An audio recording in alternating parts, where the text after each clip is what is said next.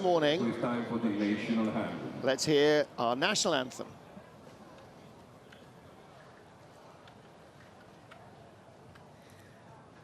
Fratelli d'Italia, l'Italia se desta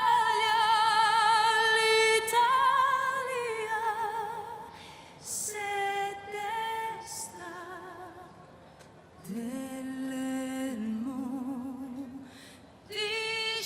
di Scipio se cinta la testa dove la vittoria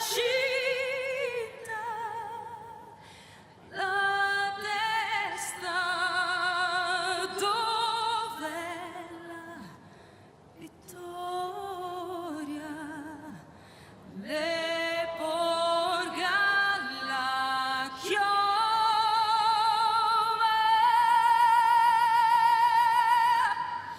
che schiava di Roma, il Dio la creò. Fratelli d'Italia, l'Italia se desta nell'elmo di Scipio, se cinta la testa, dov'è la vittoria, le porga la chioma, che schiava di Roma, il Dio la creò. Stringiamoci a corte, siamo pronti alla morte, siamo pronti alla morte, l'Italia chiamò. Stringiamoci a corte, siamo pronti alla morte, siamo pronti alla morte, l'Italia chiamò.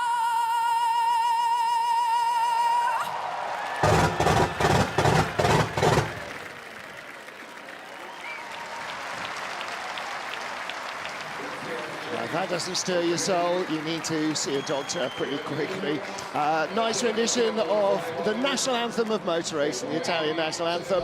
Now, let's talk about tyres in hypercar, because this might be a feature not just if it rains, but, Anthony, whether anybody is going to venture much onto the soft tyre here. Yeah, so you've got the two compounds, the two different types of tyre there with Michelin, the soft and the medium this weekend.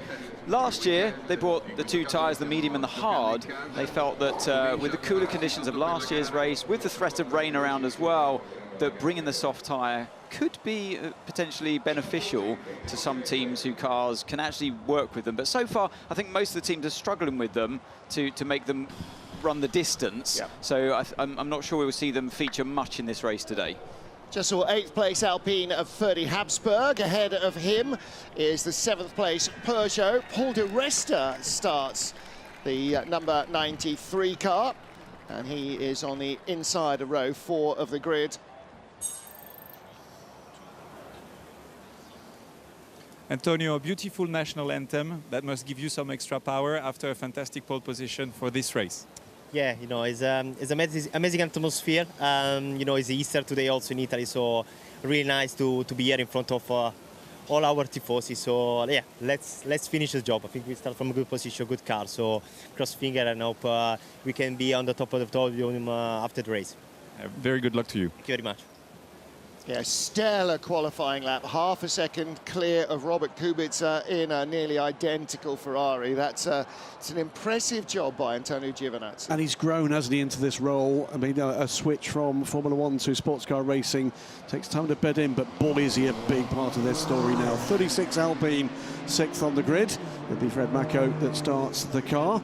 Really good qualifying for both Alpines, making it through into hyperpole. So Fred on row 3 of the grid, good opportunity to try and avoid some of the carnage, and he's got good targets right in front of him because both Toyotas line up ahead of the Alpine. Well, you mentioned carnage, Martin. They were involved in that carnage, weren't they, at the start of last year's race? They all know that overtaking is extremely difficult here, so track position is key, and that puts pressure on all of the drivers barreling down into turn 1 and 2. Car 7 here, we look at the number 7 Toyota, and they had a strong day yesterday, a clean run all the way through qualifying, but they just don't seem to have the pace, especially on new tyres compared to the Ferraris.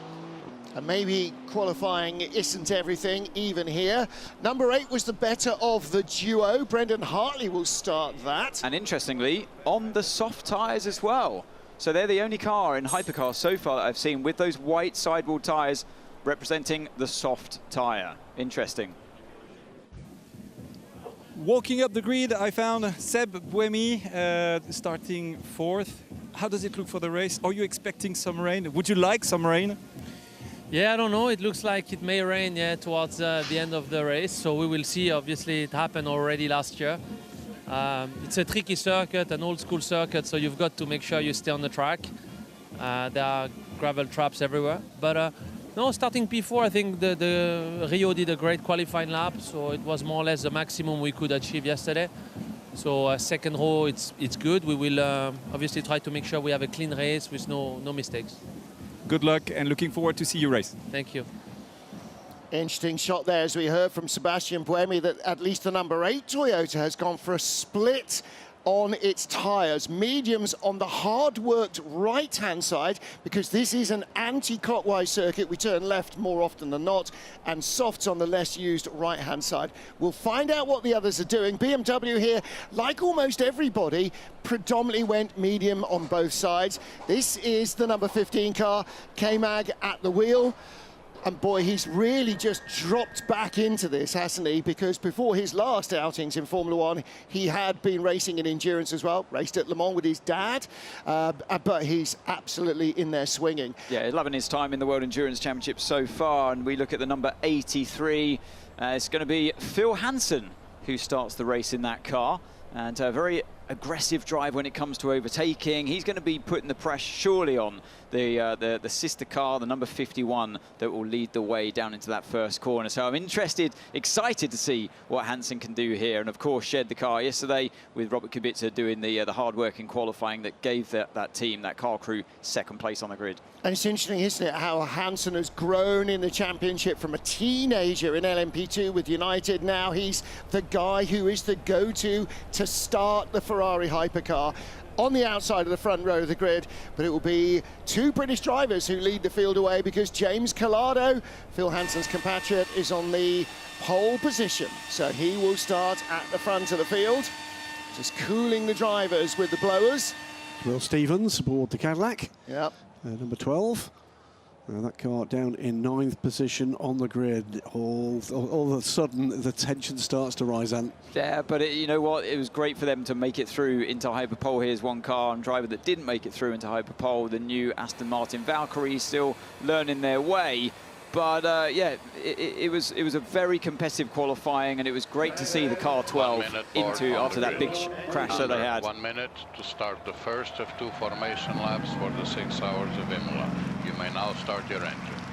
Talking to Ferrari this morning, they didn't actually expect 83 to be in qualifying, because normally it takes 3 hours 20 minutes to change an engine on a 499P, but it was done in 2 hours 40 minutes.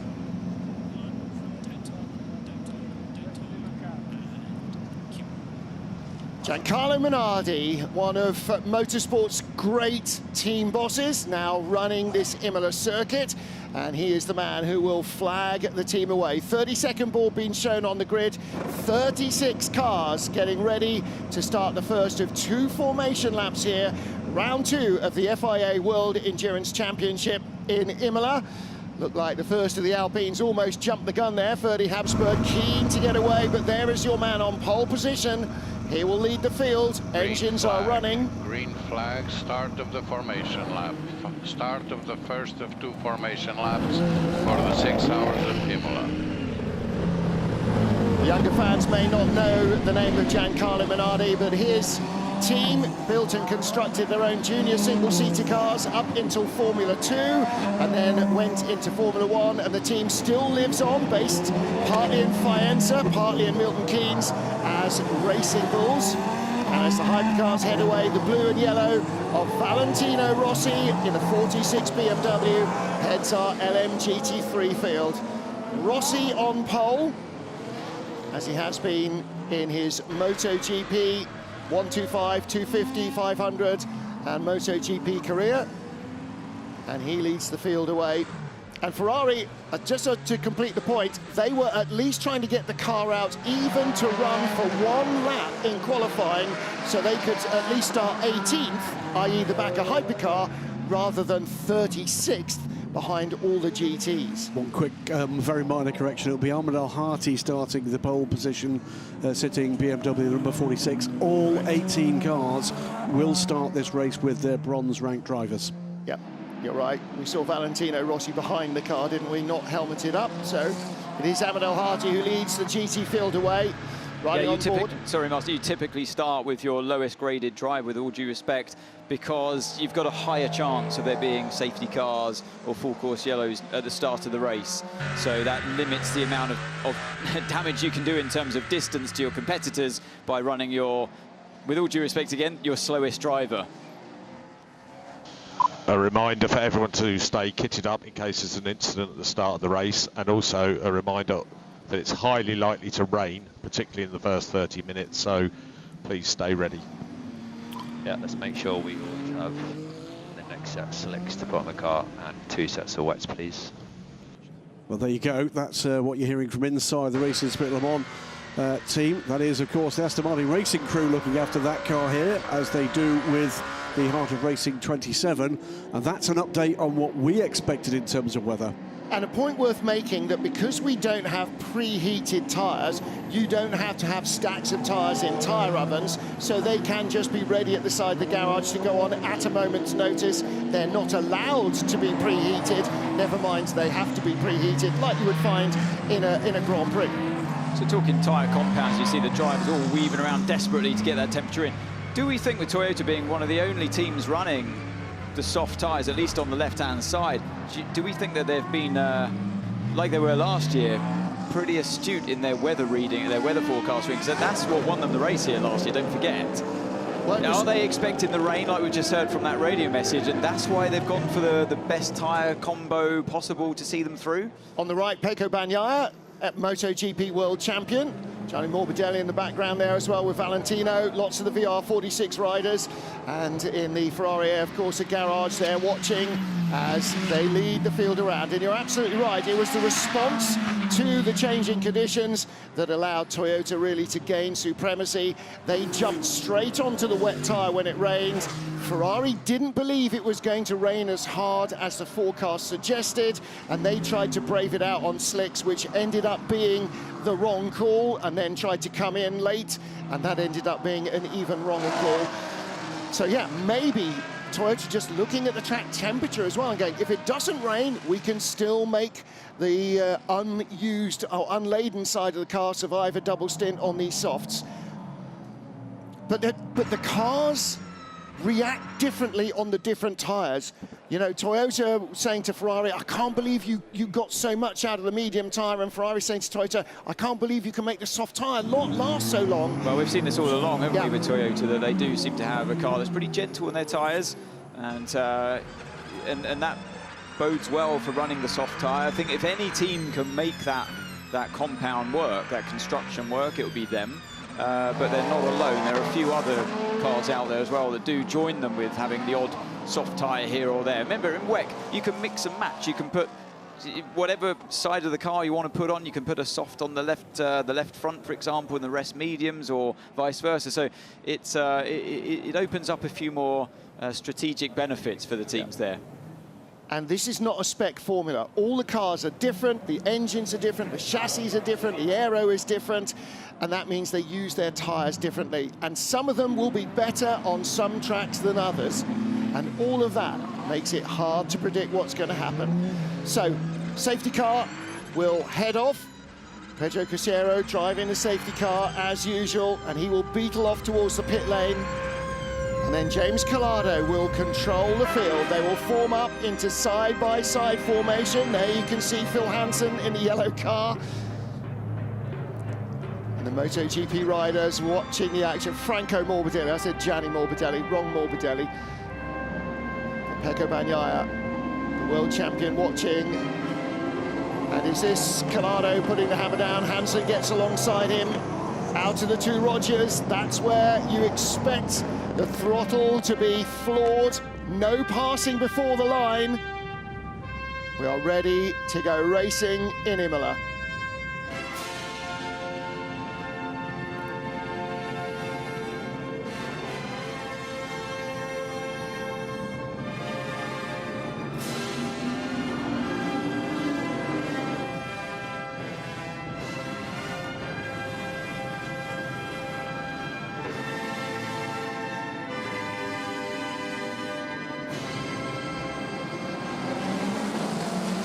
Red lights on, and away we go. We are racing for the 6 hours of Imola. James Collado and Phil Hansen, and look at Kevin Magnussen down the inside of Hansen, looking for second place into Tamburello.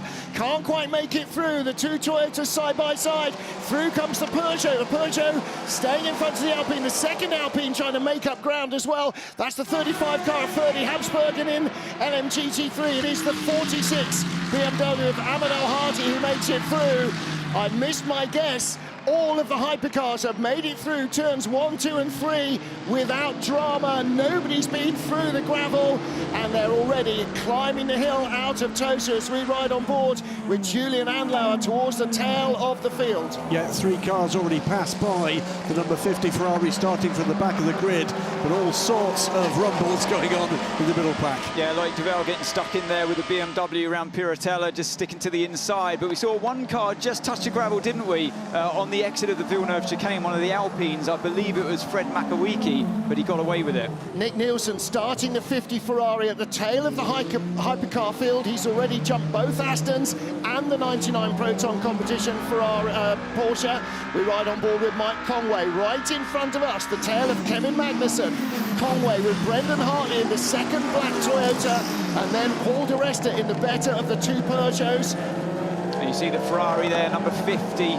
They had a terrible time yesterday. They had the speed to be up there with their teammate car 51, but all their laps deleted sees them at the back of the field in one of the fastest cars out there. You can just pick him out there, the bright red Ferrari.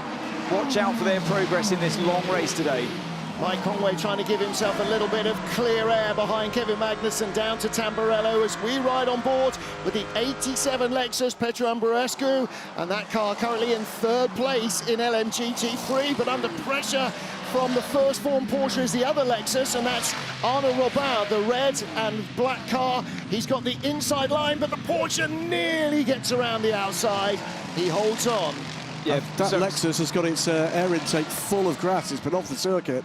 A very hard place to try and overtake a Tamburello chicane on the outside. It can be done, but you need to have a lot of your car more than just alongside before the turning point. It wasn't quite the case there for the Porsche. Yeah, a little gap back to that second Lexus, but the lead Lexus in 3rd place as the rest of them sweep down the hill into Acqua Minerale. They go around a school playground and then climb up to Variante Alta, over the top of the hill and through this chicane. Yeah, Kevin Magnussen being put under a lot of pressure there by Mike Conway in car number 7 Toyota. Conway would love to get by Magnussen to try and latch onto the 2 Ferraris. We're on board with the 3rd of them, Nick Nielsen. This is car number 50, the red car. Porsche in front of him. That is the number 5 car of Julian Andlauer.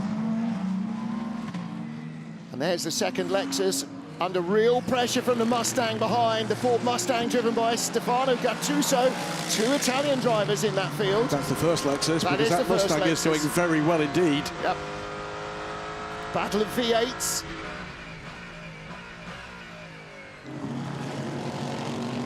Always a tricky braking zone down that hill. The car doesn't really want to decelerate for you into Rivazza 1, but meanwhile, James Collado out in front, the sister car behind, the bright yellow Ferrari of Phil Hansen, just keeping check on where his teammate is, and here's a potential overtake coming up. Yeah, it's the second Mustang. That's the 77 Proton competition car, the white nose. Bernardo Souza going around Darren Leung. He's gone the inside, gets into the braking area ahead, so he's picked off Darren Leung's McLaren. And it looked like he had good exit speed coming out of Rivazza 2, but the actual straight line speed as well on top of that momentum seemed to be far better than McLaren. So yeah, that's something to look out for, obviously, with the other Mustang up just going out of your screen there. Well, the Lexus famously has great top-end speed as well, so those 2 V8 engine cars particularly are quick in a straight line. And there is the McLaren under pressure once more from the Benz. That's the 31 BMW with the orange highlights. That's Yasser Shaheen all over the back of James Cottingham in the other McLaren. It's with BMW 1-2 here in very different conditions to what we got at the moment last year, but they have looked strong, including that pole position, of course. Both Alpines together towards the tail of this field, but it's very close to the middle order. And actually the Alpines are together because on the grid between them was Paul di Resta's Peugeot, that he's jumped ahead of Fred Mako. So di Resta's up to 6th, Makovici down to 7th, and so he's just ahead of teammate there in 35, Ferdy Habsburg. Yeah, Paul di Resta getting a good start, and there weren't many overtakes, but Paul di Resta was one of the overtakers and now sits behind car number 8 Toyota. Who we got at the wheel? And Brendan Hartley is driving at the moment. Nick Nielsen, by the way, in that number 50 Ferrari, picked off the low-hanging fruit, if you like, the back three that at the moment looks more conservative. I think we're going to see him on a very long tyre run indeed. Well, I think the way they're going to have to make up more places is by a bit of opportunism once they get into traffic, and they're 2 laps away from hitting the back of LMGT3, but also maybe a little bit of jiggery-pokery in the pit lane. On board once more with Niklas Nielsen. And Julian Andlauer in front in the Porsche is not going to roll over and have his tummy tickled. He's not going to allow the Ferrari to go by. Nielsen's going to have to put in a very solid move. And in terms of race pace, he's with that Porsche, but he's not climbing all over the back of him yet. He's not looking like he wants to at the moment either. He's not looking aggressive in any way. This is a conservative run, I'm sure, from Nick Nielsen. Yeah, I'm sure, and that's exactly what they're trying to do. I've just looked at the tyre strategy form that I have here, and he started, one of the only ones who actually started the race on a brand new set, believe it or not, of all 4 medium tyres. So they're definitely playing the long game here. How far can they make those medium Michelin tyres last? And I think that's their mission for at least the first 2, 3, possibly even 4 stints. Last year, mediums went 4 stints. I think you're going to see the same. Yeah. Meanwhile, in GT3, Francois Ario has had a good lap also, closing back in now on the 46 BMW that had pulled quite the gap. But that's now down to just a couple of tenths as we come to complete their latest lap 4. Won't be long before we see the hypercars in closer contention and into traffic. So our Hartley's job, of course, is just to keep track position. He's got the Ferrari lurking behind him, the Vista Corsa with Ario out the wheel, putting the pressure on. But it is an easier circuit than most to maintain track position. And for a bronze-rated driver, it's very difficult. I know he's amongst all the other bronzes, but mistakes can happen. Here's a replay looking back at their start. And that drag race towards turn 2. The Ferrari's got good straight line speed there as well, you could see. Ian James in the Aston Martin being conservative on the driver's left down to Tamburello. And it was actually a great move by Ario in that AF Corsa Ferrari round the outside of the Lexus. Yeah, he just dived around the outside, had confidence on the brakes and those cold tyres, and a few others as well. There goes one of the Iron Dames. That's the Iron Dames kind of in pink round the outside of a few as well. That's how it can be. Oh, and actually contact there as well. Well spotted, Graham. Big sideways contact with Celia Martin there. Around the outside goes Francois Ario. That's a cracking move, wasn't it? Really good driving. And the Mustang almost got 3rd place there as well from Umbrarescu. And this is on board with Umbrarescu in the Lexus. He just hung on in front of the Mustang of Stefano Gattuso. And there's the Iron Dames, the pink and white Porsche.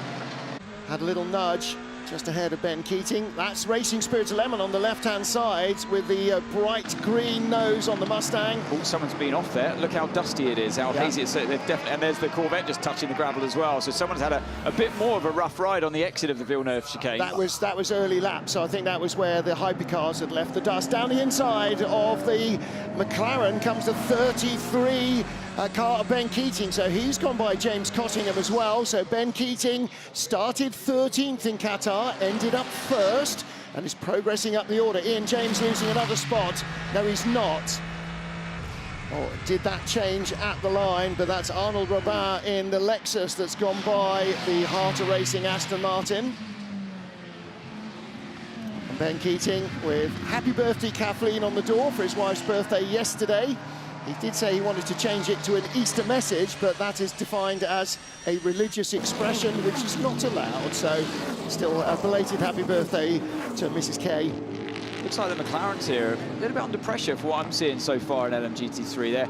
I don't know whether it's just they can't switch a tyre on, but they certainly don't have the straight line speed that that we saw in Qatar, for example. So, yeah, it's they're under pressure here and losing positions.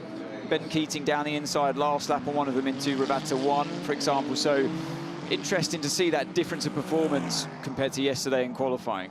Okay, now our leader is in LMGT3 traffic, passing Claudio Schiavone.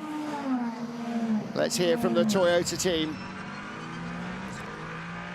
Okay, Mike, on driving, compromise turn 5 in order to prepare better the minimum speed in turn 6, and therefore we save the right-hand side tires and use up more the left-hand side tires.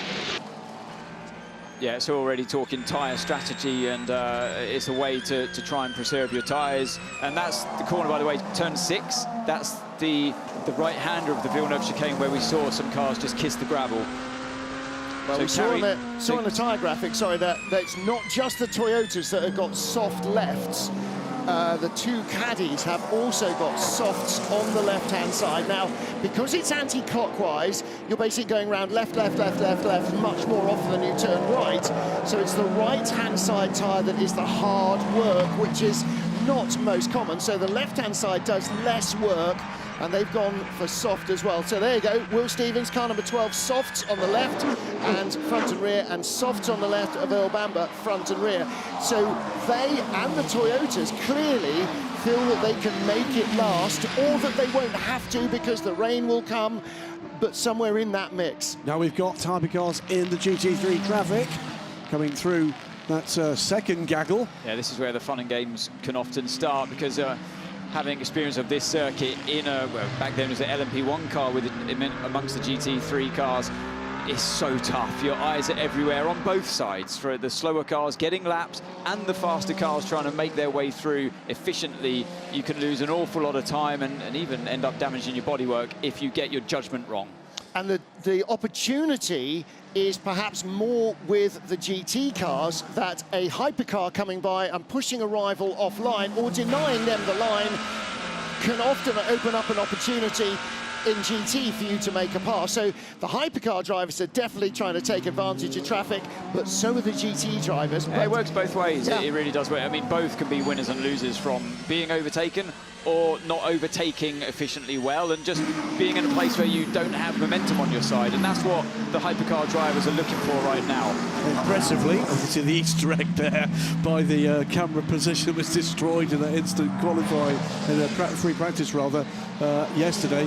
But sorry, Graham, if you look back to the two Alpines, for example, a poor exit from one of them following the GT car closely has made them very vulnerable to their own teammate. Here we go, on the run up towards Tamburello. This is going to be close, and they're still working their way through. I think actually that has protected Makowicki ever so slightly, the fact he was down the inside of the McLaren. Interestingly, we've got an incident that we did not see about 14 minutes ago, under investigation between the two Alpines. Yeah, that will be right at the start of the race, 13:01. Through that traffic, by the way, James Calabro, of course, had the toughest job of all. He's the first of the hypercars to meet the LMGT3 traffic, and he got through very cleanly indeed. He's in a privileged position where he's got over 3 seconds of buffer. So that takes in a way a little bit of pressure off of you, although you are the first one to arrive on the scene. The GT cars, the drivers are all aware of that first car coming up. And when you've got a 3.5 second buffer, you don't have to be quite as ruthless, but it's more about the cars that really are nose to tail in hypercar. That's where it's not a nice position to be in. It's really, you can quickly go from the hunter to the hunted. Leader passes leader. Yeah, that was James Calado going by Ahmed El Harti, leading in LMGT3. And don't forget, as well as our live coverage in 10 days' time, first week of May, you'll be able to see what happens behind the scenes in WEC in our full access program. Now, there are the two Alpines coming to the start line, and one of them looked like they had to lift off ever so slightly, and that caused a bit of a chain reaction. Not sure what happened there. Yeah. But there's now riding on board the number 36, cars everywhere, as you should imagine, on that first lap. That was where Di Resta made his move up past the Alpine. There was Ferrari touch, wasn't there? That's Magnussen's view. And Magnussen did very well there to back off. He could sense that coming. Harry Tingle saw the Ferrari coming up the inside. That's not his fight today, so Harry's done the right thing there. Now up to the Villeneuve chicane, 3 abreast here, and there's contact with one of the BMWs and the Porsches. Earl Bamber's view there from the caddy. Now watch the Alpines. Oh, there was contact there, wasn't there? Oh, that you saw the dust getting kicked up, and that's the dust that the GT cars were going through. Here we go. Oh, a little nudge from behind as well, maybe.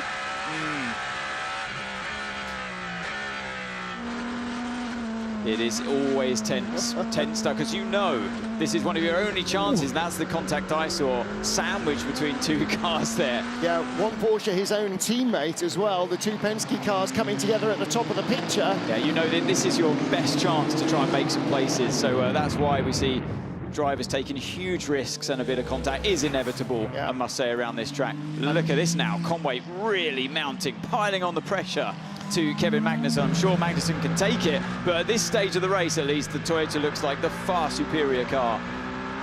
Well, let's hear if that pressure is relaying to Kevin Magnussen. Got hit by the Toyota behind. Copy. Not just putting the pressure on, physical contact between the two as well. Absolutely so. Well, Magnussen is not a man averse, as all Formula One fans will know, to rolling his sleeves up, metaphorically as well as literally. So he can give as good as he gets. Darn right, yeah. Don't start a pushing match with Kevin Magnussen. Right, what's the number 50 Ferrari of Nick Nielsen doing here then? Still just behind Julian Andlauer, looking a little more ready to go, but I think that's more to do with the fact he's under pressure from behind for the Proton Porsche. So frustrating when you're in a much faster car and you can't get by. I referenced Monaco F1 earlier on. That's exactly the feeling here. You've got to be patient. But if you do sense that opportunity and you see it unfold in front of you in the traffic, you have to be ready to pounce as well. So it's choosing your battles, basically, at this point. And sometimes you're... Oh, and there's a mistake. Sorry, there's a mistake there from the Porsche midway through Pirata. So it's stuff like that that you're looking for. Oh, that was a glimpse of hope there for Nielsen, and he was close enough, ready to pounce, but it was just collected in time. But he's got a good run out of Acqua Minerale. On the inside, he looks towards the top chicane, and I think he's going to send this on the inside. He does. A great opportunistic move there, and that all started at Piratella's mistake. Yeah, and he would have been piling on the pressure lap after lap after lap, and the tiniest little flinch from the car in front, and he's got momentum. And now he's unleashed. So, yeah, I don't know if we're going to say... Oh, so it's, yeah, he ran too wide on the curve as well. He was feeling more pressure from the moment he made that mistake in Piratella. Doesn't really bother to hold the inside line and defend it too much before this chicane. Again, the Ferrari has been a much faster car than the Porsche here all weekend so far, but it's a nod of approval from his own team. And now look at him, unleashed, racing up to the back of the car in front. But Anthony, as a driver, you know when the game is up, right? Okay, I made the mistake, he's coming alongside me. We're either both going to have a crash, or I'm going to be a grown-up and let him go because it's my fault. And it's a long race. Here we go. It's another slipstreaming and a very fast Mustang in the straight line. Is the Porsche going to defend on the inside? He does. Forces you to go around the outside, but it is covered off nicely. Battle for 7th here in LMGT3. We are getting down to a number of battling pairs here, including the lead. That lead in the class has gone out to 1.8 seconds again. Ahmed Al-Hati has just found a little bit more pace. Yeah, Al-Hati's had clear air as well without somebody up his gearbox for the last few laps. And once you get that sort of, like, quote, out of DRS range, but with out of the range of somebody to be able to dive bomb you, even in traffic, then you can start to make the car faster by using the full width of the track and not worrying about defence. On board with René Rast, this is the Shell liveried car, number 20, qualified a little further back, 13th place, now up to 11th, so they've had a good start. He's picked up 2 spots already, and he's chasing down Loic Duval for 10th. Just let me know when you're happy with the tires so I can say it again. Yeah, I will. We're getting there. So driver asking the engineer to let him know when they're happy with the tyres. Does that mean that he's been overstressing them and he's trying to bring them back down into the window? I should imagine, yeah. I thought he said so I can save again at the end. Okay. Yeah, maybe he's having to push them to get some temperature, I don't know. And then, but you're having to save the compound, the surface of the tyre at the same time. I can tell you he was, at the start of this race, concerned about being able to get the heat into the tyres. This is encouraging. 3-way French battle, Peugeot Alpine, not for 16th or 12th or 11th, but for 6th. Both cars with a lot of race pace. Here and there's the change. Mustang gets through. Good move by Bernardo Souza down into Tamburello. And that's the way it is when you're a TV director. The moment you take your eyes off a 4-lap long battle. Oh, that was good. That was good. Sold him a dummy on the way into turn 2. So went to the outside, straight to the inside. A classic dummy maneuver. And through he goes, and used the straight line speed of that Mustang that we've seen all the way through this weekend so far to good effect. Now the two Alpines you mentioned before, Martin, really starting to mount the pressure on Paul Di Resta in front of them. Di Resta started well, got that position into turn 2 on the opening lap, and now has his mirrors full of the two Alpines behind, and it seems like everyone else as well on top of that, the caddy behind them starting to close up. So this is going to be a lesson in how to drive defensively from Di Resta, who I'm sure is more than well equipped to do that, but it's not the ideal scenario as he sees the cars in front disappear down the road, but sometimes that's the way it goes as a racing driver. 20 minutes in, and the top, how many is that? It's 14, separated by 20 seconds.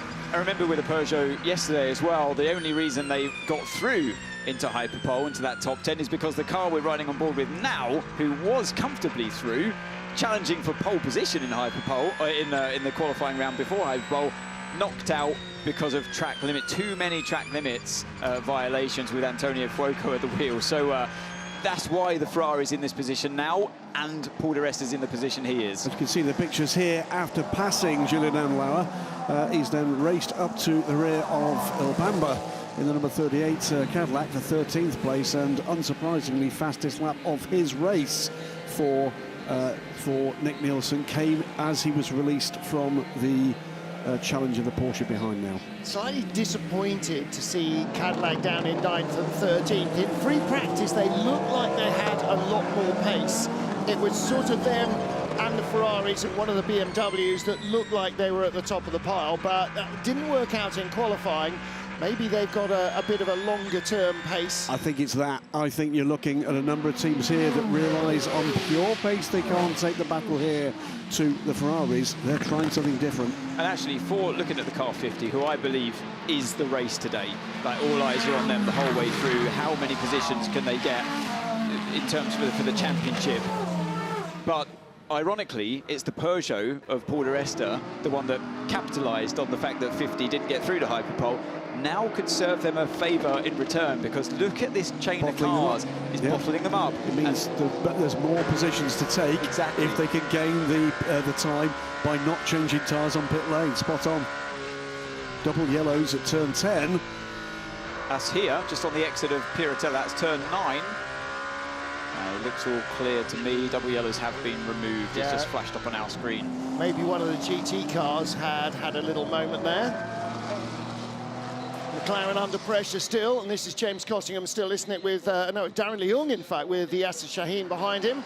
James Costingham is now down to 15th place in LMGT3. And it really goes to show, doesn't it, riding on board with that BMW momentarily, the job that Al Hati did in the sister car yesterday in qualifying, who leads this race right now. Same equipment, and that the reason they're sitting pretty at the top here in P1 is because of that hard work and brilliant lap from Al Hati to send the car through into Hyperpole. It'll be interesting to see how Ahmad does as the season lengthens here. That confidence from grabbing that pole position and doing it so convincingly as well. I think we're going to see a different Amani as we get deeper into the season. Yeah, he's got the McLaren here, has Shaheen on the defensive through Tozer hairpin. So we look back to that hypercar field and battle led by the Peugeot, who sits in P6 at the moment. Now, that other BMW, just briefly, qualified 12th, but was only a couple of tenths out of Hyperpole, so it was close. Brendan, at this saving level, do you think you're faster than Mike? I mean, if you asked me 2 laps ago, no. But I don't know, now we seem to be falling off the BMW, so yeah. Yeah, they're asking him that because they say, well, if Brendan, you feel that you're faster at this stage of the race, Mike's been really piling on the pressure, hasn't he? Using a lot from his tyres early on in the race in that turbulent air of the BMW in front. Now, like Brendan has realised, looks like Magnussen's starting to pull away from Mike, and they're thinking about possibly changing positions. That's why the question was asked. Undoubtedly so. Over a second clear now. Kevin Magnussen has played with some of the yo-yo, hasn't he, from the start of the race, right up there on the first lap. Knew that was the opportunity to get in amongst the Ferraris. That didn't work, but since then it's been toing and froing, hasn't it, between him and the chasing Toyota. Now, don't forget what we heard from BMW talking to René Rast about keeping the tyres in the window. Maybe Magnussen has been said, OK, you're not going to pass them. You're free of the Toyota now. Just settle down and nurse those tyres. Interesting that both Toyotas right front, the hardest worked tyre, is one they used in qualifying, not a fresh tyre. So Nilsson's made his way through the caddy. So another position claimed for him. He's absolutely flying at this stage. You can see that trainer car's in front, led by the Peugeot, and there's another Peugeot in between as well in that mix. But Nilsson on the move. He's looked after his tyres patiently at the start of the race, and now it's starting to pay dividends. Let's hear from him now. Good job, Niklas. We now have Vanthoor in the number 6. Vanthoor with already 2 track limits for him. See, that's information that's really good. Push him, make sure he tries not to exceed track limits again, or gets a penalty if he does. That's really useful for the driver, because it means the harder he pushes Laurens Vanthoor, the less Vanthoor can defend. And Vanthoor is bottled up behind René Rast, who's trying to nurse his tyres in that number 20 Shell liveried BMW. Yeah, it's great to see that they are actually experiencing a bit of tyre degradation, even in these early stages of the race today, because it means that the drivers have to work harder, and when you get an offset in tyre performance, more overtaking opportunities arise. De Resta down the inside of the Iron Dames car into Ravazza 1. A little bit of a breather for him this time around. He's clearly made a bit of space for himself through the traffic, and looking back at this fight here with Nilsson, that's what he's looking to do. So there's a GT in front here, the Ferrari, that's just held them up a little bit, this gaggle of cars in front. See, there's a Ferrari on the inside, the LMGT3 car, and it's moments like that that can give you the opportunity. I'd love to see where Nilsson actually got past the caddy. I assume it was done in traffic. Here's the leader in traffic again, and safely through for James Collado, picked his spot. Oh, is that the change? Yeah, yes. René Rast has got ahead of the Peugeot of Loic Duval. So Loic Duval now, and here comes the Ferrari of Niklas Nilsson right up behind the Porsche. They're bottled up in GT traffic, but René Rast somehow got the lead there on the Peugeot. So it's going to be multiple cars trying to get past the Aston in Tosa. The caddy's having a look back at the Ferrari, but Nilsson's got him covered as well. So it's always risky to try and go down, like multiple hypercars going down the inside of one GT car. Look at this, oh so tight, and you can sense the desperation in all of the drivers around trying to make some improvements, maybe capitalise on a bit of traffic holding up their opponent. We can have a number of pit stop penalties added for start procedures. I think it's all GT cars, 21. It is all 31, GT cars. 77, 81, 87, 88 and 95. We're keeping on the screens here. All will have 5 seconds added to their next pit stops. Let's get on with this, though, because this is where the action is. That's going to be good news for the leader in LMGT3, because second and third in GT3 are among those penalised. Back with this battle then, again behind the 31 BMW, another one with a penalty coming This could be good. This could be good for Nilsson, because he's had a better run there. Vanthoor thought about going down the inside, and he should have just made his stick, but he thought better of it. Now he's in a really vulnerable position here. So Nilsson's got the picking of which way he sends his car. Does he commit to the outside? Yes, he does. And look at that. It looked like there was almost a bit of contact between the two of them there. I'm sure he's going to do this on the brakes. It's hard to do it, but he does. Brilliant driving there. Honestly, it's been brilliant driving from Nilsson. Super precise and great from Vanthoor as well. Now he's under pressure from El Bamba in the caddy. Vanthoor had to take to the curbs on the inside to make enough room for both of them to survive. But it all started in the Ravazzas. Yeah. So Nilsson really took advantage. Let's hear from the Cadillac of El Bamba. Okay, you could use a bit more energy than this for information. So yeah, just as you raise the state of charge in the battery, it doesn't obviously come on top of your power, but I think energy he's talking about there is fuel. So you can use a bit more, stay on the throttle more, less lift and coast.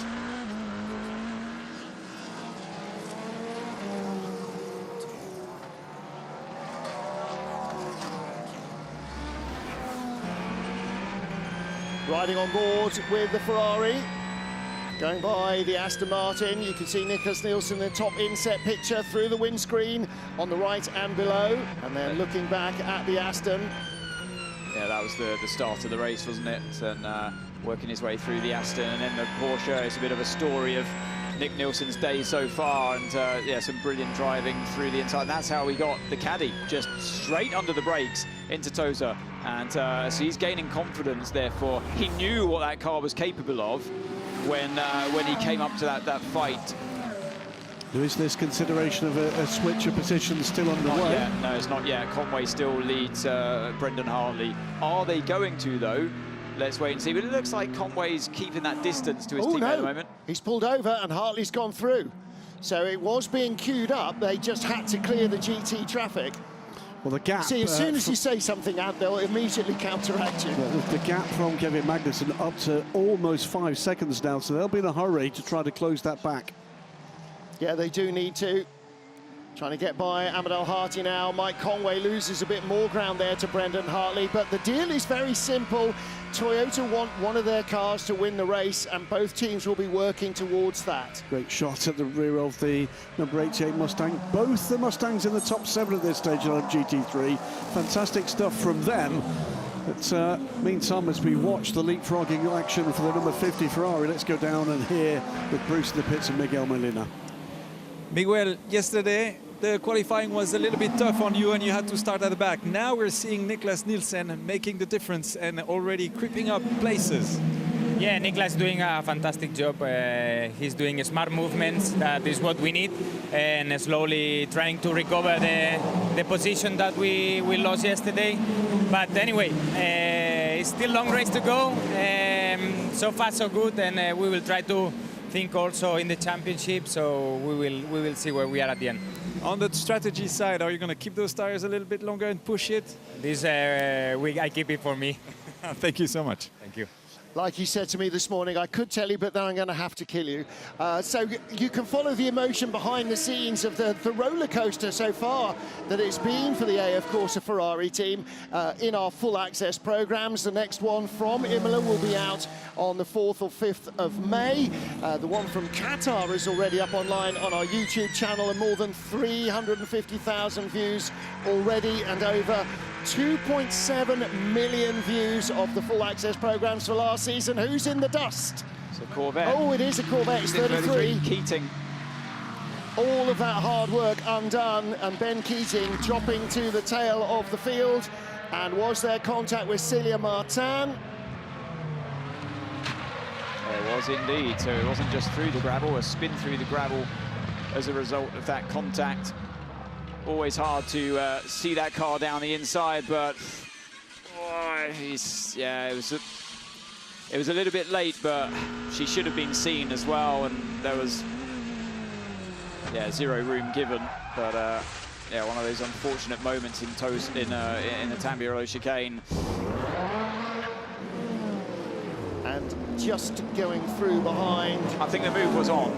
I think the move was on. It was a little bit late, but the move was on, and I think she forced him into a position where there was enough of her car down the inside that there should have been at least an allowance for that. 3 positions lost, the one to Celia Martin, and 2 cars that had been behind for Ben Keating, but he's back underway, under investigation that incident. That's not a surprise.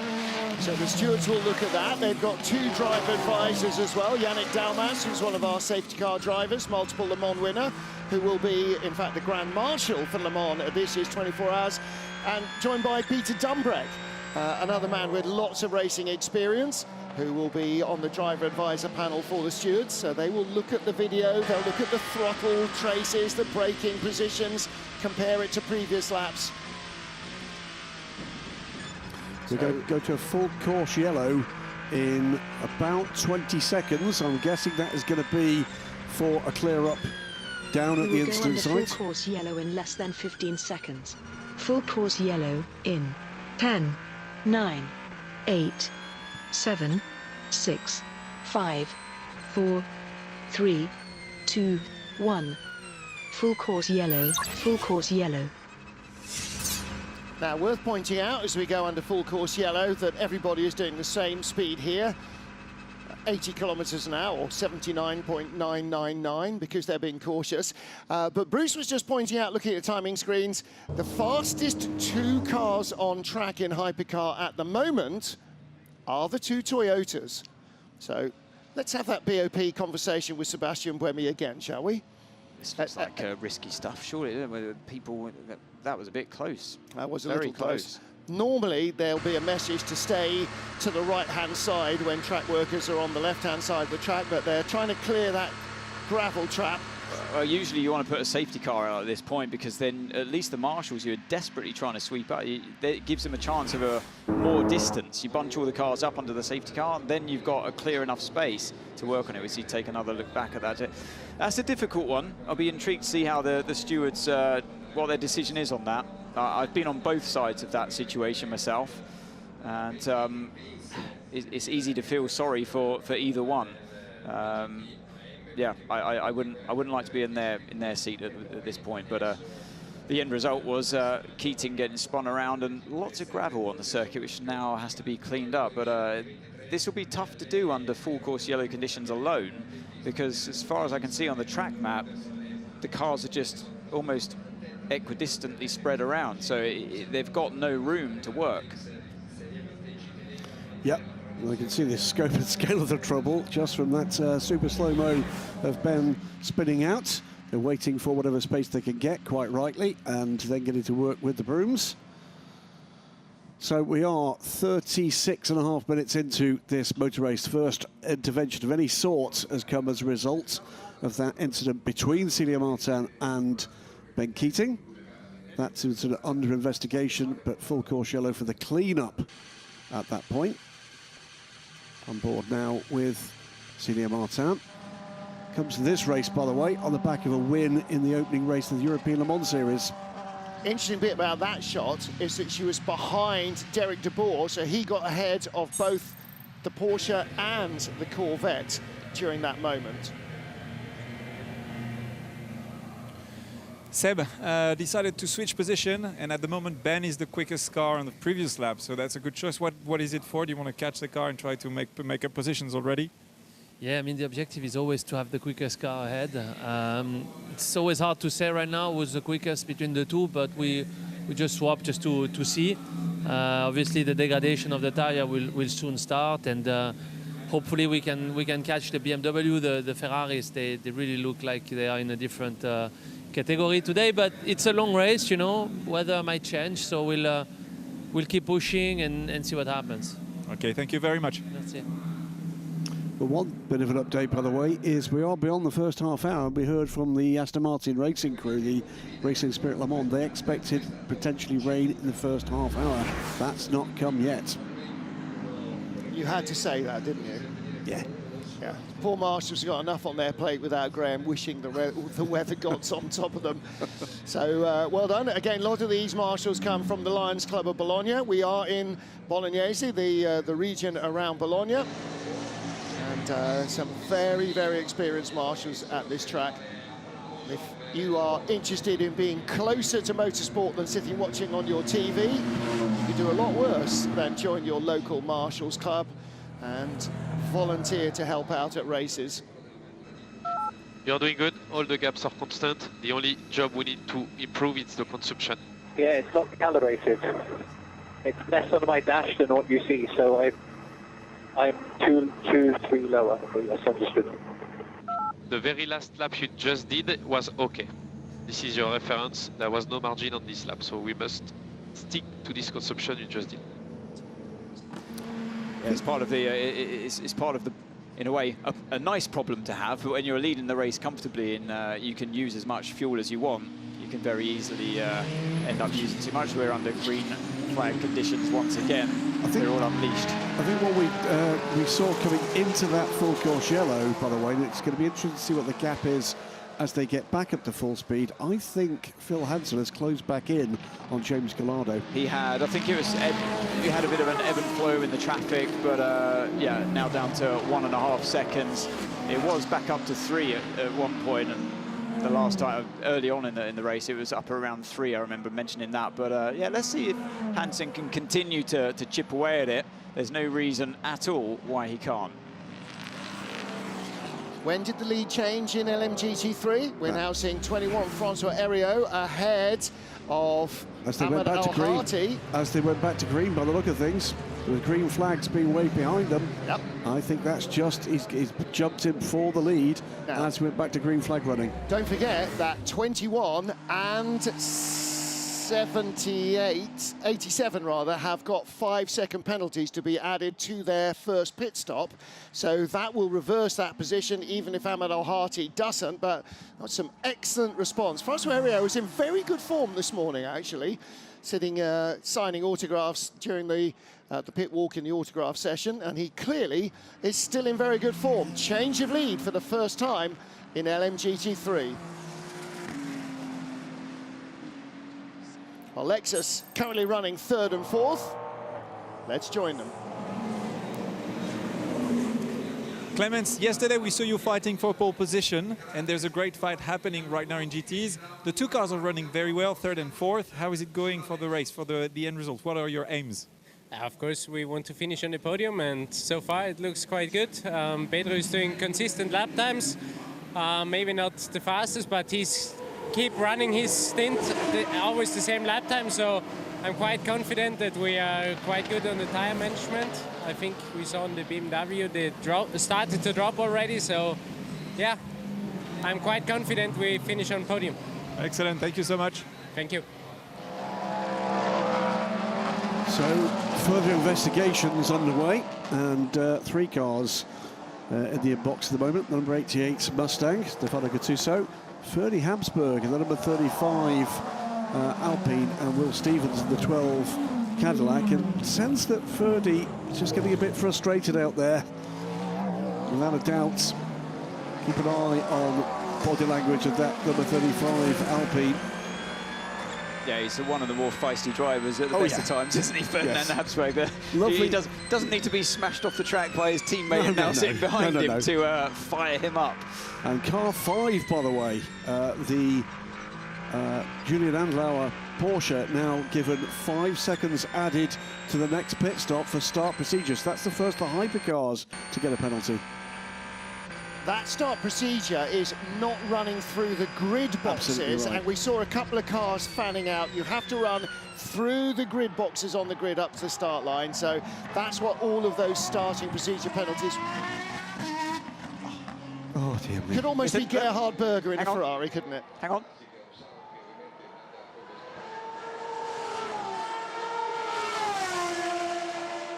Yes, please. Yes, yeah. Well, at the front of the hypercar field, Ferrari run 1-2. At the tail of the hypercar field, it sounds like two 1990s V12 Ferraris running 1-2, but it is, of course, the two Aston Martin Valkyries, Harry Tingle ahead of Marco Sorensen.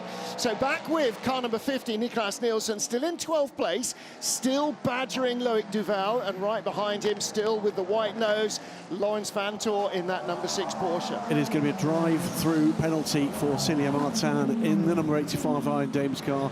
So that incident with Ben Keating called against Celia Martin. The pink and white Porsche will be coming down pit lane shortly. We're not very far away from the point, gentlemen.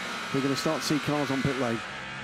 Yeah, pit window should open fairly soon or pit opportunities. The window, the pit lane is open, but they'll need fuel, another 5 laps potentially.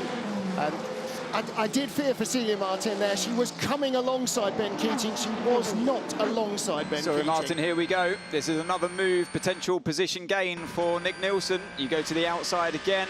Better straight line speed than the Peugeot, and he's going to be good on the brakes once again. He does, gets another place. So strong on the brakes, isn't it, that Ferrari? He might be a bit compromised here by the GP. That was clever thinking, though. He lifted earlier in the corner through the right-hander to make sure he had a run on the GT car in the place where he knew he couldn't get overtaken.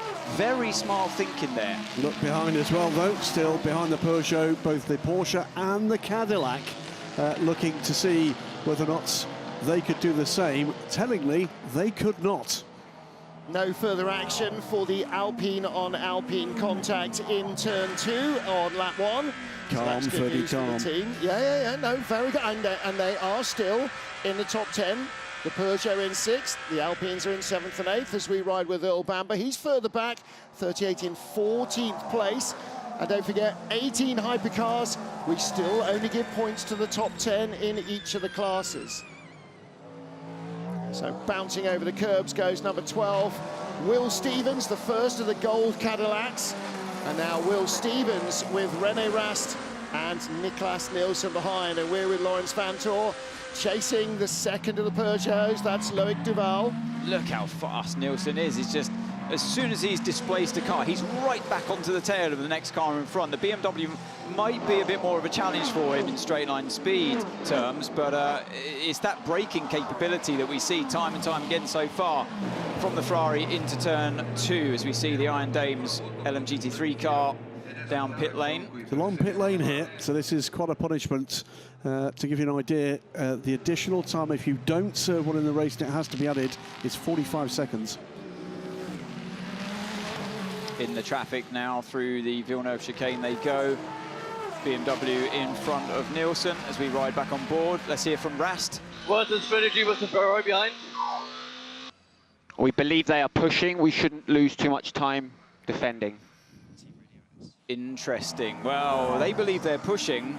I still believe that they want to go long as they can. I think you're absolutely right. And any gap, I heard from an onboard earlier on into Tamburello, when he's not fighting a car, as he dives down inside of Aqua Minerale now, when he's not fighting another car, he's early off the power. Oh, yes. There's a big old amount of lift and coast going on. I'm not sure they're completely right there with their information to René. And what we've got with this car from the start has been exactly that. Sprints up to the back of a car, tries to force the error, but very conservatively so, gets past the car, sprints again. This one's important because after this, it's points.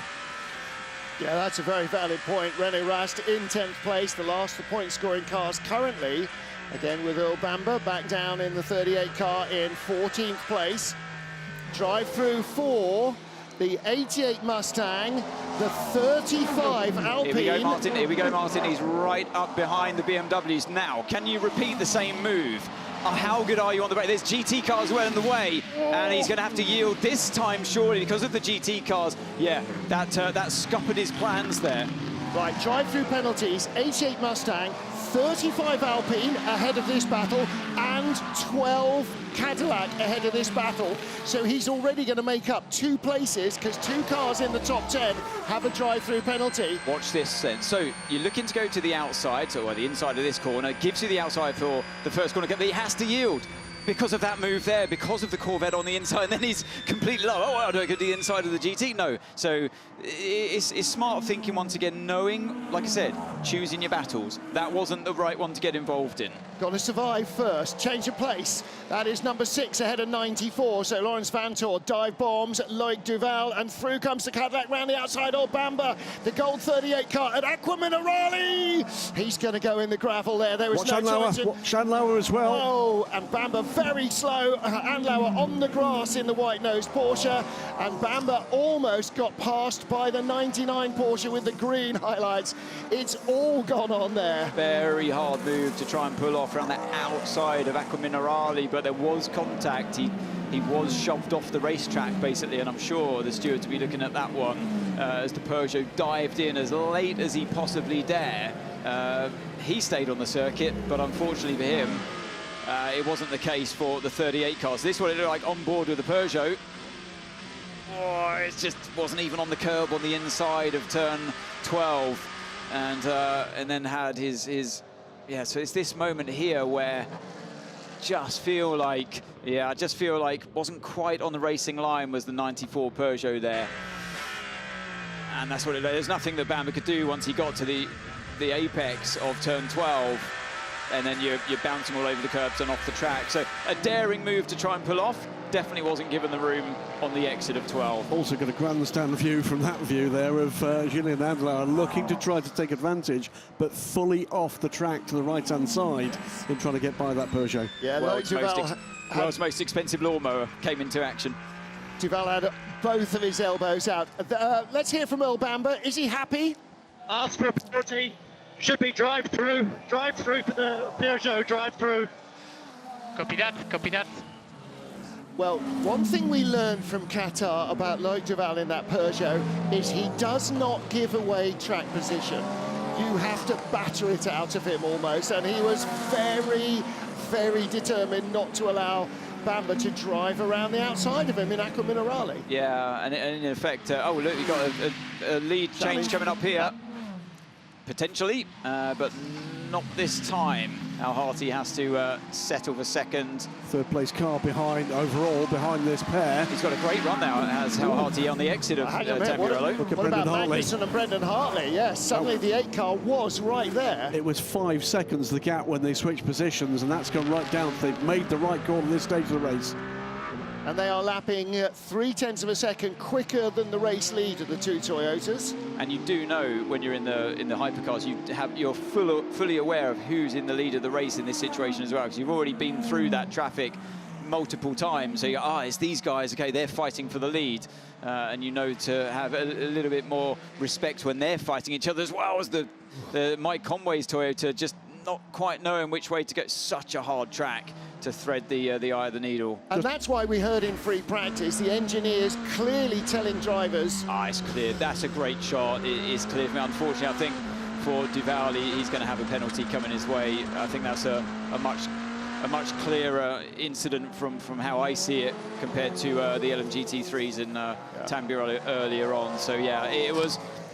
Like I said, it was a hard move to try from Bamba, but he had enough of his car alongside to be given the room around the outside of 12, and there was contact. So heading into the pit lane this time round, James Collado in the Ferrari goes by the delayed Celia Martin, and the gap is now down to 1.2 seconds over Phil Hansen. Well, as we know, Collado was told on the radio, look, you're at the absolute threshold here of how much fuel you're using, how much energy you're using. So we see the first round of the LMGT3 cars come in. Now, that came in from the lead, Francois Heriot, but it's got a 5-second hold penalty, and that's why they waited 5 seconds before the fuel went on. You can see the counter on the door there, counting how long they were stationary. Still, Nick Nielsen, not by the number 20 BMW, but putting a little bit of pressure there. Yeah, there's intimidation, then there's real intimidation. But I think he'll have to try even harder than that to send Rene Rast into a flap.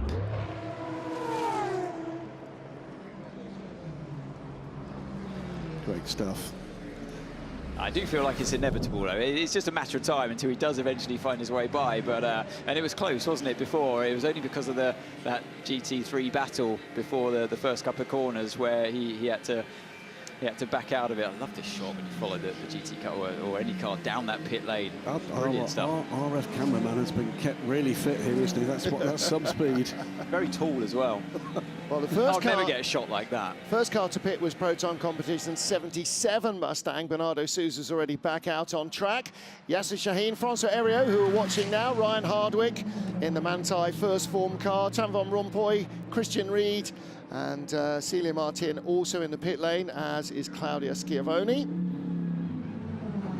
So we've had a number of those drive-through penalties already taken.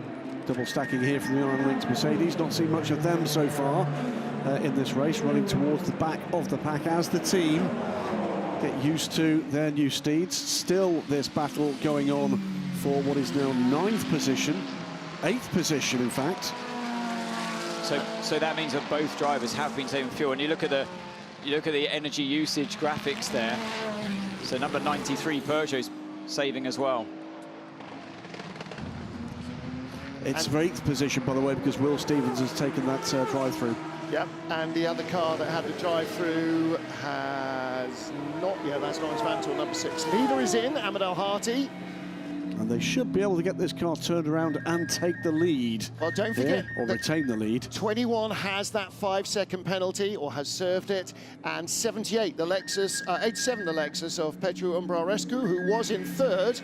That also has a 5-second penalty to serve during the pit stop. So that should leave the 46 BMW clear at the front of the field. Let's take a look in replay, going by the first form Porsche. That's just come out of the pit lane. Oh, and cold Almost. tyres for Ryan Hardwick, almost causing a major incident.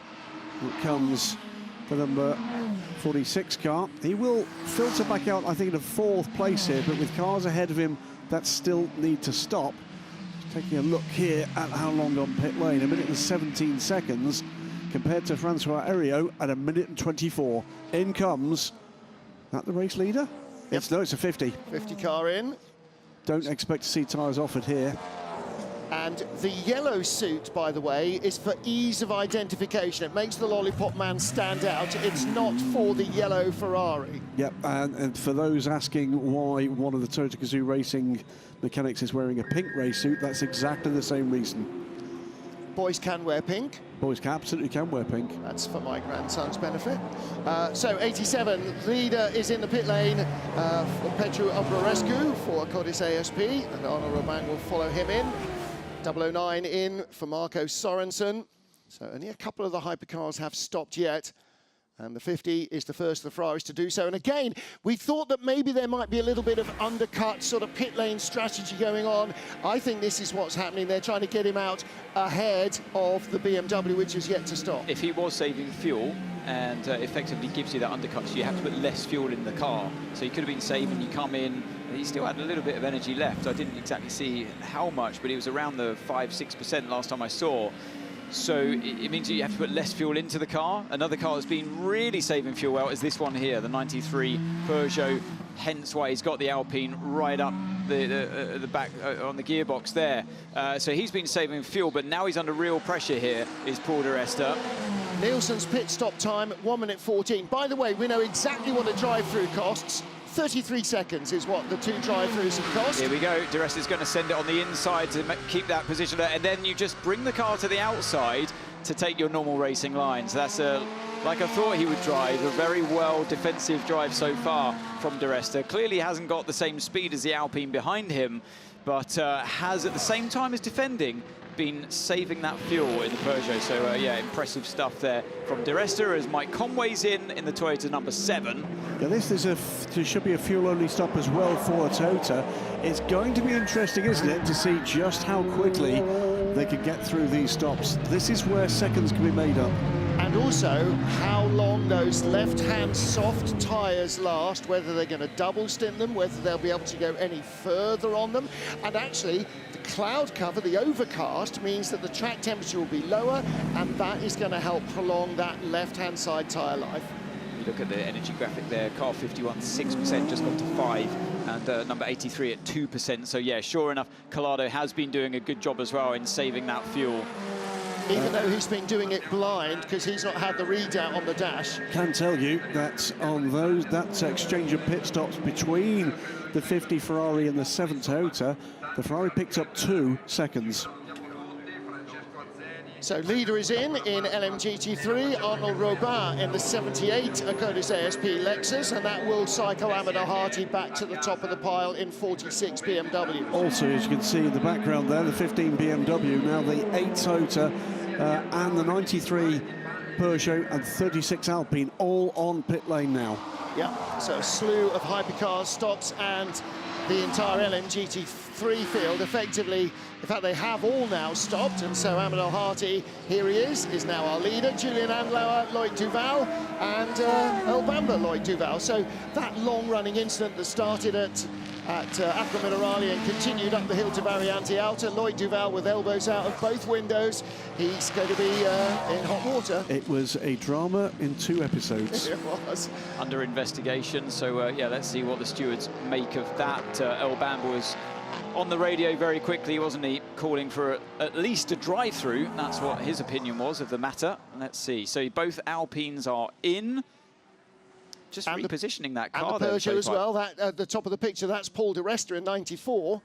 Oh, Ferdy Habsburg was late being pushed back. It was Makowiki, wasn't it? Mako. Yeah. Oh, changed the position then. So the Alpine ahead of the Peugeot. Despite the pushback. Well, that's good work in the pit lane. Here's 83 in from second place, Phil Hansen. Driver door was open, but I don't think a driver change. that would not be their routine strategy. 121 on pit lane for Alpine's 36. It's 122 for the 93. Compare that to 114 for that number 50 Ferrari. That was good work in the pits, wasn't it, from Alpine to get that place and coming in at the same time. Now there goes the other Alpine, but they were nose to tail. So what has happened? We saw them Didn't he have a drive-through? He had a drive-through.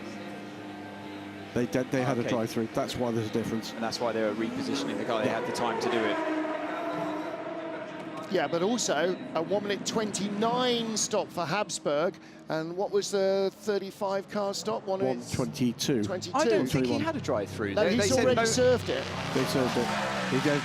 For knocking his teammate off on the first lap? No, or was it was safety. else? It was a full course yellow procedure. You're right. You're right. Just testing you. Yeah, that drive-through and a drive-through for Will Stevens in the 12 Caddy. Caddy are tripping up over their own shoelaces here. Meanwhile, for third place, Julian Andlauer with grass in the radiators and Earl Bamber with gravel in the radiators, both courtesy of trying to get by Loic Duval.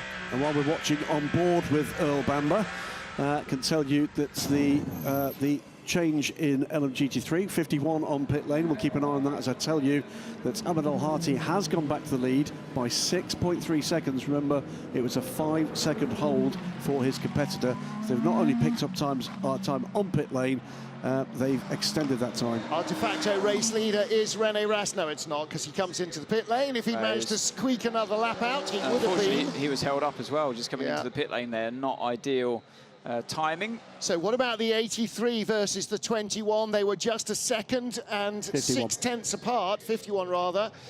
In come Andlauer and Bamber, both undoubtedly fuming. So 83 coming up to Variante Alta, 51 still in the pit lane. Quick examination of René Rast's car, 51. Oh, in fact, that's 5, isn't it, on its way? That is 5 rolling, that's Andlauer. That's his. That's 6. This is the 51 coming towards pit exit as Phil Hansen comes out of turn 19. Apparently the 20 BMW is going to be short fueling in this stop. Okay. For that to maintain that track position, of course. So that's how important it is for them. So well, you'll gamble here to get track position and hope that at some stage it'll sort itself out. 51 and 83, I think, are very close indeed. They are very close. They were very close. They were 1.6 seconds apart before the pit stops.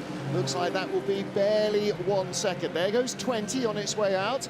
The yellow flashes of the shell livery on the car. Now, where's that going to leave him against the 50 Ferrari? That's what I'm looking for, yeah. Herring past the pit lane now. So that's why they were short fueling the BMW. That is the fight, isn't it? BMW was fighting off the car 50 last time we saw them. I'm not sure he's going to. They have overlapped on our GPS tracker. Meanwhile, looking at the two Toyotas, Mike Conway behind Brendan Hartley and right behind Brendan Hartley. If we look at the Valkyrie with a big lock-up at the top chicane. The fight I really want to see, though, is the car 50 versus number 20, the BMW. We know that fight is going on. I think there's only tenths between the two of them. Yeah, they're at Tosa together. There they are.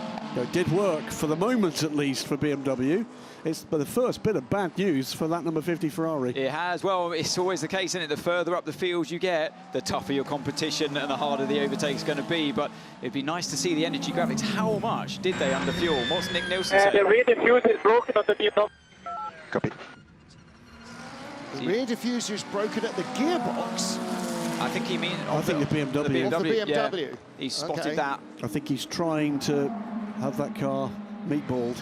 Davide Rigon suiting up to take over 54 from Thomas Floor. Now, Floor has stopped already, so that will be at the end of the next stint, which will be the better part of an hour, because we are now an hour into the race. An hour and nearly 4 minutes of 6 have already whizzed by. Meanwhile, battle on, 54. Thomas Floor in contact with the Proton Mustang, rather, Stefano Gattuso. It was unnecessary contact, unnecessary there. It could have been that could have been a big one. Luckily, it was just bodywork damage, but the Mustang more than had the right to be there, in my opinion. And unfortunately for Gattuso, he's so far back because he didn't go through the grid lines at the start and had a drive-through. Let's hear from BMW. I have a bit too much rear locking for turn 14. Yeah, so Rash just complaining of the rear lock-in. Is that anything to do with this diffuser? Well, if he's seen any... Or is it the left rear light that's a bit damaged as well? Is that what he means? If he's losing a bit of rear downforce, no wonder he's got rear locking. Yeah, the back left of bodywork is moving around what used to be called the modesty panel that covered the rear of the wheels, and that is moving around. And so maybe not diffuser, but you can hear that Nick Nielsen clearly can see potentially a bit might fly off the BMW and into the Ferrari. And that's a good excuse to ask the stewards to pull the car into the pit lane and have it fixed. Yeah, if you look at the left light, not the top light, the lower down one. Gone. He's got, wow, that was a moment as well, wasn't it? Which way do you go, left or right? We saw Conway get into that situation earlier on. Pretty common on this racetrack. But yeah, Nielsen now obviously looking at any opportunity he can to grass up his opponents to find a way through. Is that racing driver parlance? Absolutely. It's everyone for themselves. That was a... I mean, the Lexus didn't know where to go there. Sometimes you feel like the best thing to do is just sit in the middle of the track. A quick moment, by the way, just on that Mustang incident with the Ferrari. I think there's quite extensive damage to that right side of the Mustang.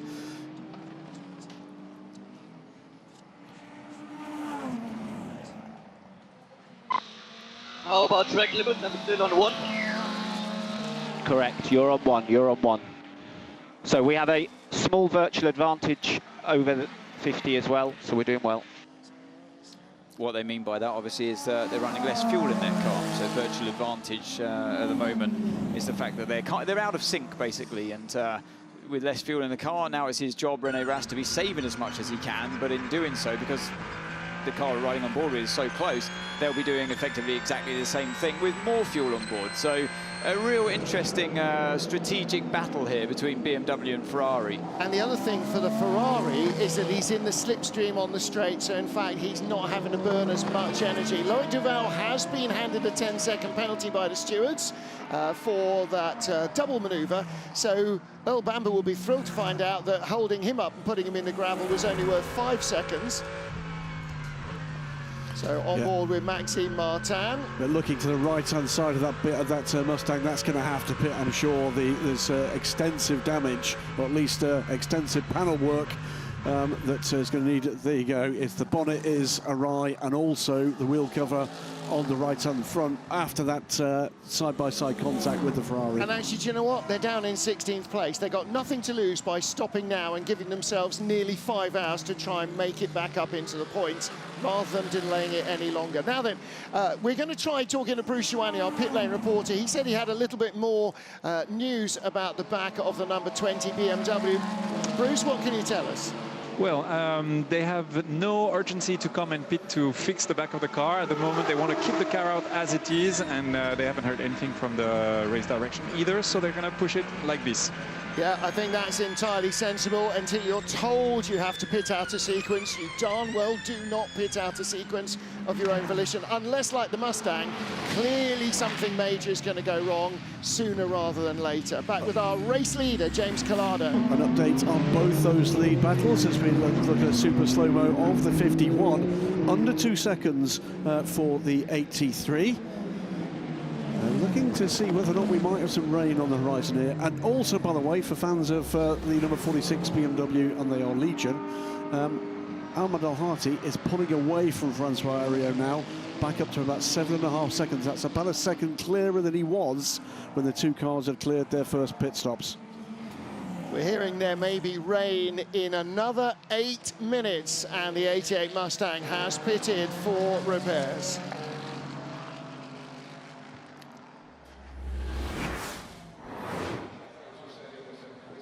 Beautiful Imola, circuit Enzo Edino Ferrari in the heart of Bologna, and colourful pre-race grid. Bright sunshine for for the drivers and for the legion of fans who have come here to watch the action.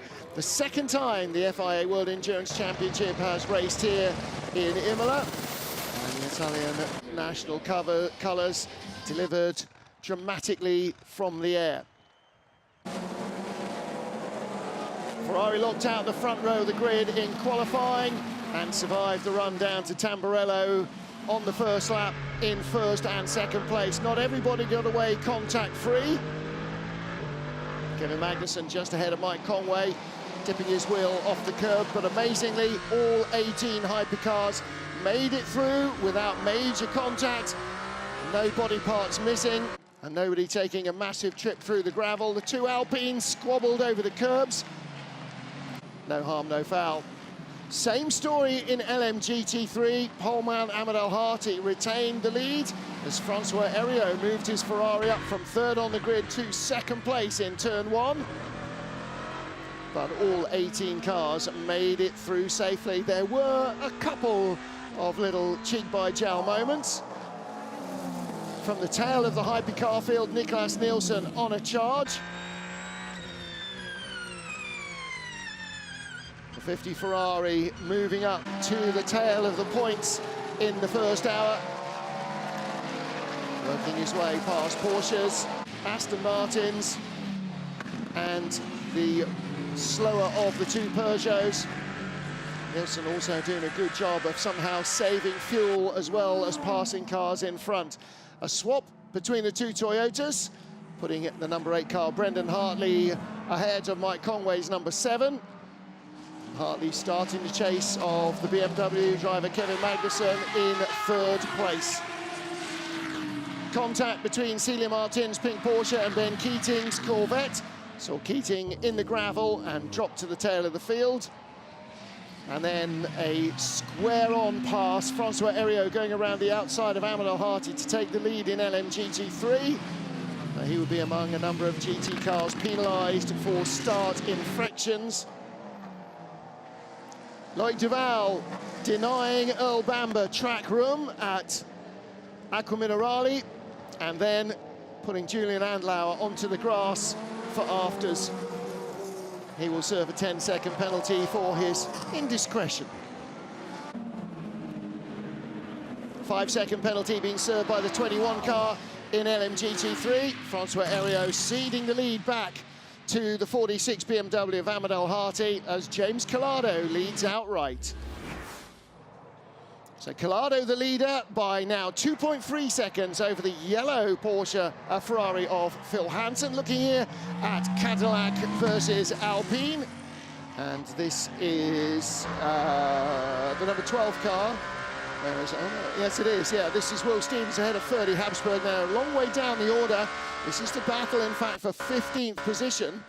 A couple of bits of housekeeping while you were going through highlights. The first is that penalty on Loic Duval was withdrawn, so that has no further action now. The second is that Stefano Gattuso in that damaged Mustang has been into bits, into the garage. They've gone all modular on it, and it's back out, albeit off the lead lap in LMGT3. That's a good year. They're brilliant. Lovely up there. It's a great view, isn't it? Fantastic. Have you been on it before? I have. It was wonderful. What about you, Martin? James Collado leading the race. Meanwhile, the Cadillac and the Alpine after delays. And the Cadillac, of course, you will, I'm sure a lot of you have seen the dramatic pictures from free practice as it got very sideways under Alex Lynn. Here we go. Off the right-hand side. Here we go, another shot at it for Nick Nielsen behind the BMW. He's had a good run out of Rivazza 2. Looks at the inside, looks to the outside. No room for him that time again. A bit of a lock-up as well, for good measure. And just point out, that Ferrari started 18th. We're an hour in. This is now the battle for It's not over. 6th. It's not over. He's going to try around the outside again in Villeneuve's game. No. Tell you what, Rasta's got this racetrack well covered. A la Paul di Resta, last time we saw him defending into Tamburello. So Rast, very good on the defensive driving. It just feels like a matter of time, though, because he is looking in every corner. Yeah, but the other point to make here is what progression for this BMW programme, having a fight at this level for this long from where we saw them just a few months ago. Yeah, number 20 car is not that far off the lead group, and the 15 car is in 3rd place. So both BMWs currently in the top 6.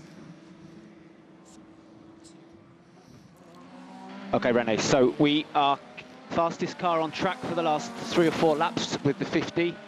I'll let you protect your corner. I'll speak to you later. I wonder what corner they were coming up to. That was probably on the straight, and he saw how close the 50 was down to Tamburello. Okay, more later. Just trying to motivate your driver, isn't it? All you're seeing at the moment from your point of view is just huge pressure from the car behind. You feel like, therefore, you might be slow. You're losing time to your competitors. No, you are the fastest car on track, but apart from the car behind you, who is clearly quicker at this stage in the race. But you're absolutely right. You know, you're doing a great job. We're on the money with the fuel. We're on a different strategy to the others. Don't worry that there's nobody in front of you. Just keep that Ferrari bottled up. And Nielsen is looking left, right, over and under René Rast at the moment. 50 Ferrari desperate to get through. I'm not sure how much longer I can hold him. Okay, it's fine. If he's too racy, then we can let him pass. He's very quick, as are you. And it's not your race right now. If he's faster, let him go. Let them do what they're doing. That's not BMW's race. BMW's race is everybody else. The thing is, if you're the fastest car on track whilst doing defensive driving, then why let him pass? You never know.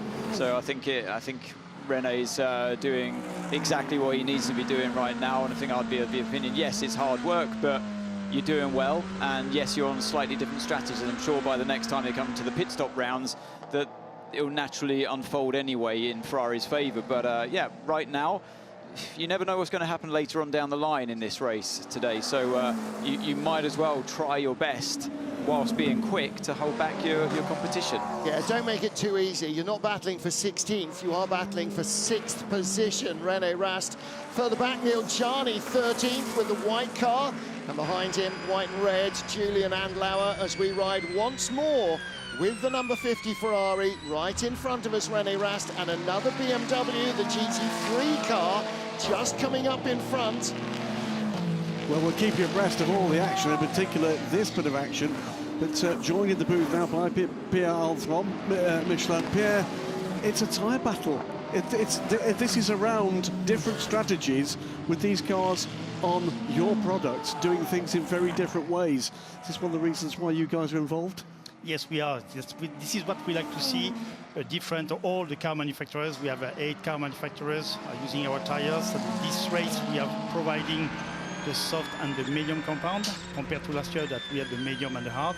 So we see that the soft compound have something to do in this track, especially on this cooler temperature. They're struggling with the tires already made. They're struggling, so we'll get them.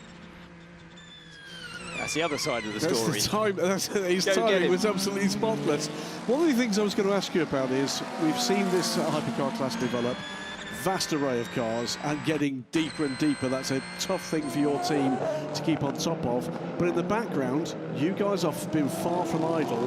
I know we've got some news coming shortly of what's coming for 2026. Can you give us a couple of ideas of the kind of headlines you might see?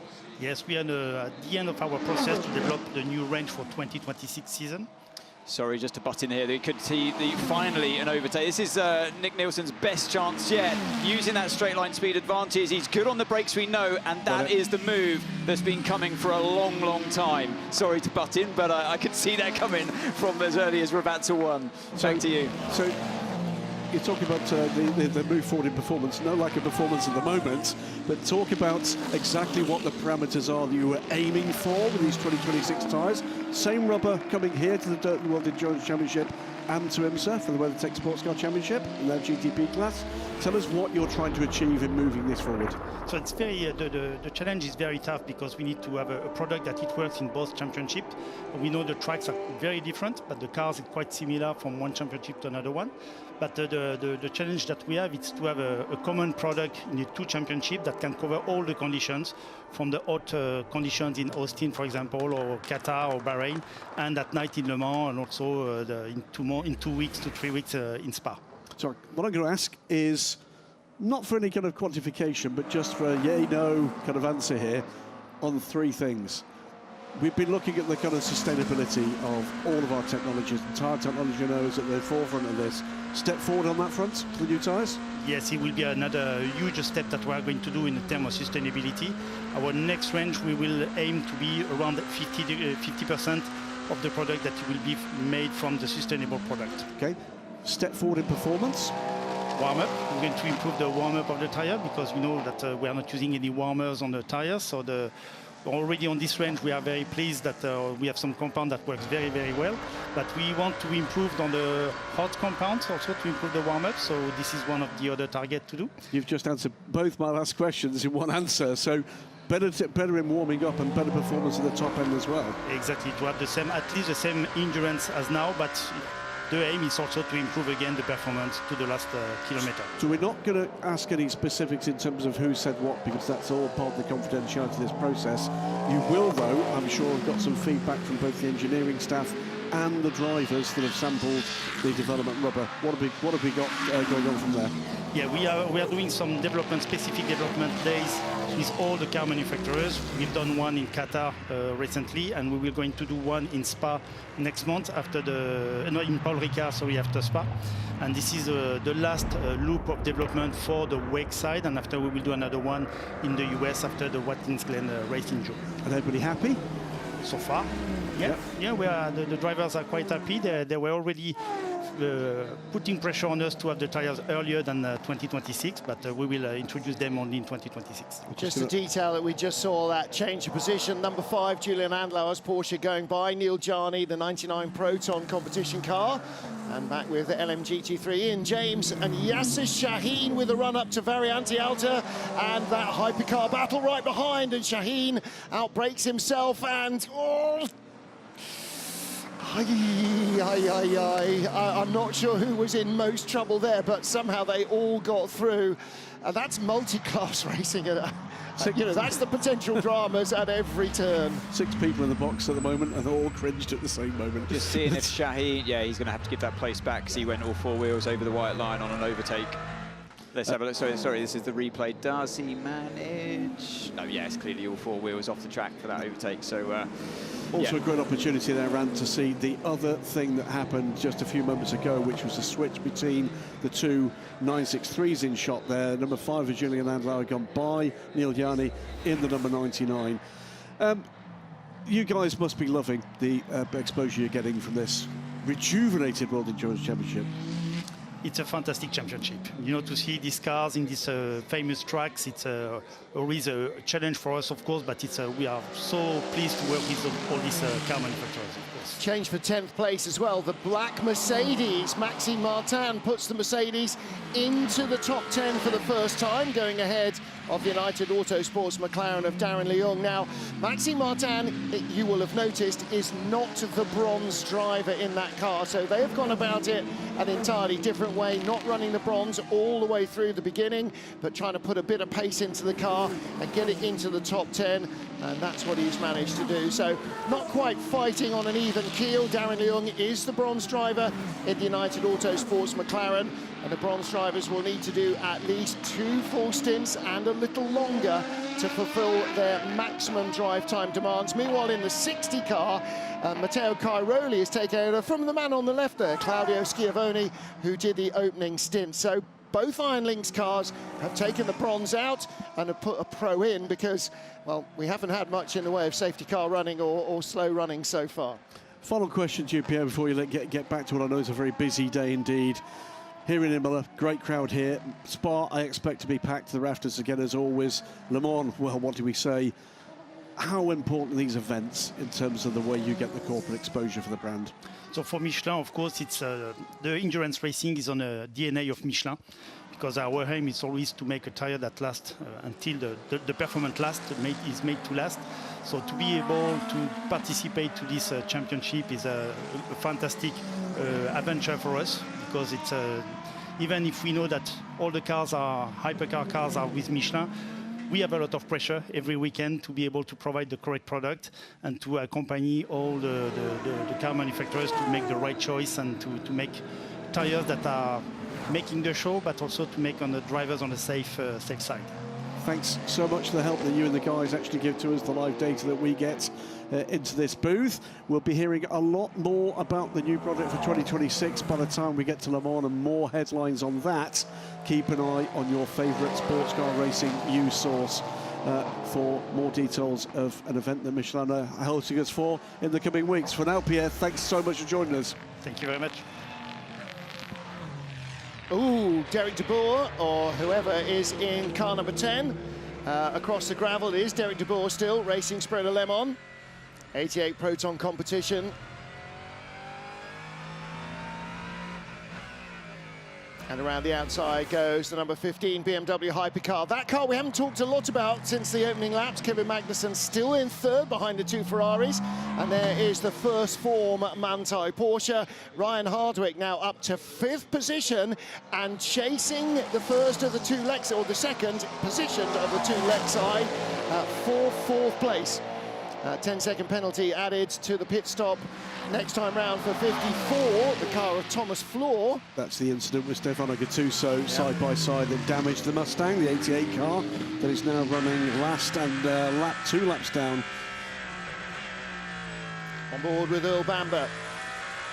38 Cadillac still outside the points in 12th place. Paul di Resta down to 11th. Don't forget, Paul di Resta was, what, 5th at one point, 6th at one point? Was 5th, yeah, at one point. But he hasn't had the speed, or the car hasn't had the speed in the race so far. And we saw him on that massive defensive drive earlier on, and that defensive drive continues now with his mirrors full of the caddy that closes in ever closer, lap after lap. Earl Bamber fired up, of course, from what happened to him earlier on with the sister car of the Peugeot, number 94, down at Acqua Minerale.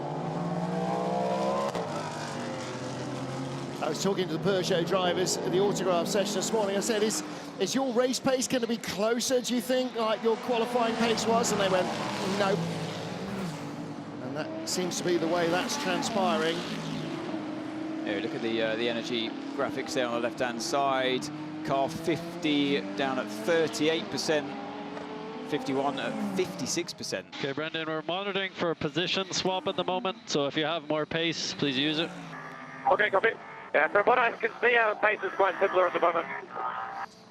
Yeah, it was worth swapping them around. Sorry, Graham. It was worth swapping the cars around before.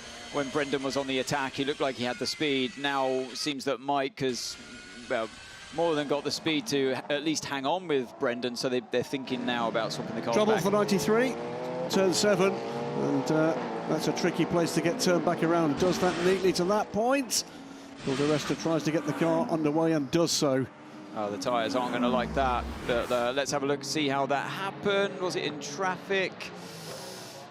The traffic was involved, but it's just been hit on the back. That was the 38. Wow, there's nothing that Paul could have done with that one. This is a rear view shot. It's going to be pretty clear to see. He just waited mid-corner. Probably went a little bit slower than what Bamber was thinking he would, but he had traffic in his way. He hit me up the arm, sir. Yes, we saw, we have reported. Apologies for any Scottish language you might have heard there. It's a Scottish term. It's quaint. Looking at the energy numbers there, and that looks to me like the 50 car did not take full energy at that shorter stop. Well, they probably knew what the BMW car 20 was up to as well. So there was that strategic battle of short fueling between the two cars, but he's through either way. Let's listen to what Ye Yifei has to say. I am with Ye Yifei, driver of the number 83 Ferrari, who's running second at the moment. You guys have been doing really good because you're within 3 seconds of the leader. There's just have been a little bit better in fuel consumption. Yeah, so far very clean race from Phil. Very good job from the start. We are in a good position. The rain could come the next hour, so we have to stay vigilant, and yeah, looking forward to the rest of the race. And looking forward to the rain as well, maybe? Let's see. Thank you very much. Good luck. That's it. Based on last year, I think the answer there would be a hard no. There is rain bubbling out. Not a lot, but little pockets of rain bubbling up around us. as close as Forlì and Faenza, which are about 25 kilometres away, but nothing overhead yet. It does have that sort of cool, slightly darker feel than it did this morning, that's for sure. Yeah, it really does. The teams have been monitoring the radar. Some predicted rain in the first half an hour of the race, or after half an hour had been and gone. That has been and gone, and we haven't seen any rain at all, but some other teams choosing to run the softer Michelin tyres, maybe in preparation for this rain that we see bubbling up. Yeah, that's us in the centre with 0 DBZ. Ben Keating and Celia Martin, here we go. It's deja vu all over again.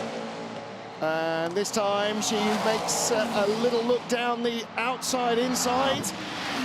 And Keating... Hypercars all around. That was close, wasn't it? Yeah, Keating had to take some very decisive evasive action there. So actually Celia was fortunate not to have been alongside, because that would have been 3-1, not really working well. Still the bronze drivers at the wheel. Don't forget of the LMGT3 category. They're all doing a great job, but you have the silver drivers, different graded drivers itching to get in the car once the driver time is completed, which they're coming up to, by the way. 1.5 hours gone of this race so far, of the 1:45 limit, or minimum limit, that the bronze driver has to complete. Now the only team that's out of sync with that is Iron Lynx with their 2 Mercedes. They put pro drivers in both of those cars, and they've now gone from where they qualified 17th and 18th, and they are now running 10th and 11th. But of course at some stage their bronzes will get back in against higher graded drivers in the other cars, and that will all change around. Celia again looking at Ben Keating. I think Ben's going to be very close to the centre of the track all the way round here, definitely guarding his stumps a little more closely, but the Porsche does look like it's got good top-end speed compared to the Corvette. Watch the back of the Porsche as well. You can see in the screen that Celia's got Thomas Fleur right there, and looking for a way by both of these cars. The Mustang that's in his rearview mirror is, I believe, Stefano Gattuso, who's further back down the order because of that stop for the repairs. But also getting into this fight is a Racing Spirit Le Mans car, number 10. Yeah, Stefano Gattuso could do with a safety car, virtual safety car, and wave by, because he might possibly get a lap back, but they are a lap behind. Meanwhile, Cadillac holding off Porsche. Oh, this will be tricky. Look at that, with the Peugeot threading its way through as well, and that's going to put Keating under immense pressure. Porsche looks to the outside, then the inside. Busy stuff before the Villeneuve chicane. Ooh. Ferrari's getting involved as well. Yeah, that's Thomas Fleur in a Ferrari. Stefano Gattuso is behind that, but he is a lap behind Thomas Fleur. So in fact, behind Gattuso with the green highlights, the Aston Martin there with that's the late line highlights, that is Derek de Boer, and he is the next car behind Thomas Fleur on the standings. And who's in the gravel? And that is 27. down. 27. Yes, it is Ian James, the 27 Aston Martin. He was in 6th position. That's down at Ravanza 1, isn't it? What's happening? Oh, he's been hit from behind. And that was who did that? Yasser Shaheen was the car behind him in GT3. It was the BMW. Yep, the Bend BMW, I'm afraid, came slicing off track. He was off and onto the curb, and the momentum took him into the side of that Aston Martin. That's quite a big incident there for. Yeah, nasty. That's nothing he could have done there, just a complete passenger. Safety car has been scrambled. Yep. Oh dear. Okay, well, first safety car, and that was an immediate safety car from the race director. No question at all. Boom, straight to safety car. Obamba Paul de Resta incident will be investigated as well. So the safety car comes out. And don't forget, while you're watching this live, first week of May, you'll be able to catch up with what happens in the garages, behind the scenes, through qualifying and the race, thanks to FIWC Full Access. And the second Full Access program will be out in a couple of weeks, just in time to catch up with Imola before we head to Spa. We've already had 350,000 views of the Full Access from Qatar. Let's catch up now with Ferrari's Alessio Rivera. Alessio, at the moment it's running pretty good for you guys. You were at the lead, you're now running second. Your strategy is a little bit offset compared to the leaders. Can you tell us a little bit where you think you are at the moment? Yeah, Francois is doing an amazing job with the driving. As you said, we are a bit on a different strategy compared especially to the Lexus. They are able to go longer in the stint of 3 laps, which is quite a lot, and will be 1 or maybe 2 stops less than us. So will be quite critical. We have to gain time on track. These safety cars are helping us with the fuel management, energy management. So yeah, we'll see. The car is good, but on the strategy we have to gain something. Okay, thank you very much. Good luck. Thank you. Thank you.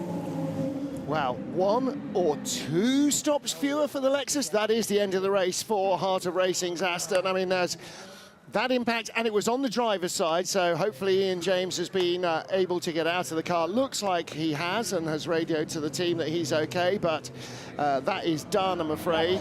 Yeah, car hors de combat, I'm afraid, but just moments before that you were saying that what Stefano Gattuso needed was a safety car, and he's got one. I had to say that, there is, Ian, you can see the green barrier with the orange highlights. It denotes where there is a fire marshal. The orange helmet, the white race suit, that is Ian James, and he's out the car. Yeah, he's lucky that it scrubbed off the speed from the first barrier hit, which for the rear of the car, the barrier did its job well there. And also, first impact was against a tyre wall, but yeah, there was nothing he could do there. Just when we rode on board, you heard the contact, and yeah, going in backwards. Safest place to do it, really. It's not comfortable, but it's just, he would have known full well as soon as he had the contact behind him, you were just always going to go off at high speed.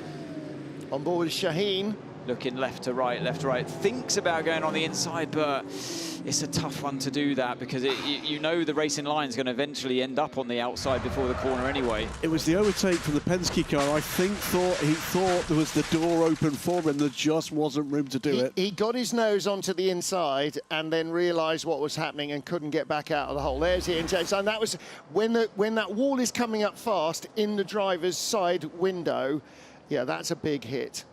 Now, there he is, just down on the left-hand side with the track workers, just below, with his helmet in his hands. He's okay. He will go to the medical centre. Yeah, that will have knocked the wind whatsoever. out of his sails, no question at all. But good news that he is okay.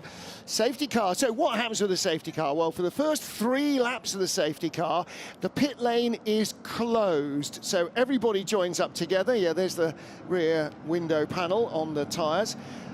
Then the pit lane will be opened for a couple of laps to allow cars to fuel, and then we will put everybody back into the safety car queue and we will begin a wave around. Who gets a wave around? Well, it's not necessarily anybody who's off the lead lap, but in the queue, if your class leader is behind you in the queue, then you get waved around to join the tail of the field. And so that will then happen, and once those cars are joined up and the track is safe, barrier pairs have been completed and so on, then we will go back to green flag racing. I can tell you that's going to mean that all bar the leader in LMGT3 will be waved by, because the 46 is at the back of the queue right now. Well, there you go. Now, the man who is in charge of all of this in the race control is a voice known by many, a face known to an awful lot of our competitors. It's Eduardo Freitas. We just entered into the race control room to meet Eduardo Freitas, the WEC race director, and we're going to speak about the safety procedures. Can you please take us through about when you're going to call for full course yellow, red flags, and all the safety procedures? Well, we have different ways of neutralizing a track. The ultimate one is the red flag. Everything stops, freeze, bring everyone in, do our work. Then we can go for a full course yellow, which is a light way of neutralization. It puts everyone at the same speed on track. Pit entry is closed, so we keep them on track equidistant, but they're not allowed to pits. If we see that the situation is going to take long and it's not immediately on the track, then we can go for a virtual safety car. Virtual safety car, they're also obliged to go down to 80 kilometers an hour. The pit entry is open. We do it for a little bit over 2 laps to allow teams which have multiple cars not to sacrifice cars, so they can do car A on lap 1, car B on lap 2. So nobody really gets a big jeopardy out of it. And then from a virtual safety car, we always go to a safety car. Safety car is a much more complex procedure. It entails closing the pit lane, pass-arounds, all that stuff, which is a complex operation that takes a few laps. But this only happens if we see that the intervention is going to be long. Otherwise, if it's picking up a piece of debris or whatever, we go for full course yellow, which is one of the favorite tools we have. Easier on full course yellow. You mentioned something, pass around. Could you go into details about what it is? Well, we have the line of cars behind the safety car. The pass around is more or less to allow the cars which are to be lapped to unlap themselves and go to the back of the line. It's a little bit of a bonus. Let's put them back into the contention of the race. So any car which is between the leader of its category and the safety car will be allowed to go to the back of the line. It's done by steps. First we group everyone, then we say prepare for the pass around. When we do that, there is no zigzagging. The cars which are eligible for the pass around move to the right. Once we have 2 lines of cars, we will say start the pass around, then those cars will pick up the pace and go to the end of the line, knowing in advance that we are still working on the track and there are still areas of the track where marshals are intervening. This spices up a little bit the race and allows them to get back into contention, well, to recover from minor mistakes, let's put it like that. Thank you so much, and that's all about the strategy for racing teams as well. It does mix a little bit, and it does make the engineers go back to the drawing board and recalculate how the race is going to be managed. Thank you very much, Eduardo. Well, they always say the first casualty of war is truth. The second thing that happens is the moment a race starts, plan A goes out of the window. And so you're always re-strategizing the race as it continues. And it's less to spice up the race the wave around and more to stop what used to happen is cars losing a lap because they get caught in the wrong place behind the safety car.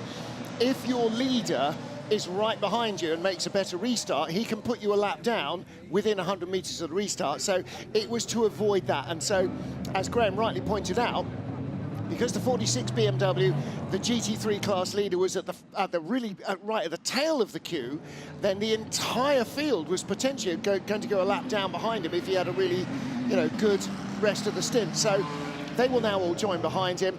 You saw Antonio Giovinazzi and a whole host of others are waiting in the pit lane because the pit will open. Graham, in fact, Anthony, maybe, how far are we from what would have been a regular pit stop? They were... The cars with the most fuel were around about 40% still remaining. That's a bit of a head scratcher for them. Do you go to the track position or follow everybody else? I am with Kevin Estre. Kevin, we haven't been seeing you so much, but you've been staying out of trouble, as you do, as usual, and steadily making your way up. Yeah, for sure. We started P10. We didn't have a great start. There was quite some trouble, and Lawrence, I think, was conservative not to get any contact. We lost a few positions, and then we came back, overtook a few cars, got an advantage from the penalties from the others. So yeah, try to stay out of trouble. We don't have the ultimate pace to fight with the Ferraris, that's for sure, but we are not too far from the others, Toyota, Alpine, Peugeot and stuff. So yeah, trying to do a clean race and get some big points. At the moment we are P8, still 4.5 hours to go, or 4 hours 20. So yeah, good hopes, but the race is still very long. Okay, thank you very much. Thank you. Yeah, Estre and his car crew once again staying out of trouble and just trying to bag as many points as they can, and that's how they won the championship last year. They had a bit more speed this particular race last year, but you've got to do the best you can with what you have on that day, and so far it looks like car 6 crew at least are maximising what they have, and I'm convinced they can finish ahead of Peugeot here today, and that's got to be their main goal. I think Toyota probably out of their reach.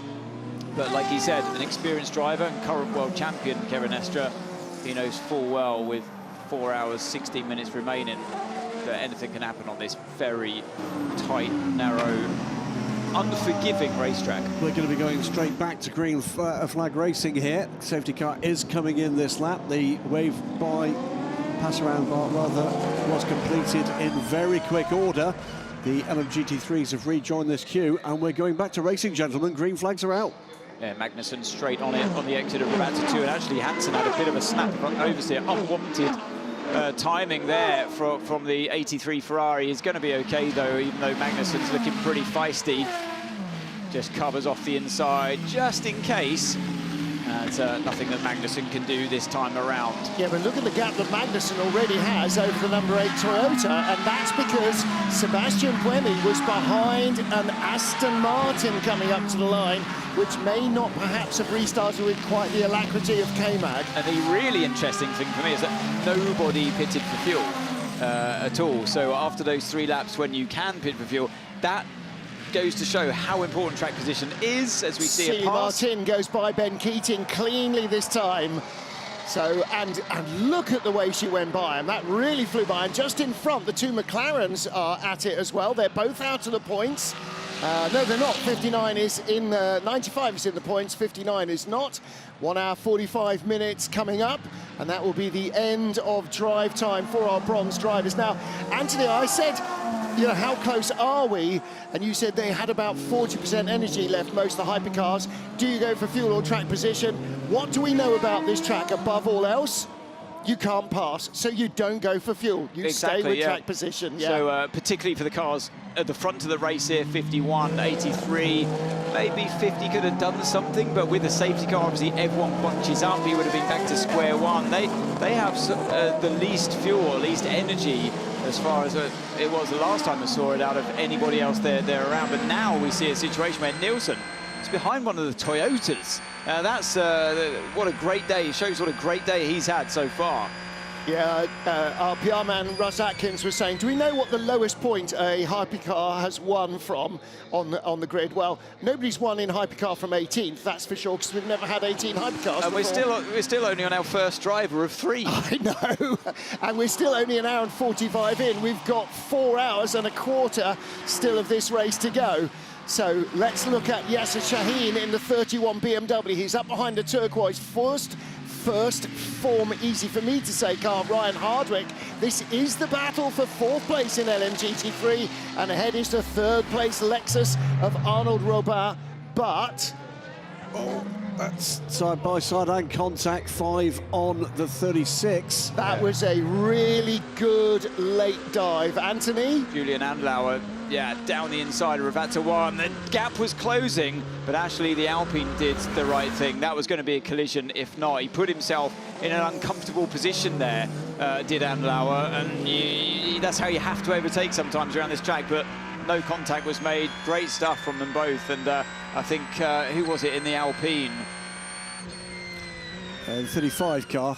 It was Makovic. Makovic. It was Makovic. He'll be kicking himself about that one, not having the run. He had to give himself room to survive. Pecco Bagnaia, double MotoGP world champion for Ducati, and another VR46 rider. Drive-through penalty for the 38. That was the hit on Paul Di Resta a little while ago. That will be about. We have seen, by the way, the first 2 cars on pit lane for what will inevitably be the end of their bronze time. That is the 87 Lexus and the 77 Mustang. So Bernardo Souza getting out of that Mustang right now. The 87 already back onto the track. But one more LMGT3 stop, and that was Matteo Caroli bringing in the 60 car, but no driver change.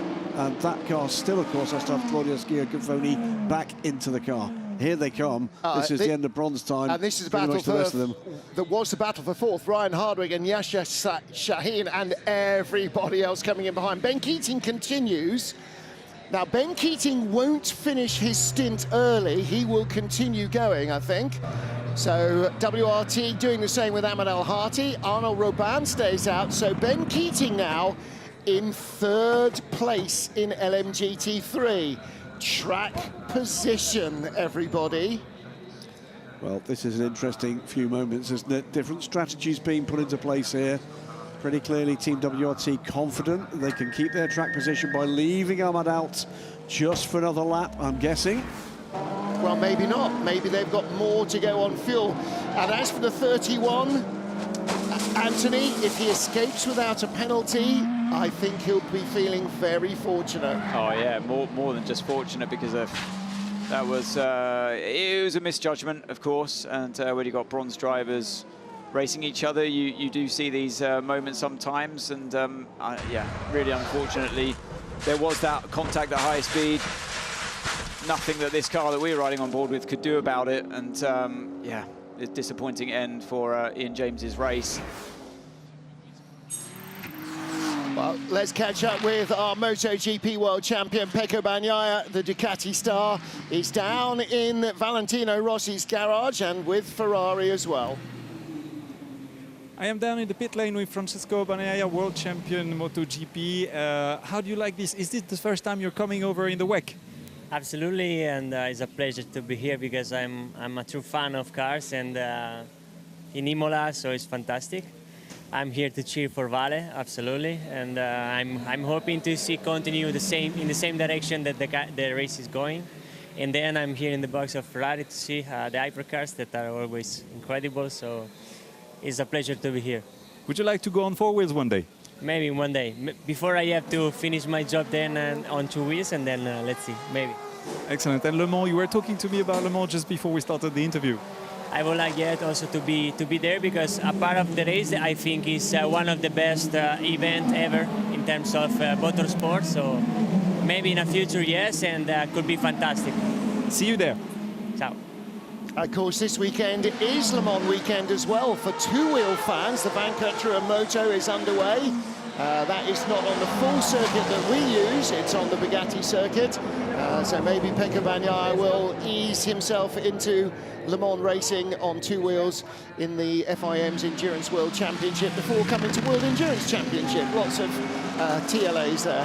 The Doctor is about to be on call because the can't be long before we see now Ahmed Al-Hati, who's done a spectacular job for Team WRT this weekend, getting the car into hyperpole with the fastest time in qualifying and leading this race and retaking the lead of this race in the first 2 hours of this 6-hour encounter. Big moment there. Paul Di Resta in the middle of the Tamburello chicane. And remember, he had that spin around at Tosa, turn 7, had to light the rear tyres up to get the car pointing back in the right direction. And although Di Resta was doing all the right things, as far as I'm concerned, finds himself in a much more difficult position and lower down position than he really should be. And of course, he got clattered by the 38 Cadillac. Now he's got the number 12 behind him. So Valentino Rossi about to take over. Sudden uptick in interest in LMGT3 from the grandstands, I imagine, and also from all the MotoGP riders. Just heard from Pecco Bagnaia, Franco Morbidelli's here, Marco Bezzecchi as well, and of course Vale's lifelong friend, his boyhood friend Uccio, who does all his merch, is here as well. The Lexus is in as well from second, driver change. Arnaud Robin handing that car over. In from third is Ben Keating in the Corvette. And Thomas Floor in as well. Meanwhile, Ian James, Yasser Shaheen, their team managers to the stewards immediately. Significant incident, and that will need to be looked at, no doubt about it. I think it's going to be quite a lengthy penalty, isn't it, coming their way. Neat and tidy there, but it's the Lexus that is right on his tail. It's game on now in LMGT3, and this could be quite the battle. Lots of emotion involved here. Well, Rossi was absolutely sensational yesterday in qualifying. Multiple laps worthy of pole position in the hyperpole. Some laps were taken away for track limits, but that didn't put him off. So let's see on cold tyres now with the sister car behind. Yeah. As they head down towards the Villeneuve chicane, pops to the inside, but can't do anything there. Remember, ABS, anti-lock braking system on these cars. Rossi on those cold tyres, struggling, of course. And don't forget, this is the order these two numbers finished in last year at LMGT3. 31 won, 46 was in second place. So BMW have winning history. And part of the reason the 31 car had the advantage you saw there, they don't have brand new tyres on. Vale has got brand new tyres all round. So leading the race now, the 87 car, there's Arnaud Robin, being got out of the Lexus. Seems to be some consternation there about something that's gone on there, but the 87 Lexus leads from Timo Boguslavski. We just saw him take that position, and that was a position. That is Yasser Shaheen. Yeah. Trying to explain what happened, you know, yeah, he braked early, went to the inside, I thought it had room. Again, when we're on board with Yasser, he looks to the inside, doesn't come in, but then Ian James comes over onto the line and gets onto the brakes. I think that, because Ian was offline, I think maybe he braked a fraction earlier than Yasser was expecting, and it only, as you know, Ante, only takes a tenth of difference, and suddenly that gap has closed. And yeah, without any of your car alongside, you always have to you always have to be the one to think about where the placement of the car is in front of you. Meanwhile, for fourth, two black Toyotas and the red Ferrari that started 18th. And the 20 BMW getting into this mix as well. So keep an eye on all of that. This could be the battle of the race. Well, it's going to be Taylor and Charlie here. And this is see what they could do to protect the position. This is going to underline Sebastian Buemi's theory that Ferrari have a huge BOP advantage if you can come from the back of the grid and pass the Toyotas. Let's see what the Toyotas feel. But Brendan, override is available for traffic. You'll have quite some GT traffic in about a lap and a half. Yeah, after that safety car, it's like starting the race again, isn't it, in terms of traffic? So it's going to be difficult when they come up to those GT cars, and that could be an opportunity for Hartley to get past the other car. And also that radio message is about a lap old, because they're about half a lap away from catching all the traffic. The leader is already in the tail end of LMGT3.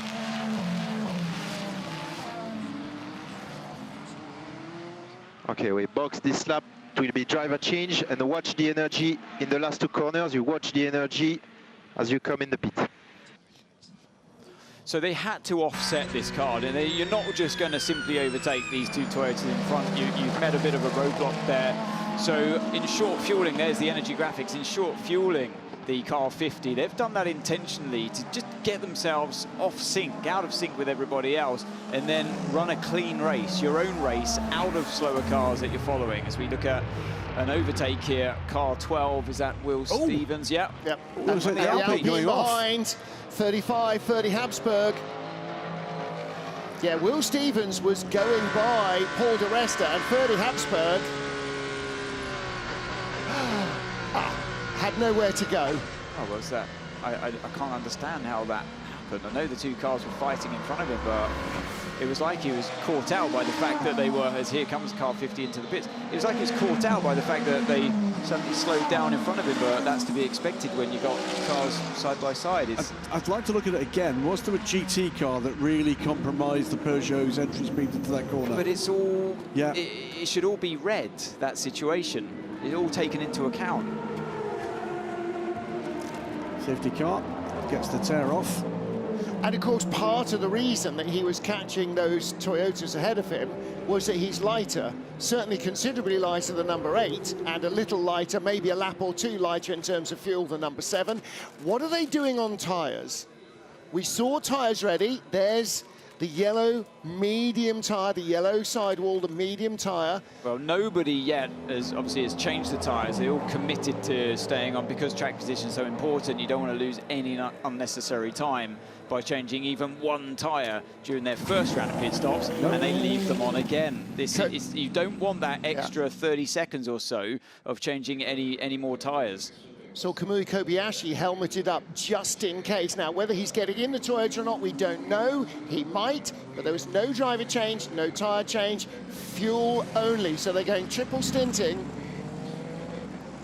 And that is mediums all round on the Ferrari. Now, don't forget that the Toyotas started with softs. Trofik did do a driver change. Minute and 18 seconds this time on pit lane. I think that is a full pit, but trouble for the 20. He's been hit, or he's been off and hit something.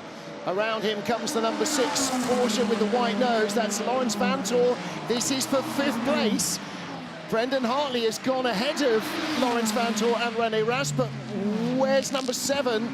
Mike Conway is behind them. And there's trouble as well because there's a big piece of debris now on the start-finish line. Contact with a Toyota. That's Variante Alta. He'd caught them very quickly. double, triple contact, in fact. So that must have, in traffic, he's caught the Toyota, hasn't he? And then just really muscled his way by. Remember, this is the car that was reported to having damaged rear bodywork anyway. I wonder if it was fragile, and then that's just finished it off. But damage on the other side, wasn't it? But that's... The Toyota he hit was number 7. Number 8 had already gone by him. No, he was behind the the 78. 78. That's right, he was. Yeah, so he was trying to go by Conway. So why was Conway so close? We're going to go full course yellow, and that's going to happen in about 30 seconds' time. That's one of the reasons why. Well, they caught the traffic, didn't they? We heard it on the radio. The traffic was coming up, and so we missed it. This is obviously the aftermath of bits falling off of the car. But the reason that gave René Rast that chance to be up with the Toyotas in the first place, because they haven't got the same speed today here, it was because of the traffic. I'm convinced by it. So he's had a bit of an opportunity there, and then just muscled his way by into the top chicane as the full course yellow's out.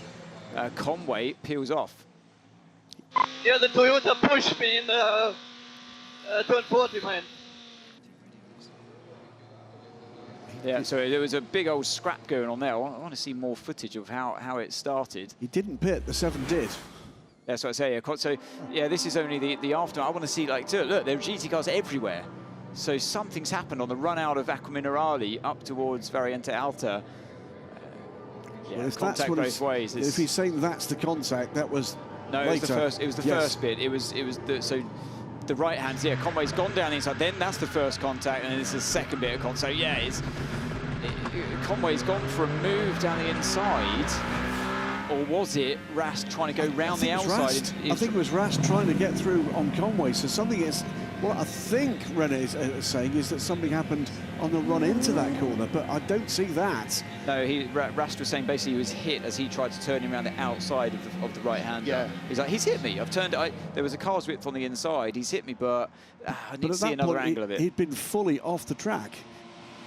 Don't forget, he was behind both Toyotas and the Ferrari at the beginning of that lap. So something brought Conway back to him and gave him half a sniff. The other thing I'm slightly confused by here was that emergency service for the number 7 car. Yeah, I wonder, full course yellow, the pit lane's not closed. Yeah, but why didn't, in which case, why didn't the 20 car come down? He is back out. Why didn't the 20 come down pit lane? Because he passed pit in as the 7 came down pit lane. He's gone round again. Well, Conway had a 46-second stop. Yeah, so they were getting slightly lower on energy anyway, so they are coming up to their natural pit stops. With damage to your car under a full course yellow, Conway did the right thing to pit just then to mitigate the losses. You're right, Conway only had about 5% more energy than the 50 Ferrari, but the 8 Toyota had about another 7 or 8% more energy. So it looked to me like a potential overtake from Conway. He'd already lost that position on the exit of Acqua Minerale. That's what I mean. It's before we saw that shot. So we need to see Acqua Minerale, basically. Yeah, that was exactly what it was. It seemed to me that he was talking about. It was the previous corner, and at that point, it was the Toyota that was pretty much off track, and then there was contact. I think Conway had a legitimate, valid opportunity to be there and try to retake the position he had just lost in traffic. Back to green with Loic Duval, and there you can see René Rast. Well, the end plate, okay, the rear wing isn't flapping around, so maybe he's not going to lose too much in terms of downforce.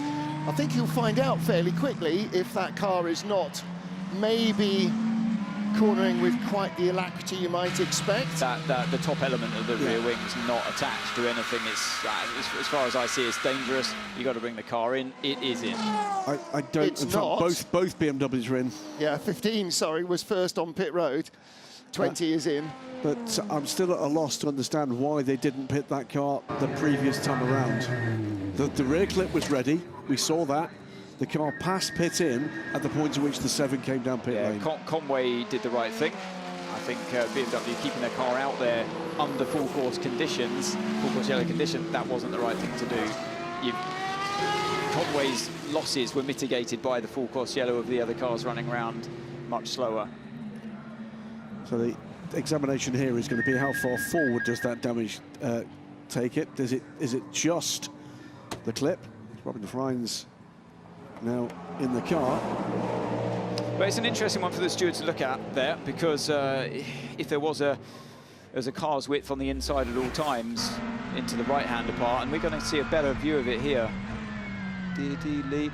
Not sure he left exactly a car's width on the right-hand. The trouble is, it's not really an overtaking part of the track, but if you see an opportunity, you got to go for it. I'm not sure a car's width was really left on the inside before Ras turned in.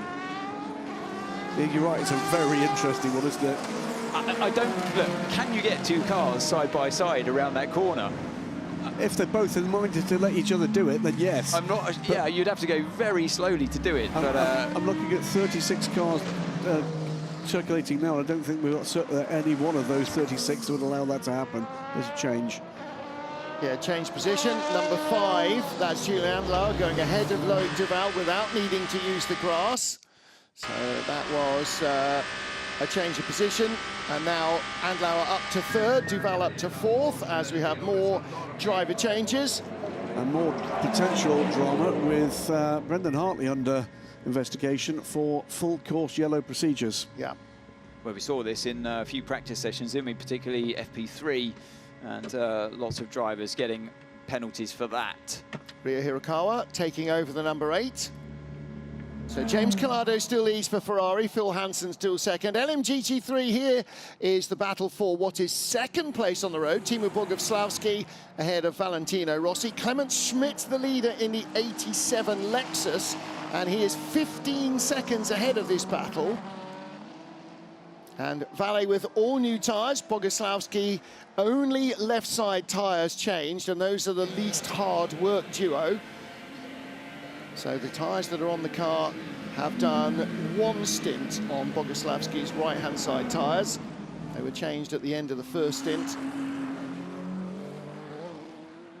So Valentino in sparkling form in qualifying, was the Amadou Harty did a great job to get the car through into hyperpole at the top of the pile. Valentino made no mistakes at all, clean and quick. So now this is car 15 that's been running strongly in the top 3, now has car 50 behind it after this last round of pit stops. So 9th place at the moment. Well, in the midst of the round of pit stops, because the top, well, 2 of the top 4, as I literally said the words, on pit lane, the 5 of the 94. But at the moment, this is, at this second, this is the battle for 8th place, but it will be better than that once we've got these first 4 cars, or last 4 cars, through their latest pit stops. The race leader behind us will beat in 3 laps, so we make sure to stay ahead during those 3 laps. Now it's interesting that before the last round of stops, Miguel Molina was behind René Rast in the 20 BMW, now finds himself behind BMW number 15. Raffaele Marciello has taken over this blue and black BMW from Kevin Magnussen, who was in 3rd place. So don't forget, Ferrari still won 2, but that 15 BMW was the best of the rest, was in 3rd, and that is where the 50 Ferrari has now got to. So all these other, at least half of the hypercar field now pitting because they're out of energy, and the message there very clear to Miguel Molina: stay ahead of 51 and 83. Do not go a lap down. You've got 3 laps to survive. A couple of other bits of housekeeping. It's going to be a drive-through penalty for car 8. That was after that investigation of the full course yellow procedures for Brendan Hartley. Also means, by the way, with this weave around on the latest pit stops, that this battle between the 50 and the 50 are ahead of the 2 Toyotas now.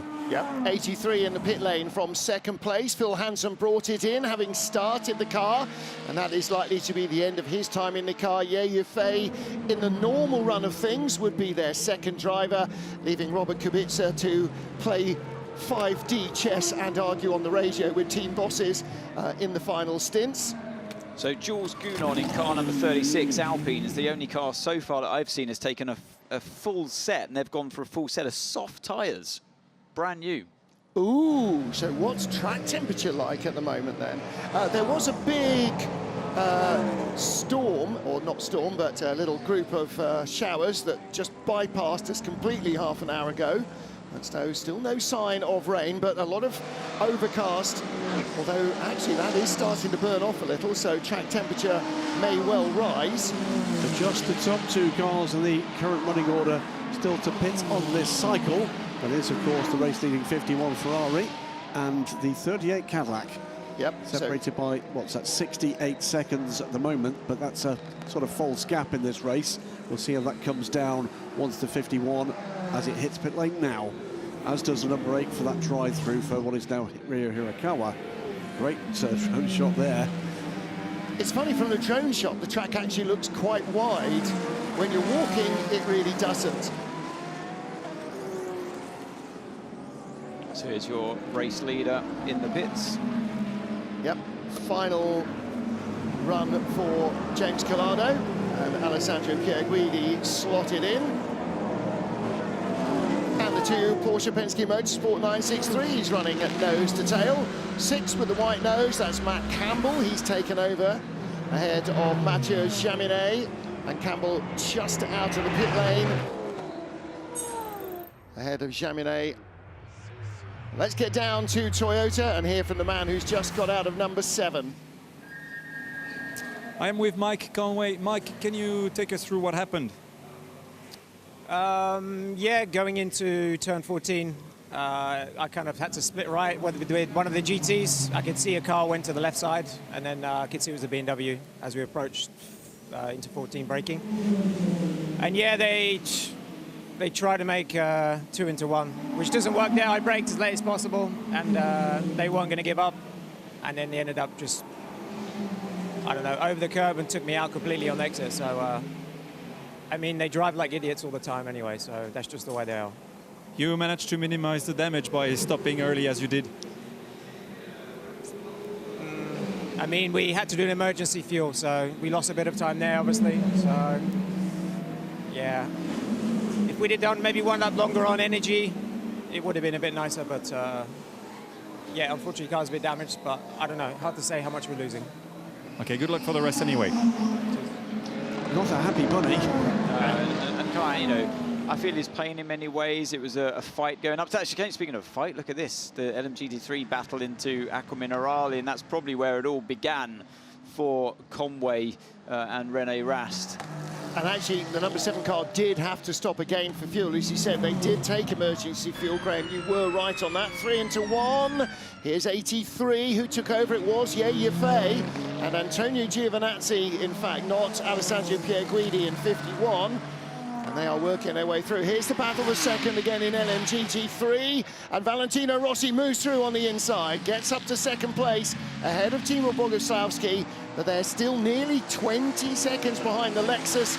And right behind them, Drift King Simon Mann in the 21 Ferrari. So this is on board with Boguslavski. Came into endurance racing from Rallycross. Yep, they're dancing the streets of Imola right now. Through into the lead of a tight 4 LMGT3 battle comes the Doctor, not the lead, apologies, second place, because Clemens Schmidt is 20 seconds up the road from this. But this is a 3-car battle for that second place. And Valentino Rossi has something of a rear gunner here in the shape of the number 31. Still not seen any resolution to that investigation, by the way. And I'm sensing that's not quite as clear-cut as many might think. Yeah, I agree. Meanwhile, here comes the 50 Ferrari, carving his way through traffic. Miguel Molina is currently running in 4th place on the road.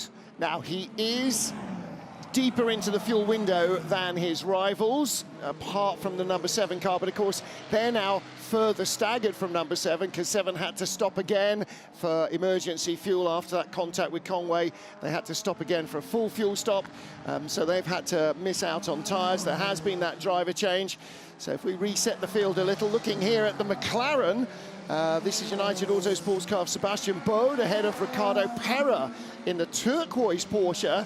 Behind with the green highlights, that is Racing Spirit Le Mans' Eduardo Barrichello. Dad Rubens isn't here, his mum is here with him this weekend, because what mum doesn't want to be with her little boy at Easter. And Johnny Edgar behind in the T of Sport Corvette. But Timo Boguslavski has clearly been holding up Valentino Rossi a lot for several laps, because Rossi is gone and Boguslavski is now going to have to deal with Simon Mann. If you're interested to see, mentioned Johnny Edgar in that run-through of the spectacular in LMGT3. He's been racing in the United States. He won the Long Beach race around the streets of Long Beach in Rexy, AO Racing's dinosaur-themed GT3 Porsche, and I think we've got a star in the making of GT3 car in Johnny Edgar. And what I didn't realise is that every time they win a race with Rexy, Rexy gets a gold tooth instead of a white one. That's very, very cool indeed. Yeah, I know. I didn't know that. Anthony's chuckling as well. I think that's my son, excellent. my son Andor, they absolutely love that livery of the car. And that's the reason it's in existence, isn't it? Because of his daughter's request. It's is that his right? son's request for that one, and then Spike, the LMP2 Dragon, as we watch almost side by side, is the daughter's request, the purple Dragon that races in the European Le Mans Series now. Good work by Ricardo Pera going by the McLaren, and that may not be over. McLaren doesn't have an awful lot of race pace this weekend. It's a different story, isn't it, compared to Qatar, but yeah, certainly struggling for, as I can see, a little bit of straight line speed here consistently as we look at our board in front of us. So to the stewards immediately for Conway and Rast. And their team managers. Yeah.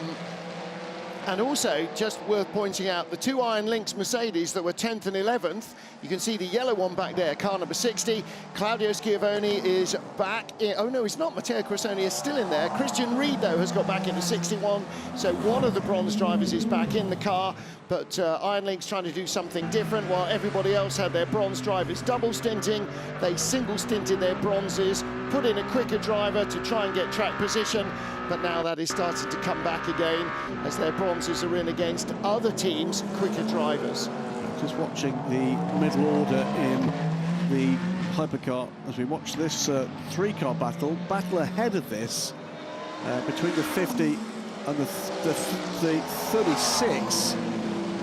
Jules Gounon is catching Miguel Molina and catching him reasonably quickly. That gap now under 10 seconds and coming down fairly rapidly. One to watch.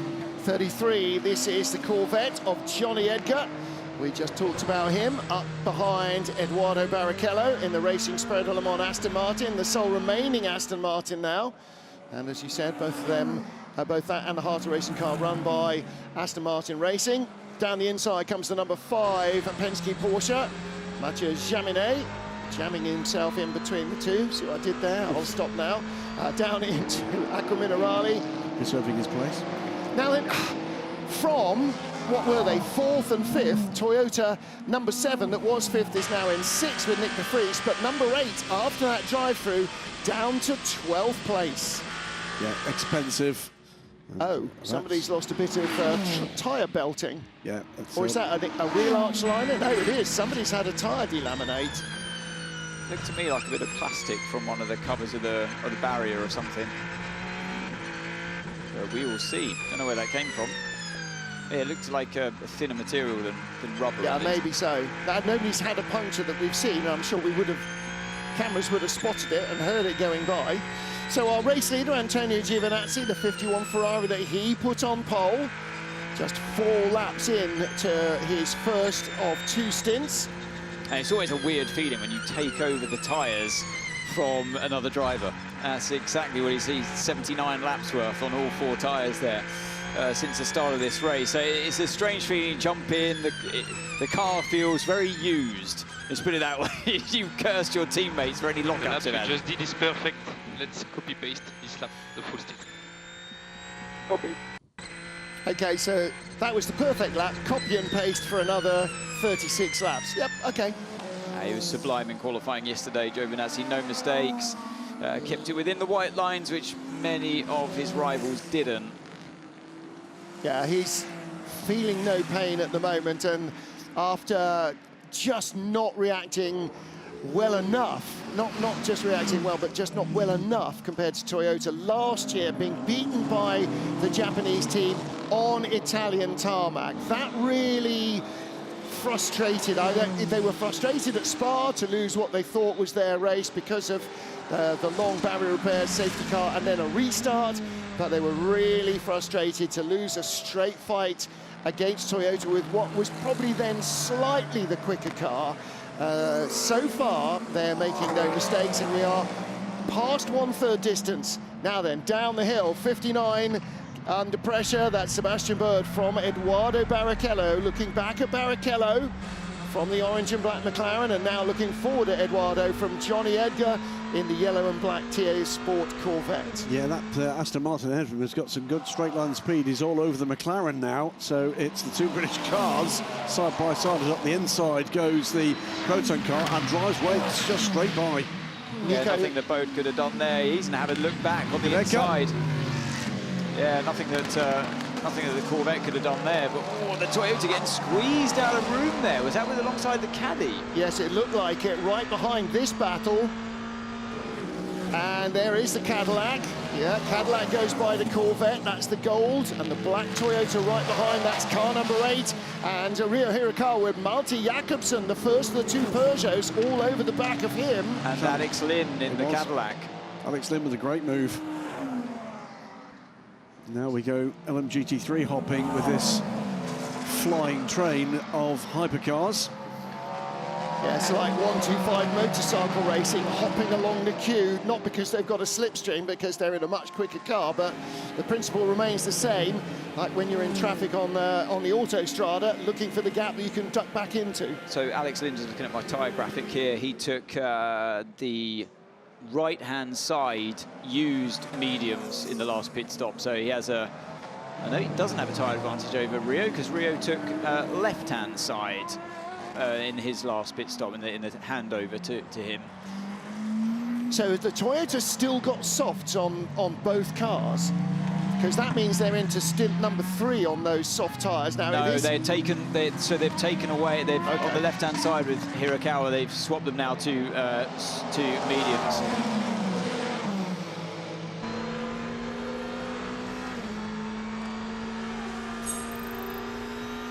Let's get down with Bruce Joanny. He's at Alpine, driver of car number 35, Paul Chatin. I am with Paul Chatin, driver of the number 35 Alpine. A strong start of the race. Overall, Alpine performing pretty well in terms of performance, but unfortunately you had a drive-through penalty from the full course yellow. Can you tell us the beginning of the race for you so far? Yeah, Ferdinand did a really great start. The beginning of the race was very good, but then during the full course yellow, he got confused with the change of display on the marshalling panel, and because of that, he racked half a second too quickly, and we got to drive through. And then, unfortunately, it was a bit the snowball effect with the strategy, so we lost a bit of time. Now I think we are around P15, but race is still long. We will push as maximum as possible. Charles just jump in the car and I will finish the race. It's difficult to overtake here, which is a bit tough for us, but we never know. We'll push till the end. Exactly, you never know. Good luck. Thank you very much. Well, while we were hearing from Paul-Loup, you saw Gianmarco Leverato's Mustang, the 88 Proton Competition Ford, moving ahead of Johnny Edgar, but that car, that was not for position. It is a lap behind. We catch up now with the Cadillac number 12 versus number 8. So Alex Lynn ahead of this queue, Rio Hirakawa, the black Toyota, and then the two Peugeots, their shark fins barely above the waterline. Malte Jakobsen and Jean-Eric Verne looking for an in here. Jakobsen, the first of the two Peugeots, and he's just waiting for a chance. At any time, Anthony, you see the car in front having a little jink like that and not making the move, it gives you an opportunity as well. Yeah, absolutely. I mean, Hirakawa's in a position here where he's got the fastest car out of this quad that we're looking at here. Without the McLaren, of course, you can disregard that one as Hirakawa works his way through that the lap traffic. But Hirakawa has the fastest car out of this this quad we look at now, running aboard with Verne. But if you don't make the move, then obviously the Peugeots are close enough that they will. And that's the position that, or the situation that Hirakawa finds himself at the moment. So it looks to me he's slightly quicker than the caddy in front. But that moment we saw with him earlier on wasn't the Cadillac overtaking. It was Hirakawa trying to get back past after this penalty. A couple of points here. This is the battle for 11th overall in the race. but 2 of the cars ahead of these cars are not factory cars. So this is still a battle for World Championship manufacturers' points. 2 other quick things about the battles ahead of them. No doubt at all, Miguel Molina is closing the gap to Ife. They are second in the case of the 83 car and 4th in the case of the 50, but he himself is still being caught by Jules Gounon, who's now 8 seconds back rather than 10. Well, Gounon's flying because he's on that full set of soft tyres at this point. Fascinated to see how Gounon's going to get on in this stint or double stint, however long they're planning on taking these soft tyres today with Michelin. He's the only one. He's the guinea pig out there, isn't he? Oh, Malte Jakobsen falling over the 61 Iron Lynx car of Christian Ried. That might not play very well. Final point about manufacturers' points is they are only awarded to the best scoring car of the manufacturer. So Ferrari, that's 51. The 83 car, as you said, is not a factory car, it's a privateer car. 99 is not a factory Porsche, it's a privateer Porsche, but it's only the top scoring manufacturer's car that actually registers points for the manufacturers. Both Peugeots, by the way, took brand new sets of medium tyres in their last pit stop. Well, Jakobsen now right again up behind Ryo Hirakawa because the Japanese driver is bottled up behind Great Britain's Alex Lynn. So international up, you've got Cadillac, Toyota and Peugeot. You've got a British driver, a Japanese driver and a Danish driver. Lots of different nationalities in the manufacturers as well as in the drivers. We look back to car 15 here. Rafael Marcello in P3, as you said, he's closing in on the back of that yellow Ferrari 83 and more importantly has gapped the car 50. They were nose to tail at one point, and it's the first time we've seen 50 not be able to just harass the car in front. Actually lost a huge amount of time, and I wondered at first if it was because of traffic. I don't think he is. And Marcello, I keep checking his tyres because he's flying out there. He's continued on the same set just as car 50 has. Okay, Lelo, mode 2, let's try to get that Ferrari in traffic, mode 2. This is by a distance. Copy, there's a few GTs coming your way, few GTs, let's try. This is by a distance the most convincing display in this car we've seen yet from Raffaele Marcello. And you're absolutely right, that gap has come down now to a single second to the number 83 car, despite the fact that the 50 is still catching the 83. Now, not the fact that they're content with where they are, running third, their best result so far, but he's now saying, you're going to catch traffic, let's get that Ferrari. The engineer is geeing up his driver to go for second. And that shows not only that they've got pace, they've been very clean and clever so far, but they also have ambition. They are looking to try and put the car ahead of the 83 car that started on the front row of the grid. 21, Simon Mann, still chasing the 31 BMW of Timur Boguslavski, and still no outcome, as you said, to the incident between 31 and the 27 Heart of Racing Aston Martin. I think that might take a while to come as they examine all the data. Again, the final onboard shot from Yasser Shaheen looks like Ian caught him out, just trying to control the car under braking. Change of position, that is not for position. That's a lap going on the number 61 from the 87 Lexus. It is our race leader, still in the hands of Clemens Schmidt, 20 seconds up on... He's done it, he's done it, he's passed the caddy.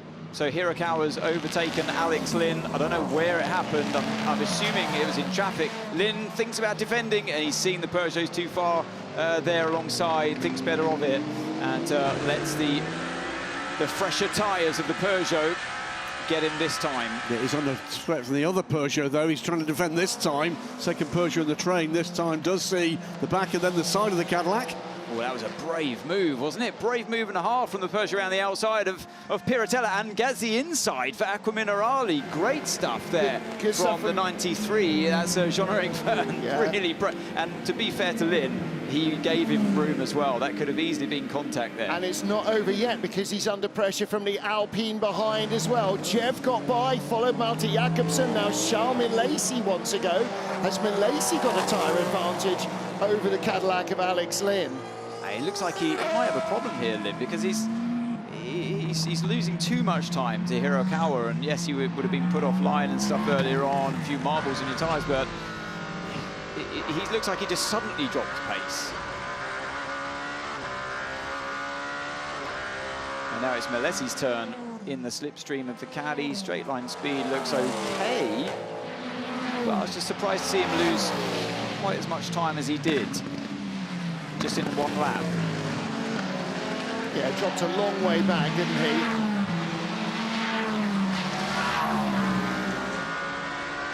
But Melessi, just thinking of what they did, yeah, they took a full set of mediums as well in that last pit stop for Alpine. A little bit ahead of this battle, we keep eyes on it. That number 8 Toyota has caught Nico Pino for 10th place. The Proton competition, there is that gap right in front of us. Then the 2 charging Peugeots come into the road at this portion of the race, and then the battle with Alex Lynn trying to fend off a rampant Alpine behind him. Well, it's a very different story here in Imola, isn't it, compared to how they were in Qatar.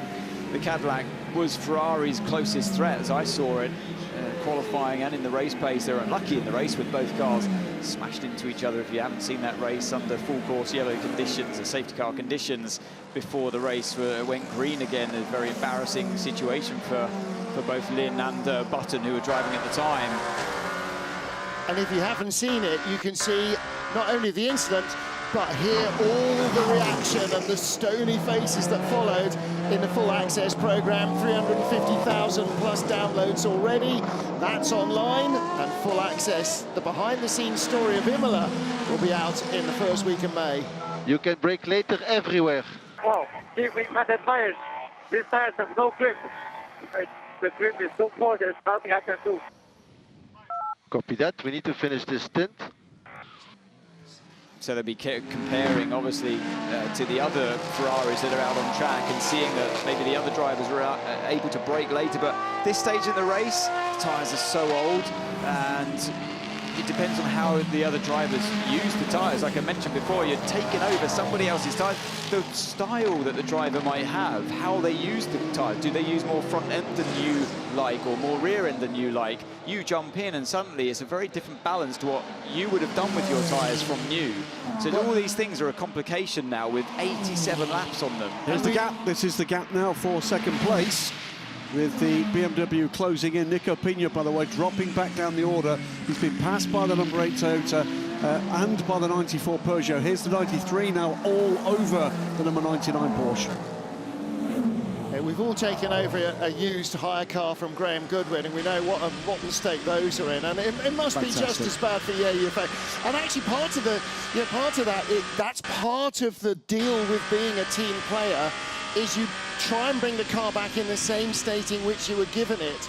You know, requisite number of wheels, bodywork intact, but also when you know you're going to be having to hand over triple stinting tyres, you don't really want to give somebody the bum's rush by giving them awful tyres. Now, again, you see the Toyota, the Peugeots there, both with fresh right side tyres, giving them a grip advantage.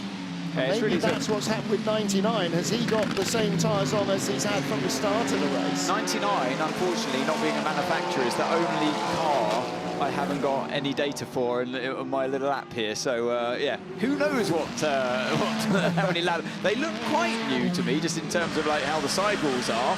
They're not very tarnished. This is as much information I can give you. I apologise.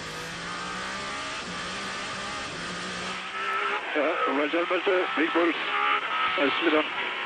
Yeah, go on, Jeff. I'm sure you can do it. I mean, I know you can do it. That's much more like it. So, the kind of message you want when you're behind the wheel is just, yeah, come on. You fire your driver up, get that position.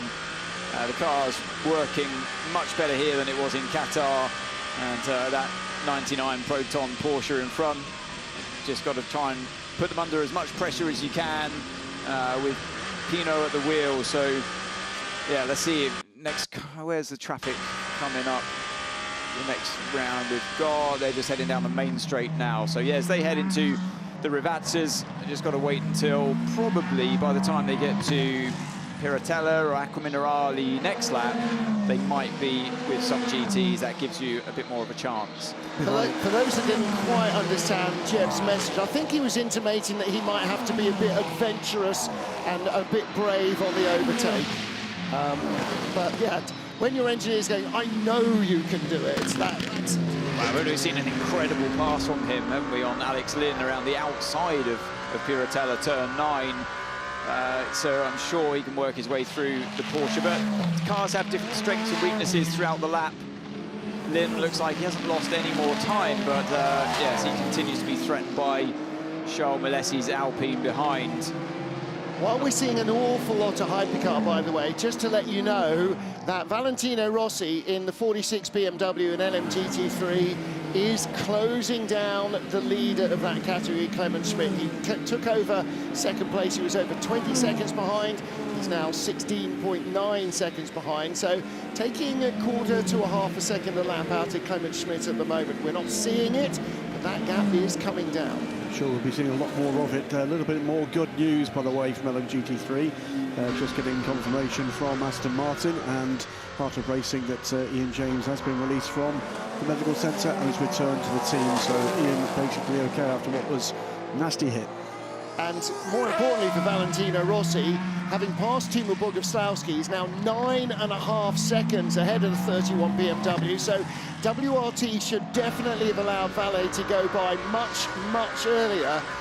They really cost themselves a lot of ground against the race-leading Lexus in LMGT3.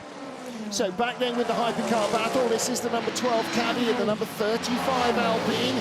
In the Cadillac, Alex Lynn. In the Alpine, Charles Milesi.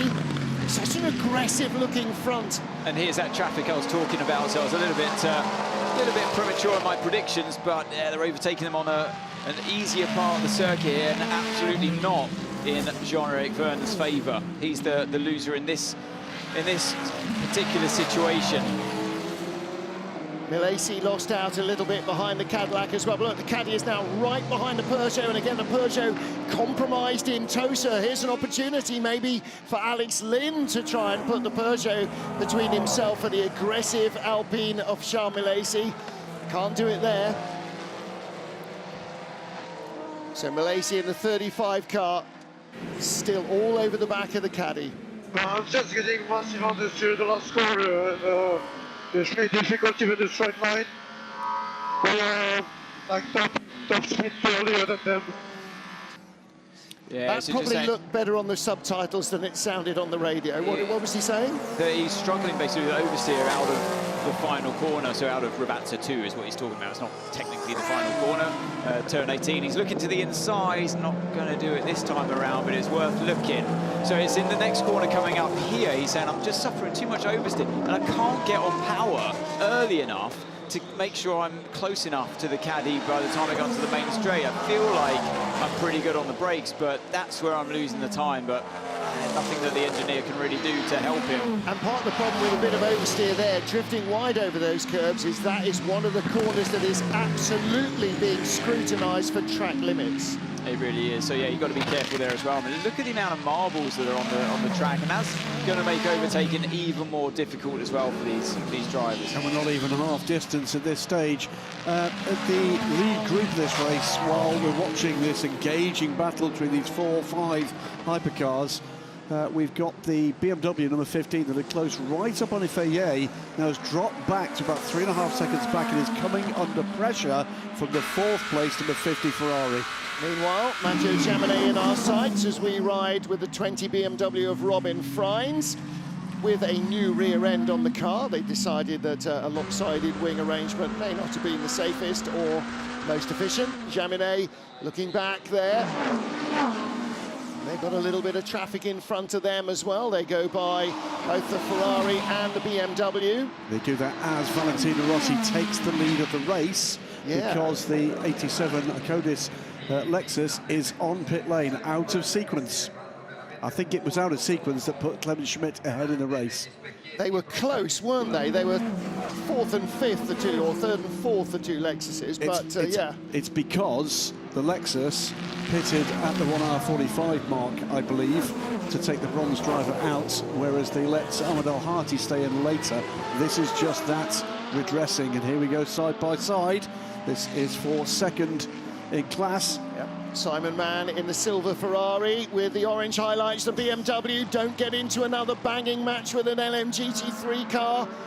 This is Timo Bogusławski losing second place. Simon Mann, that's a really well-judged move. He put himself cleanly alongside Anthony and just made Bogusławski surrender into the braking zone. Yeah, he wasn't giving up though, was he, down the run down the hill towards Acqua Minerale, and had a good run actually from being overtaken in Piratella, but it looks like things have calmed down a little bit for now. Quietly becoming one of the stars of LMGT3, Simon Mann. Quietly spoken, but he knows where to put the car. And the reason why, for those of you wondering why they get so close, you see it's unnecessary in a straight line, is because they get a bit of side draft from each other as well. A little bit like getting into the suction of the car in front when you're in slipstream. You speak to many GT drivers and say, yeah, the reason why we get so close is it's a bit like going very close to a wall. You get a bit of less drag from doing that, and now that both of them come into the pits. Yeah, so Simon Mann, 21 Ferrari heads in, so it looks like Clement Schmidt wasn't that far out of sequence. He is in the 78 car. So Mann says, I did my job out on track, now it's down to the pit crew. I'd really like you to keep that position for me, please. Now, the other thing that happened with the 87 Lexus is that Petru Umbrarescu, their bronze driver, got back in. He didn't do his time. He didn't do his drive time, so they were out of sequence. They brought him in too early, and that is a major miscalculation by the Akkodis ASP team. Well, that shows a very significantly different state of affairs as far as the 46 BMW is concerned, because what was perceived to be their major competition is no longer. And even more of a problem then that they held him up for so long behind 31, not letting him go by. Back with Charles Milesi, still continuing to challenge Alex Lynn's Cadillac right in front. And in front of them, there's Jean-Eric Verne still trying to get past the 99 Proton competition Porsche. They have got some slower cars coming up just on the exit of this series of corners here. They've got the GTs just on the run up the hill to the top chicane. To let you know what that's cost Jean-Eric Verne. Malte Jakobsen, of course, the last driver to overtake Pinot. He's 11 seconds up the road now. He's clearly way faster. I don't know how Pinot lost a position. Was it in traffic? And now Milesi again looking on the inside, but yeah, needs a better run. Antonio Giovinazzi leads the race here in Imola with Yeye in second, Raffaello Barcelo within 2 seconds in third position for BMW. Our battle here with Charles Milesi, 15th place, the 35 Alpine. He's chasing the number 12 gold Hertz Team Jota Cadillac. That's driven by Alex Lynn. And just ahead of them is the Peugeot of Jean-Eric Verne and the white and green 99 Porsche. And that is currently being driven by Nico Pino. Just ahead of them, or now a dozen seconds ahead of them, Malte Jakobsen, the second Peugeot in 11th, and Ryo Hokara, the delayed number 8 Toyota, in 10th position. They've both worked their way past the 99 car and driven away. So 51 Ferrari, still the race leader, nearly 15 seconds now ahead of Yeye Fei. Engineers were on the radio shortly ago telling Yeye Fei, you can brake later in every corner. And Yeye going, actually I can't, the tyres are shot. So the 51 car clearly has got more tyre left under it than the 83 car. We're still watching this battle for 12th place. It's very, very close. Other than that lead battle, now almost 14 seconds to go on Antonio Giovinazzi. Just looking a bit further down, you have to go down to 8th to find another gap that is over 3 seconds, and there's only one that's over 2. Yep. It is very close indeed in that top 10.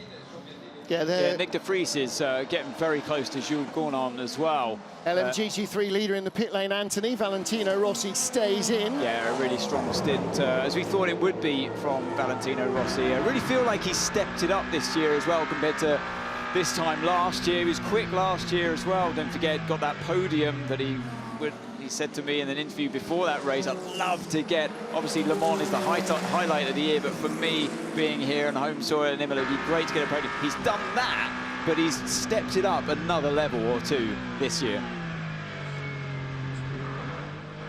Okay, Nick, Porsche behind is slightly quicker on 4 new tires, so if we can get the Alpine done quickly, this helps a lot. The Porsche took, car number 6 took 4 qualified set of mediums, and the car number 5 behind him took 3 brand new mediums and left the left rear from the start of the race. So yeah, Nick de Vries flying in the number 7 Toyota with those problems earlier on, as we saw with Mike Conway and the contact in the top chicane, but he needs to try and find a way past desperately. Car number 36 says, there we go, we got the Porsche number 6 behind on better tyres. So yeah, this is desperate stuff here for Nick de Vries, and all of them are catching, unbelievably, never thought I'd hear myself say this today, car number 50. And don't forget that the number 7 Toyota not only had damage and got knocked off, but they had to take an emergency fuel stop and stop again, so they are artificially back in 6th position. Yeah, I suppose looking at it, yeah, obviously car 50 didn't take any tyres. They're still on the original tyres from the start of the race. Are they Scottish? Yes. Well, you know, this is their strategy today. They have to limit the amount of pit stops and tyre changes that they do, having started as low down as they did, P18 on the grid. So if basically Molina's job here right now in this phase of the race is to stop these cars with better tyres on making headway until his pit stop. Into the pit comes the leader, Finn Gersitz, from the lead in LMGT3, the 78 Lexus. You can see it is being filled with fuel. The energy for hypercars is not only their internal combustion engine fuel, but the state of charge of the hybrid batteries, for those that have a hybrid battery, which is all but Aston Martin. WRT, Valentino Rossi, come and gone, so he will stay in the lead of LMGT3. Yeah, that's the last of the lead group in LMGT3 to complete its latest pit cycle, or will have done once it's through there. Now, the 50 Ferrari that is at the head of this long queue of cars, climbing the hill there, the red car, trying to chase down the number 15 BMW in front. That's for 3rd place, Raffaele Marcello. The 50 Ferrari will be the one that has to stop earliest, and they will probably have to stop 5 or maybe 6 laps earlier than the longer runners, because they started at the very beginning of the race. They had an early first stop. They tried to put themselves out of sync, having started 18th, having lost all their qualifying times to track limits infractions. So they're on a slightly different strategy, and as yet that hasn't come back to bite them. They've been able to progress up the order, but at some stage they're going to run out of fuel before the others. Here we go. So you asked, you get around here, Martin. Eventually. So, in fact, they're not that far out of sync. Well, 16%. one of them isn't. The other two are. 16% compared to 36% of the race leader. The other car that was sort of out of sync with them, only a few percent more, was the number 7 Toyota, but they had to put emergency fuel and fuel again. So they've sort of caught up a little, although they lost track position. I'm pretty convinced that Molina's been on an absolute mega fuel saving mission here, and that's why Marcello's pulled away from him as well. He's got to get himself and Ferrari back on track in terms of the fuel. They're out of sync first of all to try and jump the number 20 BMW earlier on in the race, and still he hangs on to these old tyres from the beginning. And although Ye Yifei has lost pace in the 83 Ferrari compared to the 51 that's leading, and has been closed down by the 15 BMW, they're still going to go further. The BMW will need to stop first compared to the 2 Ferraris ahead. So although BMW is quick, it's actually not being as miserly with the fuel as either of the leading Ferraris, and actually maybe not at the 15. in another couple of stops, you can see that the 15 could well be up in front of the 50 could well be up in front of the 15. I'll tell you what, though, I know that EFA's been saving fuel as well, and he's on 30%, but 34% from car 51. He's 13.5 seconds ahead of the car 83. That really goes to show the quite remarkable job that Antonio Giovinazzi is doing at the wheel of the... Quietly getting on with it, but streaking ahead of the competition. For the 50 car, it's all about retaining performance, isn't it? It's all about retaining the it's about retaining the tyres. They've still got the garage to put on that car that they've not done since the start of this race. They are going to have a car in a better state than some of the cars behind them who have taken at least some tyres. Now, slightly confusing that fuel issue is that that's not actually fuel as in internal combustion engine fuel as in petrol. That's the total energy available to the car. Now, some of that, and hybrid car drivers, road car drivers will know this, some of that will be the state of charge, how much juice you've got left in the battery, but if you run out of petrol, you're still stuck at the side of the road. Exactly, it takes into account their state of charge as well, which isn't much in these cars. They don't rely too much on the hybrid boost, but or their energy as combined. It's not a boost on top because the ICE, the internal combustion engine, drops power when you are boosting that energy from the electric, but it's that energy graphic that we see on the right hand side with the throttle trace that takes into account the state of charge of the car as well.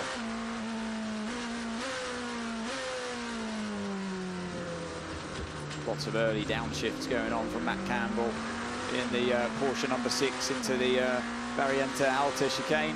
And because he's not being challenged, exactly the opposite probably is happening with Antonio Giovinazzi. He's got nobody in his mirrors attacking him, so he's top gear Ted. He's using all the track, the best racing line, upshifting, upshifting, upshifting. Yeah, when you get into that coast. When you get into that flow as a racing driver, it's magic. You know, you got feels like you got the track to yourself and no pressure from behind, and actually a lot of the time you end up driving better as a result. Without that constant threat behind, like we see here, you can roll with it. You can let the car do what it wants to do. You're not hustling it around too much, and if you can find that kind of zone on this type of track, it's exactly where you want to be. I thought Jev was having a look there as he came up to Variante Alta. The Alpine's passed. The Alpine has got by. John-Eric Verne didn't get by, but it was a pass. Charles Malaysi got by Alex Lynn.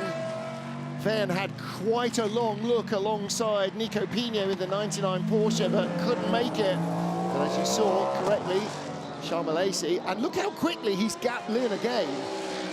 Every car that goes by Alex Lynn immediately vaults away from him. Yeah, he's really struggling for pace, isn't he? So this is Verne now. This is his best chance I've seen for quite some time. Which way are you going to go, Jean-Eric Verne? No, he's got a GT car. There's out the Lexus. It's just unbelievably saved Pino's bacon there, because Verne was definitely lining up for a move. You heard Jeff having to lift as we left the onboard. It's hard to follow the other car through as well. He's done the responsible thing. And you can see how you lose that gap to the car in front again. It's a frustrating part of the race here for Verne. He's seen his teammate make the move and pull away way into the distance. Where is car 94 now of Melter Jakobsen? 22.7 seconds. Look at the Alpine now all over the Peugeot. We saw it in the mirror. It's the in-car LED screen aboard the Peugeot, but Malaysi is on it. He's seen, I think, that this Proton Porsche is vulnerable. Verne is struggling to get by. This is the opportunity he's looking for to take not just one more place, but two. That might be very overly ambitious.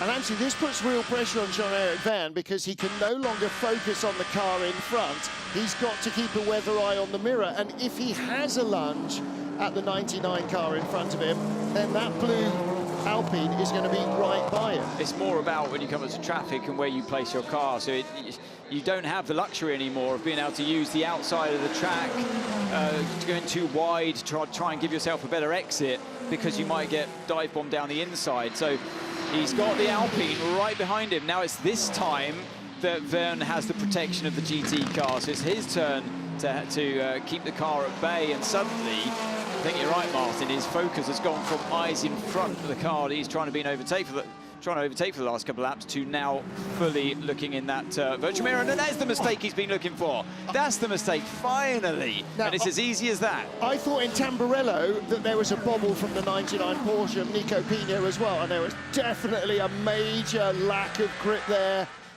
And now suddenly he's got Alex Lynn's Cadillac right behind him. That's all it takes. So one lapse of concentration, one jump of the rear end on this very tricky racetrack, and you can very easily hand over a position to your rivals. He was doing such a good job up until that point, but that's the kind of perfection you look for.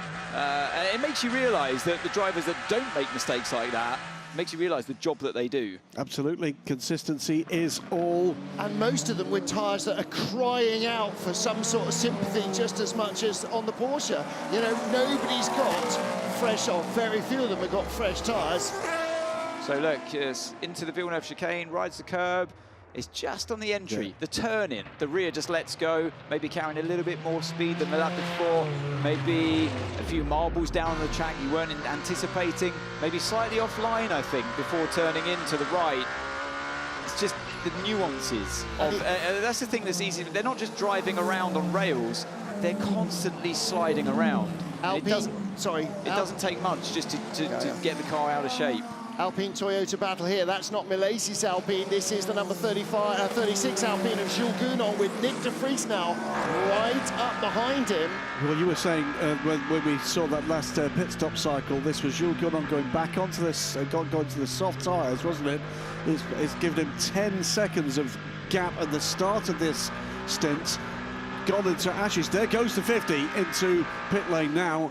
And the rest of these cars will just shuffle back up the order for the moment, with 5 minutes, by the way, from the halfway mark in this race. Interested to see what they're going to do with tyres here. So they must be crying to be changed. I can see some new tyres sitting there on the sidelines. Are they going to go just for the sides? Are they going to do all four? And obviously the cars that he was keeping at bay most of them had all four tyres changed. It was thumbs up for the Michelin engineer. Which means they're not destroyed. No, it doesn't mean that there's any grip left in them. It doesn't mean that they don't have to make their own decision. What he's saying is they're safe. They're safe, correct. There's no blisters, it's not delaminating in any way. I mean, if it was delaminating, the driver would know, no question at all. On board with Matt Campbell then, Porsche number 6, position number 6. Behind him is teammate Mathieu Jaminet, the Porsche. Now, left sides, right sides only, or all four right sides only? Meantime, by the way, freed from behind the 50 car for the moment, Jules Gounon is now under 5 seconds behind the third-place BMW of Raffaele Marciello. So it is the 51 leads by 14 seconds. Antonio Giovinazzi from the 83 Air Corsa Ferrari of Yaife. Raffaele Marciello third in that charging 15 BMW. Then the 36 Alpine, Jules Gounon. Nick de Vries in the first of the Toyotas, the number 7. Then the first of the Porsches, the 6. And the 5 behind him, Matt Campbell and Mathieu Jaminet. And this is where we start the next pit stop cycle with this group. Yeah, Gounon pits from what was 4th place. Confirmation from Ferrari, it was right sides only. The hard-worked right sides. So that means they're quads, as they did last year in the dry, quad stinting those mediums on the left-hand side of the 399P of Miguel Molina. So Jules Gounon stays in. On those soft tyres as well. So I said before, they put 4 brand new soft tyres on for that last stint. More softs waiting, so they're not going mediums on the right-hand side. They're clearly happy with the way the tyres are working. Well, I'm pretty sure they're just going to keep all 4 tyres on this time as well. They just they put the tyres out there anyway, just in case. Meantime, as we watch the Tota, and they are looking to, by the way, to change a couple of those tyres at Alpine. On Gounon's car, yeah.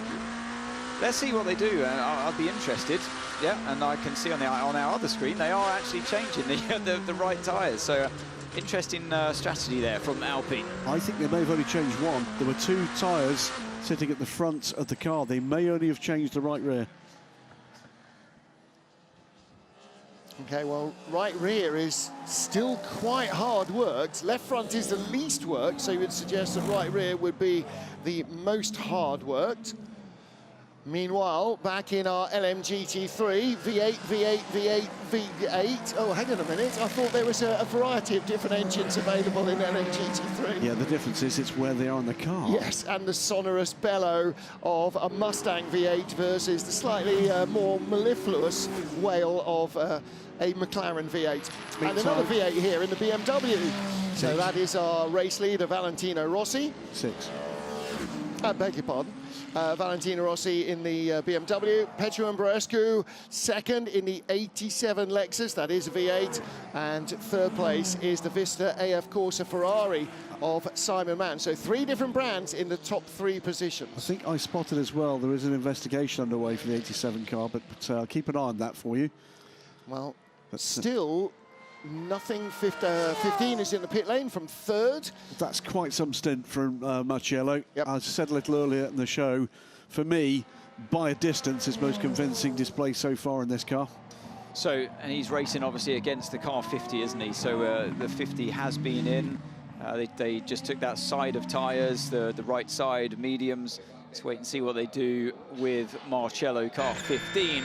But it was only 2 seconds separating car 15 and car 50. Yeah, 1:23, 1 minute and 23 seconds on pit lane for the number 50 car. What can WRT do? Our 2 class leaders are our 2 pole sitters. Antonio Giovinazzi for Ferrari, car number 51. We ride on board with him. And leading in LMGT3, Team WRT BMW's Valentino Rossi, the man who put the car on pole position at his home track. Antonio Giovinazzi completely in the groove, but that was just a glimpse of the fight we were talking about, wasn't it? The Alpine with the Ferrari, and the Ferrari has in fact overtaken car 15. And this is up behind the 36 Alpine of Jules Gounon, who had stopped as well. So has he come back in front of them? So the BMW did in fact get out in front, but on colder tyres, lost out to 2 cars. And Gounon just held off the 50 Ferrari as well. That's good work, because Miguel Molina was looking to go by both of them. Well, marked progress here for Raffaele Marcelli. It's been a great run so far from Jules Gounon this afternoon. He's well in the mix. So they went off the softs onto mediums on the right side of the BMW, not softs on the right side of the BMW. It was all on softs. Those were yellow sidewalls. Softs still on the left. Those have been on since Job was a boy on the Toyota, the number 8 car. Mediums on the left-hand side of that number 20 BMW. That's the car that suffered damage earlier in the race, of course. Pits from 8th place with Robin Freins aboard. Comes out from pit lane now. And we click into, and it is still Robin aboard the car. Away goes the Toyota. I didn't see if they come. Hold the shot. Hold the shot. Let's see the tyres. They did that on purpose. I don't think they had time even to have done left sides. Give it time, all will be revealed, Martin. Patience. The app is updating as I click refresh over and over again. The number 5 car in from 3rd place at the moment. The leader, by the way, just shaping up to pass and lap the 8th place Porsche from Matt Campbell. Just to make you happy, and Mikey Benham, just to document 3rd place currently, the Peugeot of Malte Jacobsen. There you go. Mikey Benham, European Le Mans Series champion. Yeah, 2022 LMP3 champion. His son Charlie's here this weekend with him. And race winner in Road to Le Mans. In fact, double race winner. Yeah, twice at Road to Le Mans. And our LMGT3 leader is also already a 4-wheeled winner at Le Mans, because Valentino Rossi won the 2nd Road to Le Mans race a couple of years ago. So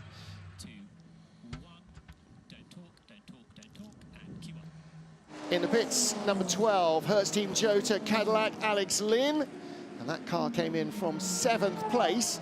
Car that was partly written off, half wiped out during free practice on Saturday. Car the team rebuilt the whole right-hand side of the car, new floor, new body, front and rear, got it out to qualify strongly. Out comes the number 6 car, and you could see the moment that Matt Campbell released the speed limiter as it weaved. That is rather a suggestion it had fresh tyres on. Softs on the left-hand side of the Cadillac, mediums ready to go on. And they're going on the left-hand side. Left front medium, left rear medium going on. That's it. Yep, so keeping their used mediums on the right-hand side. Alex Lynn staying in. Yeah, so that left-hand side of softs had been on since the very start of the race. And they had done... Boy. They were old as well. 108 laps since the start of the race. Yeah, they've been crying for mercy, wouldn't they, really? Crikey. Not that far away from the moment we're going to see the race leader, Antonio Giovinazzi, on pit lane. Jean-Eric Verne pits now from 4th in his number 93 Peugeot. That gap, by the way, we've been tracking that gap, that we were attributing to the defensive display from Nico Bigno for Jean-Eric Verne, 30 seconds to Imola Jakobsen, who did manage to make the pass. Now, saying those tyres had been on for 108 laps, last year, the 51 Ferrari did 129 laps on the same set of left-hand mediums, and the 83 and 38 Porsche did 128 laps on left-side tyres. Yeah, we had a few more safety cars, we had changeable weather, it was cooler, so that's probably explains that one. Yeah, but, well, that was before the rain arrived, but you're right, there were several safety car periods. However, pushing hard. I see all the drivers pushing much harder this race this year, more competition, they're all having to lean on their tyres a lot more. And the cars are faster, they're closer to their ultimate operating level. The teams are operating them better, the drivers are taking the whip to the horse a lot more frequently. Battle for 5th here, which I think will emerge as the battle for 4th, with the 94 car now on pit lane for Imola Jakobsen. So it's just the lead 2 cars that need to complete this pit cycle in hypercar. But it's the BMW and the Toyota. Yeah, so this is the number 20 Shell BMW, Robin Frimes ahead of Nick de Vries. So number 6 Porsche of Matt Campbell is on the same fuel strategy as everybody else and doesn't owe us a stop. In which case, how have they got up to what is effectively 3rd place? It's because so many other cars have had problems. You had the damaged bodywork of the car 20, of course. Number 7, they had to have the penalty because of their having to dive into the pits because of that contact with the car we're looking at, car 20 and 7. They're in the same position. And meanwhile, car number 6, like Erin Estra said before when he was interviewed by Bruce, we're just doing our thing, staying out of as much trouble as we can. And we'll see where we are at the end. So they've had as clean a race as car 51 and 83 so far. 83 on pit lane from 2nd place. Ife comes in 15 seconds back from Antonio Giovinazzi. Did he just get out to hand over to Robert Kubica? So Kubica's got 2 hours and 53 minutes to do. Talk about being on the wrong end of that deal. I don't think he'll be complaining, because if there's one thing that the Polish driver loves, it's to race a car. But that seems like quite a long way before the end of the race. We have just clicked 6 minutes over mid-distance. It's because he complained about his tyres, wasn't it? That's right, out you hop. Put Robert in, give him some brand new tyres. Well, they are giving him some brand new tyres. He won't get a full set. He will be desperate to try and come back out in 2nd place. So left sides only, and with 3 hours to go, those will probably be on till the end of the race. So Robert Kubica is rolling. Number 6, meanwhile, in 3rd place, just coming through turn 19 as the 83 nears the end of the pit garages. There's a little bit more pit lane to go, so this is going to be close for 2nd place. I'm not sure it's close at all. No, he's gone by him, easily gone by him. So the 51 Ferrari, yet to pit, is in the pit lane now. The race leader is in, but that means that the number 6 Porsche has come from 10th on the grid in 3 hours to 2nd on track. Because he's not fact, he's got better fuel than almost anybody, apart from the 83. Keeping Ferrari. it clean, keeping it clean, keeping it out of trouble. Just running their race, taking as little risk as they can. And the 51 crew ready to go to work. Now, 51 might have the luxury here of changing all 4 tyres because they've got such a gap that they can survive on that, what was it? Almost 19 seconds, I think it was in the end. Yeah, and there we go. They're changing all 4. Ferrari chief strategist. Now did they change right front? Oh, I think they must have. You would want to, I think. I think they had that luxury of having the gap. It gave you the luxury of going out and surviving all 4 tyres warm-up, or lack of warm-up, before you're eaten up by the car behind you. So, yeah, let's see how long it takes 51 to get back up to speed. Chief strategist Anne Davidson hits it right on the head. Well, I think it's exactly what they did. And then, that advantage you had before, it's kind of like how money makes money, isn't it? It's just there, that gap. And then now you've got the advantage of having even more of an advantage over your teammates.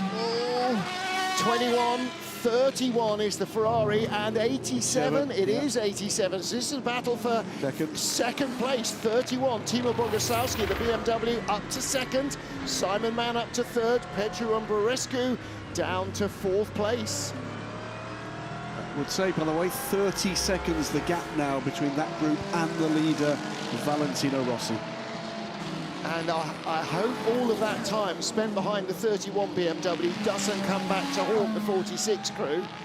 He was a long way behind the Lexus by the time he got by. 77, Ben Tuck receiving a warning for track limits. That's in the Proton Mustang, the one with the white nose. And that car, there he is, currently in 5th position. Might have to go back into last year's data to see what the best race finish from Mustang was, but if they finish in the top 5, I'm pretty certain that is going to be it. It's a really strong run from the cars, and actually they have really started to turn on the performance this weekend that they showed glimmers of a little bit in Qatar. But problems with the silencer systems meant that they couldn't complete the race the way they started it. Yeah, the LMGT3 cars running silencers. The hypercars, not yet, but that will come with the next not rule change, but the next round of cars, the updates that we have in the future. The hypercars, obviously, a little bit more bespoke than the LMGT3, so in time will we just reducing just a few decibels, I think it is, off of the global noise, and it's that everybody's responsibility. And this is a good example, isn't it? A racetrack in the middle of town with houses all around you. It's kind of motor racing's responsibility to keep that lovely noise of WEC and all the different sounds we have, but just that little bit quieter. And especially for track workers, you know, the marshals, they're all volunteers. It's brought the noise of the GT3s down from 110 to 100 decibels, so it's a little bit less damaging. Okay, so this tire might go till the end of the race, and the front left was a bit on the edge in terms of wear. So let's take care of the front left. We need to go till the end of the race now. We don't need to, but we can. We did 3 hours on the left sides. You're under so little pressure, you can probably do 3 hours on the right sides as well. I mean, it's quite amazing. And listen, I mean, a 6-hour race, it's effectively a one-stopper. That's what this strategy is being. Like we said before, it's Monaco, but for sports car, a one-stop strategy for tyres for a 6-hour race. Amazing. And if he was, Batti Pregliasco there at AF Corse, if he was constantly under pressure, constantly defending, constantly braking late and turning in really hard and late, it would be working the tyres much harder. He is able to, exactly what you said before, not fight the car, guide it and let it take the line it needs to. And that's the difference. He's effectively, which is insane, because if you're in the passenger seat, you'd know he was going to kill you, but he's driving with his carpet slippers on. Kevin Magnussen, are they going to be on the podium? The 20 BMW, Robin Freins, is right behind the number 51 Ferrari. And for the first time, Ferrari has not retaken the lead after its pit stop. Dial live from them. 4 new medium, 4 new medium. So it seems like they're quite vulnerable into turn 7. Don't show our card too early, but they're big energy management, turn 7. So turn 7 being the Tosa hairpin. A bit of a lift and coast that Ferrari are doing into that one, and BMW have spotted it.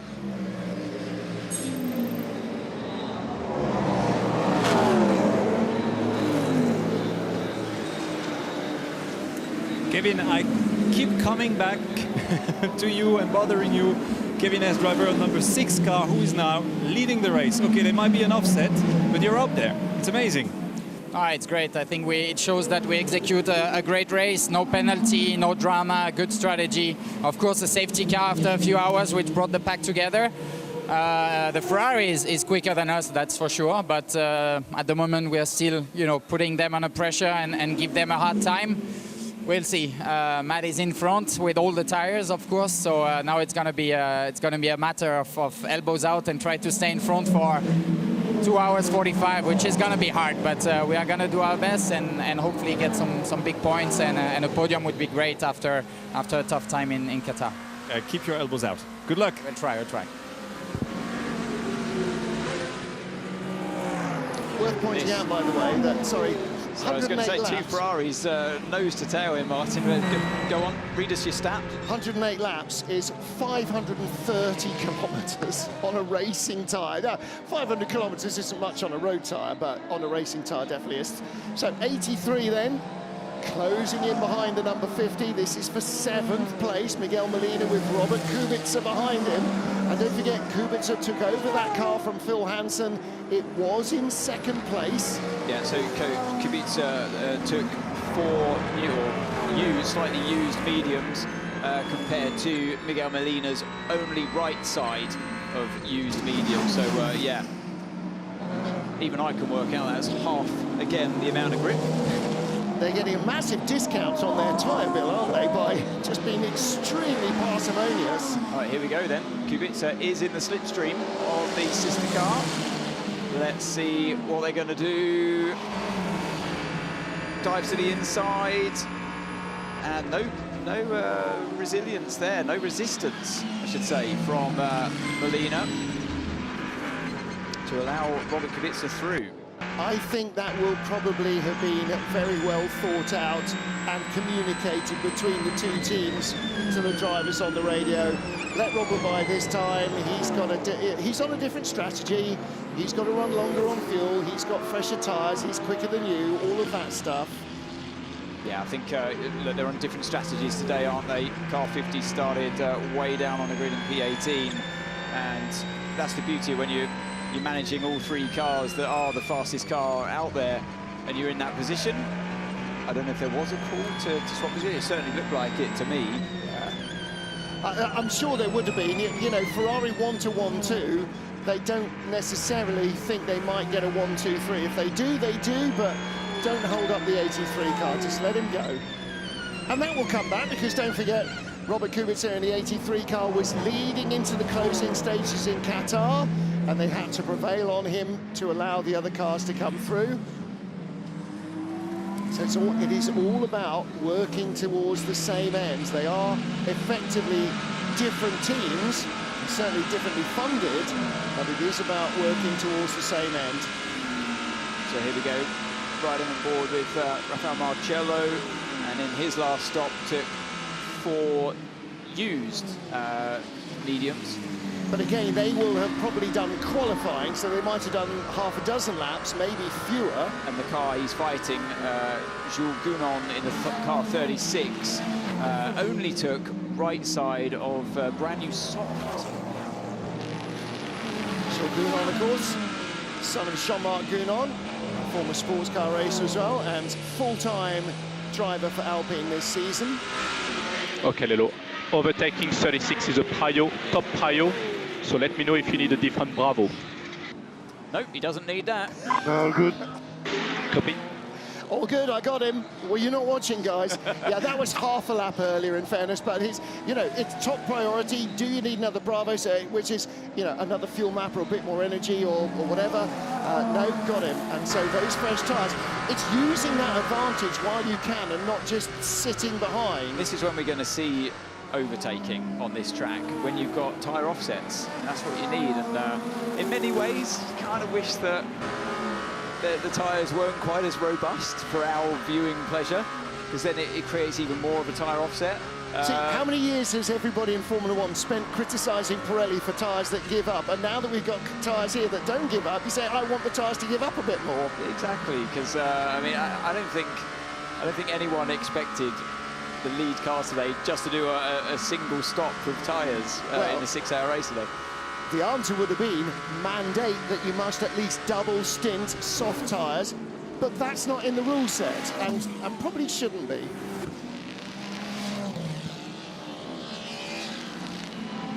Looking here at the battle between the number 7 Toyota of Nick de Vries and Robin Freins in the Shell-liveried number 20 BMW. Now, 15 BMW before that 4-tyre change was in third.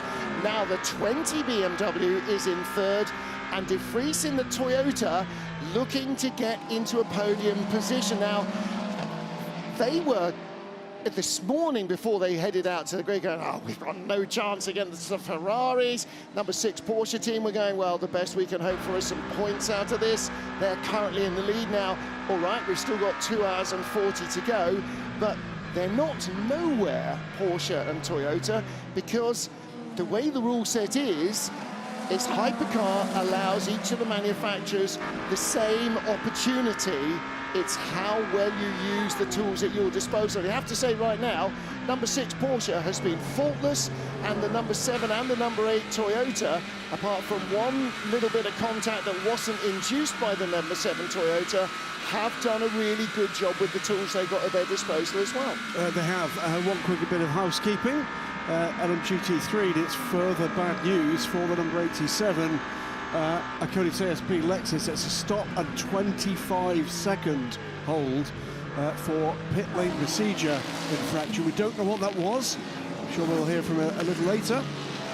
It'll be one of those not having a fire extinguisher present during a fuel stop or engine running or something like that. So also now, finally, we have the results of the investigation to I'm guessing that is the 31 and the 27, the accident that saw Ian James's Heart of Racing Aston Martin eliminated.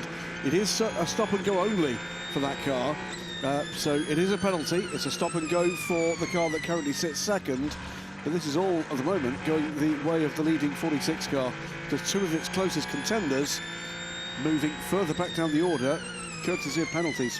Antonio Giovinazzi, long-time race leader and pole setter for the number 51 Ferrari, currently in second place, and closing the gap down on Matt Campbell in the number 6 Porsche Penske Motorsport 963, which is at the front of this queue, just 2 cars in front now. That was 1.9 seconds down to 1.2 seconds. Campbell with the white nose pops out of the tow behind the 33 Corvette, and here comes the Ferrari. And Corvette actually just received a final public warning about track limits, and that Corvette is battling with the white-nosed Proton Mustang of Ben Tuck. That's the battle for 4th in LMGT3 now. Looks to me as if the number 50 crew are getting ready for that car to be down pit lane fairly shortly. Yeah, it's getting towards the end of its fuel because it's, again, out of sync with everybody else. I don't think the first safety car is enough to save it. They're going to need something later on. Well, actually, I don't know that they are, because normally we end up with lots of hypercars short fueling towards the end. They might just end up on the right side of that. But 51, Antonio Giovinazzi, Giovi is closing down Matty Campbell. Still a chance, by the way, that we may see some wet weather. The big showers a little earlier in the afternoon did take a kind of wide berth around Imola, but there is a weather front heading in that could be with us before the end of this race and add something else into the mix. Look at the progress on the screen between the car that's in front, the number 6 car, which started in 10th, and the 51 car that started first. They've been getting closer, closer, closer, and as we've got towards the end of hour 3 of 6, they actually moved in front during the pit stops. So that's where they are at the moment. That is your lead battle. Porsche out front. Last year's championship-winning drivers, don't forget, the number 6 car.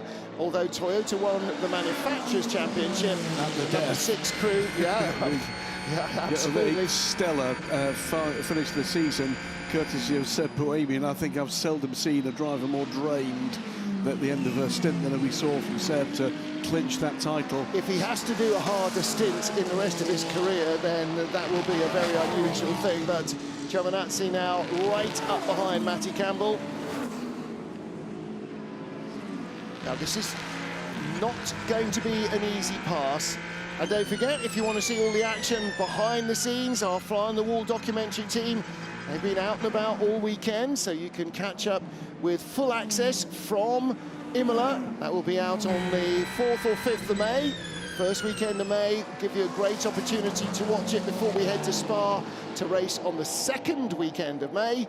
And the action from Full Access Qatar is online. Over 350,000 views, nearly 3.7 million viewers for Full Access last season. Great opportunity to see the fallout of what happens, positive and negative, the emotion in the garage, the emotion among the crew and the teams as the race ebbs and flows. I'd be significantly surprised if we haven't got the Full Access crew with significant time in both the WRT LMGT3 garage and that of the Ferrari, of course, a factory team. So still this battle goes on. 2 hours 35 minutes to go. The gap for the lead of the race under a second. Matt Campbell leads the race, the number 6 Porsche Penske Motorsports 963. He goes by another pair of LMGT3s. That will just give a little bit of relief to the Porsche driver. Makes his way through the chicane as the Ferrari behind is just going to check up marginally. That will cost a few tenths. Now has to make his way through as the Porsche powers along. Massive tyre advantage for the 51 Ferrari.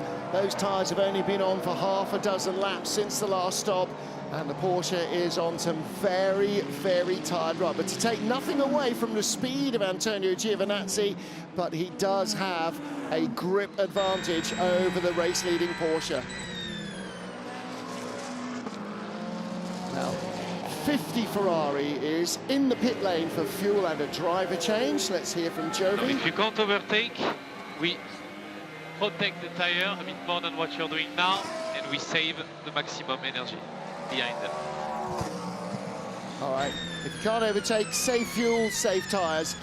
He's getting close, almost in position. Meanwhile, Toyota BMW change of place for third. That is Nick de Vries. He's gone by Robin Freins.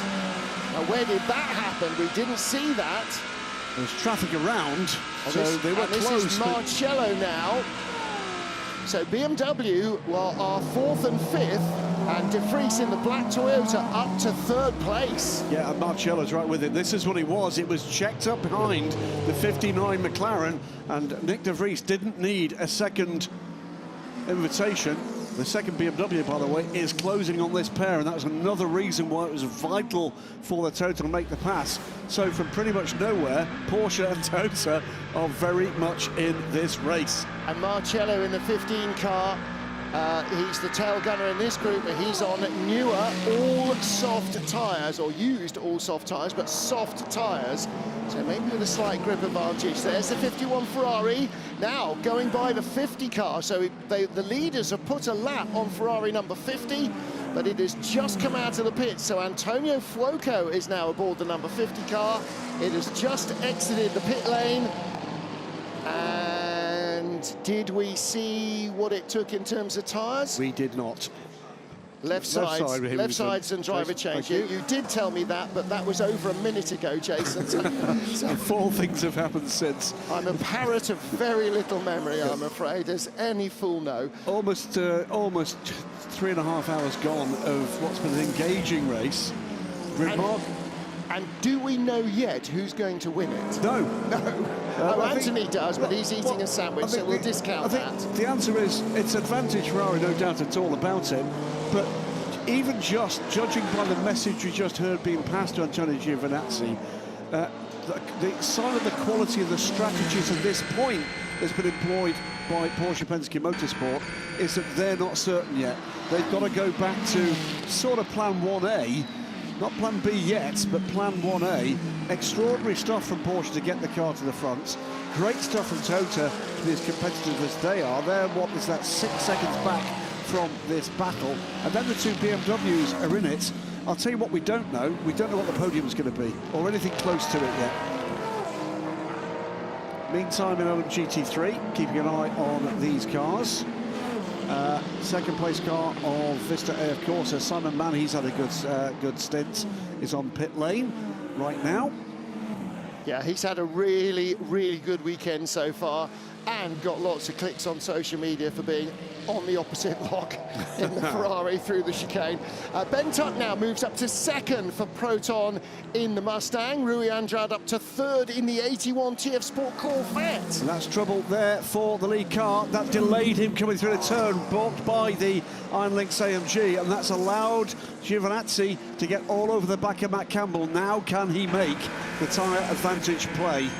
Yes, he can, but he has to be very, very careful about making it clean and clinical, and here is not that place.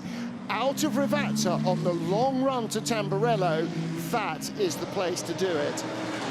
And the 46 BMW might just take a little edge off the speed of the Porsche across the line. Here they come, Ferrari in 2nd, Porsche leads. Can Giovinazzi get on terms with Matt Campbell this time? No. No, this is where the car's been extremely strong, wasn't quite close enough.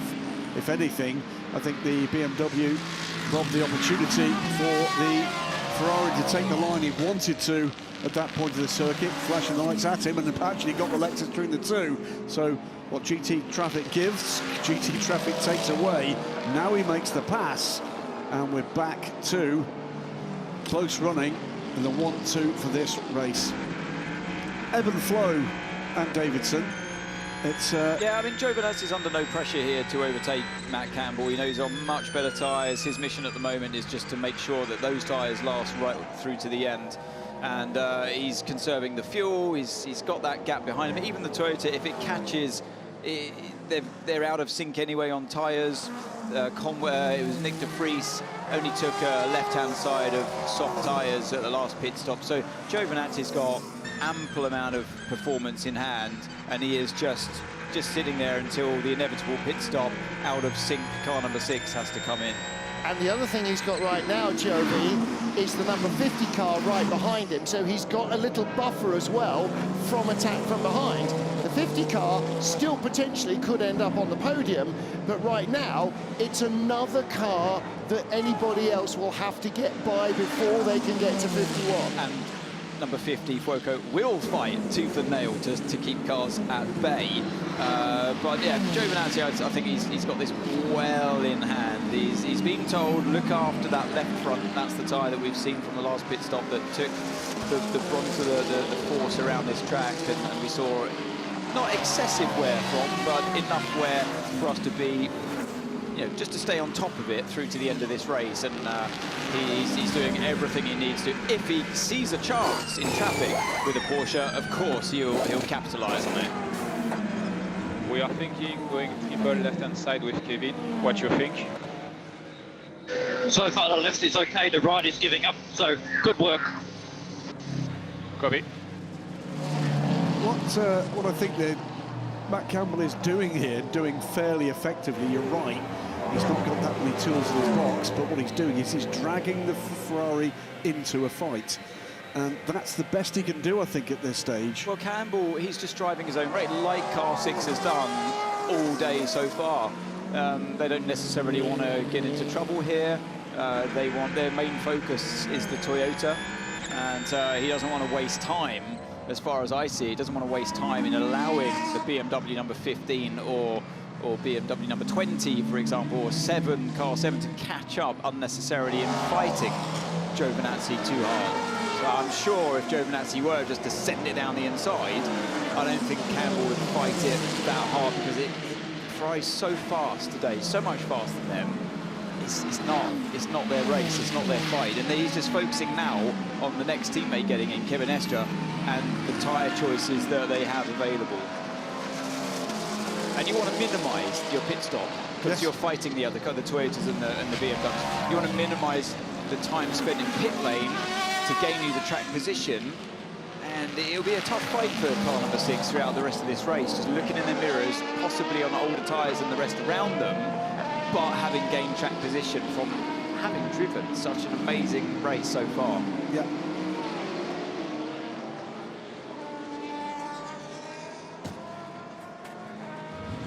So BMW in pit lane there, car number 46. It's your race leader, Valentino Rossi. We look to the right-hand side, car 50, obviously catching hand over fist with the car 51 that's being held up by Matt Campbell. Rossi staying in. Yes, he is. This, I think, will be his final stint in the car. But it's been a very convincing run so far from Ahmed Al-Hati, and now from Valentino Rossi, staying with the plan, regaining the lead during that stint, as others made mistakes and issues around him, as well as showing really very good pace. We saw him, didn't we, Ant, at Qatar, putting in a very good stint indeed, and all of a sudden, this appears to have clicked for Valentino Rossi. Yeah, I don't know if he's found extra motivation by being on home soil, but this is the closest that Giovinazzi's been so far. He can see that the sister car's being held up in this phase as well, and it would be ideal if he could just run his own race again in free air, but it looks like he's not going to be able to even do that without the help of some traffic, despite the huge tyre advantage that he has.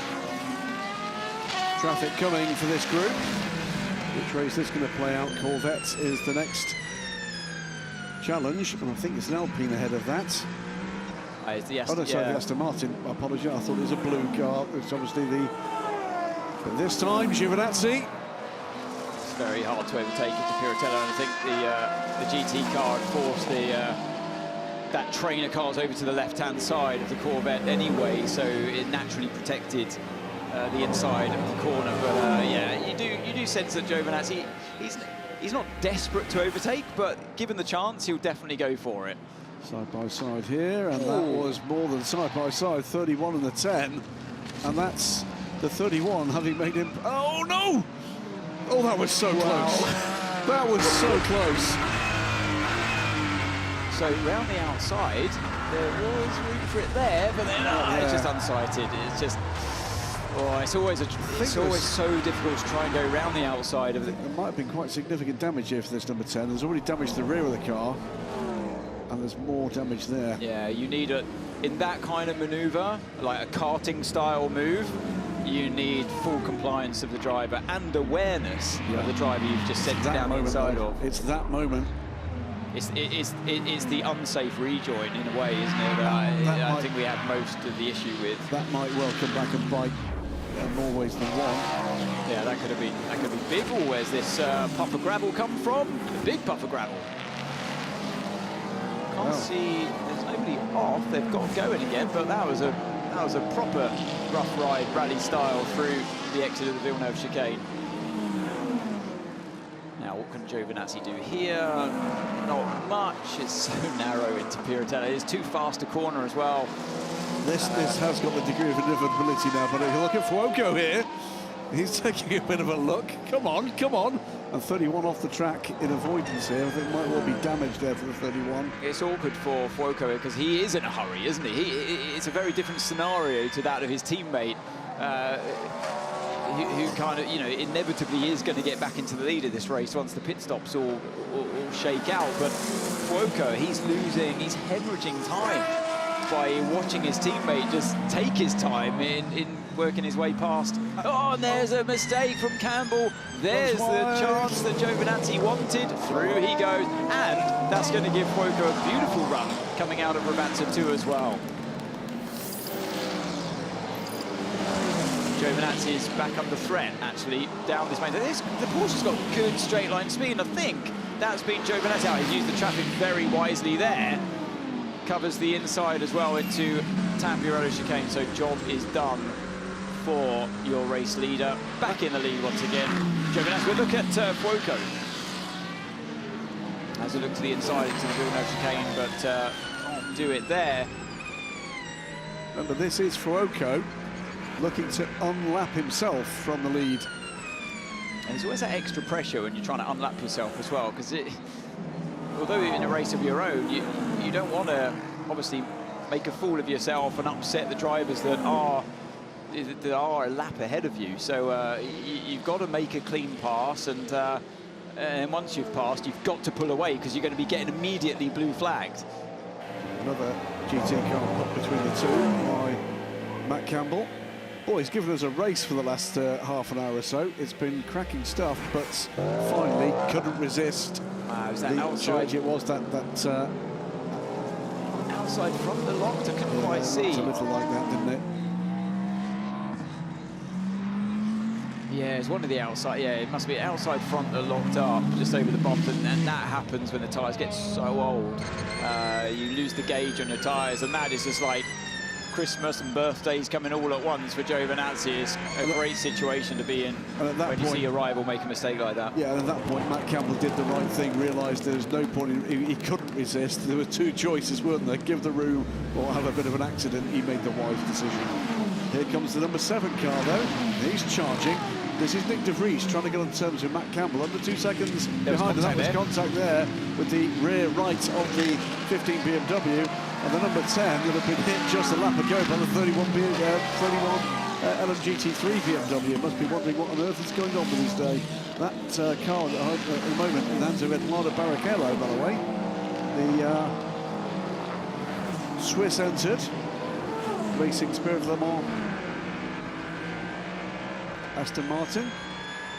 You can see the headlights, the reflection flashing on the back of the Porsche before Piratella, and he's seen Matt Campbell struggling now, seen that lock up and his teammate pass him, and now he wants to have some of it as well.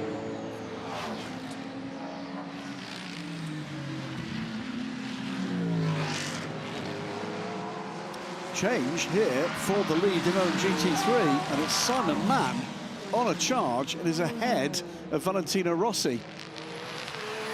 Now, how's he managed that? Well, we talked a little earlier about, I think Valle is actually catching him back up. This is after Valle's recent stop, but I'm not quite sure how that's worked through. Just looking at the times on pit lane for those two, it was a fuel-only stop from Simon Mann. He's ceded 34, so he's gained 34 seconds on pit lane against Valentino Rossi. Oh yeah, I don't have the tyre data for those of you wondering. I only have it on for the hypercars, so I'm guessing therefore, like you say, he's on much older tyres, and so he's gone for the track position. Yep. But Rossi's got a good run here on the exit of Acqua Minerale, and the drag race up the hill to the top chicane. It's going to be hard to go around the outside there. René Rast will tell you all about that. But yeah, he thinks better of it, and trying to work out where his best chance is to try and outbrake the Ferrari. We haven't seen the straight line speed difference between the two of these cars. Mann covers the inside into Ragazza 1. Oh, and Rossi sends it on the inside. There's contact. And he's in the barrier. He's in the barrier. Oh dear, oh dear. That could be drama. Well, it's drama for at least one of them, and possibly both. Seriously unhappy faces, as you'd imagine, from down at the Ferrari pit garage as well. In the pits there, there's just hands in their heads. But look, so he's seen a gap, goes for it, and Mann has just carried on turning in on the racing line. I think it was a little bit late. It was a little bit late from Rossi, I think, that through. Hits the car behind the door. Let's have a look from the car from behind. There was a gap, then there wasn't a gap, and not quite enough of his car was alongside. to have to give that one over to the stewards. They've been busy today. Yes, indeed. Yeah, I think that is the face that matters. They know, I think, the way that's likely to be called, and worse still for Simon Mann, cannot get the car back on track. Yellow at turn 19, virtual safety car is coming. Wow, now, okay. that's an interesting call. So once we're under virtual safety car, we'll tell you exactly what that all means, but this could make a big difference to a number. Virtual safety car in less than 15 seconds. Virtual safety car in 10, 9, 8, 7, 6, 5, 4, 3, 2, 1. Virtual safety car deployed. VSC, VSC. Right, so virtual safety car. If you've not come across this procedure before, it's a bit different, and it's another one that's been put in place by the FI World Endurance Championship to try to make sure that people's races are not ruined by an intervention. We'll come back to that in a moment. So virtual safety car now deployed. Marshall's just attending to Simon Mann, who hopefully will just need lifting back to the track surface. What is a virtual safety car? Well, cars will come down to 80 kilometres an hour, must retain track position. Pit lane is open and will stay open for 2 laps. And anybody can, and most of them will, and here comes Valentino Rossi, come for any kind of full service they may decide they want at this point. We'll talk in a moment about which cars, and there are a couple of particular cars that might well do very well from this moment.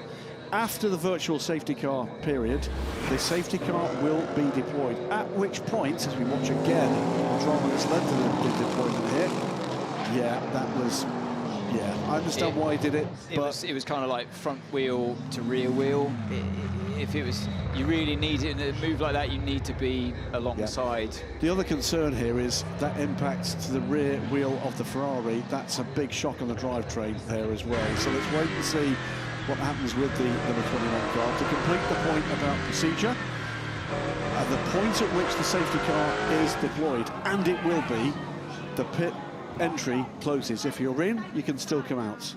And then we'll go through a full safety car procedure, which means wave-by will happen, if required, and then we'll have the pit lane closed for a further, yes, pit lane closed for a further 3 laps. And already a gaggle of hypercars, including the number 50 car on pit lane, and critically, Anne, the number 6 Penske Porsche. Yeah, the number 6, as we look back in the WRT garage, and Valentino Rossi must be gutted after it going so well to end like that for him here in Imola. But the car number 6 here, looking back at the hypercars, they'll benefit massively here. They were well overdue a pit stop, and now they get to do it under virtual safety car, the virtual safety car conditions. Track is declared wet. Rain lights in low mode, just as the teams have come in for tyres. Information to the pit lane, information to well, the pit lane. We're getting reports of raindrops. We're getting reports of raindrops. Track is now declared wet. So all cars with rain lights on in low mode. Turn 7, we're hearing raindrops are being reported. There's one important thing that now happens, apart from the fact that the cars have to have rain lights showing in low mode. That is, Davidson, that from this point forward, having been declared wet, they can use wet tyres if they choose to do so. Wouldn't be a great choice right now. But yeah, we said that last year, didn't we? We did. We got it wrong. But yeah, right now as the track is completely dry, apart from potentially around turn 7, Tosa hairpin. And yeah, the reason the race director has to declare the track wet is to give you the opportunity, obviously, to run a wet tyre if you feel it is necessary. But this is, you kind of get the feeling that this is what all the teams are waiting for. Some of the teams are waiting for, that we're in that vulnerable position, a safety car that allows you to, a virtual safety car that allows you to pit under the slow speeds and take advantage of being out of sync with your competitors, as Porsche number 6 was. Yep. That really has fallen into their hands. On old tyres, they get a nice pit stop done. I didn't see how many went on. Could have been all 4. because you can now, under the safety car, start working them, obviously. It's like the start of the race, weaving around, getting all 4 tyres up to temperature. And I think that would have been a good call from car number 6 to have done that. Tom Gamble and the 007 Aston Martin. Both cars running and running trouble-free. We're almost 4 hours into this race. That's the really important part of this programme. And there's the 21 car, will be rejoining this race. That's great news. Let's hope there's no other damage for that Ferrari, although that clearly has made a pretty major impact to their progress. Not up to speed yet, but then again, remember, cannot go further than... there is trouble, isn't there? Maybe the front right, the camber doesn't look quite right there. I'm looking at the rear wheel where it was hit. But it's got a left rear puncture, as you would expect. Yeah. The question is there any suspension damage on that car? It is, by a distance, the most modular of LMGT3 cars. What do I mean by that? They can service a lot more on this car more quickly than others, but there are always going to be parts, and it tends to be the mechanical parts of the package that are tricky. Here comes the 51 car from the lead of the race. And a driver change. I can just see Giovinazzi jumping out there. Soft's ready for this car. This will be Alessandro Pierguidi taken to the wheel for the first time today. There's the energy replenishing graphic going up. And the 83 car could see just putting in behind the 51. We're hearing that Kubica, and the car 51 changing to the soft tyre all round because of the risk of rain. So, wow. They do think there's a risk of rain, significant rain. So that's a preservation. Now, what do Toyota think of the risk of rain? They've gone for a medium. And that's the team that got it right last year. Right sides only in that car by the look of things. And that is the 15 car. All round. And it's mediums all round. Well, they did say, didn't they, towards the end of the race that they were expecting rain. I can't remember which driver it was that was interviewed on the grid. Well, I'm just looking to my right to our resident weatherman, and prediction is we might get some reasonable rain here before the end of this race. And by reasonable, I don't mean good. So, still under the virtual safety car. We wait now to the point where the safety car is deployed, and then, as I said a little earlier, there will be a full safety car procedure, including, if we need it, a wave by. So 2 hours and 10 minutes to go. 21 car, I'm just checking, I think is in and out of the pits. It has indeed. So Alessio Rivera is aboard that car, but that car has emerged from the pits. That's the good news for Ferrari 296 fans. The bad news is it's the last car running because of the delay. Vincent Voss there, and he's going to be concerned, I'm sure, about what decision is going to come the way of the 46. And he's also got some cars running at the sharp end in hypercar as well. So what's gone from being looking like a real fantastic day for WRT, and now, yeah, that clash with the LMGT3 car of Rossi, even more to think about for Vincent Voss.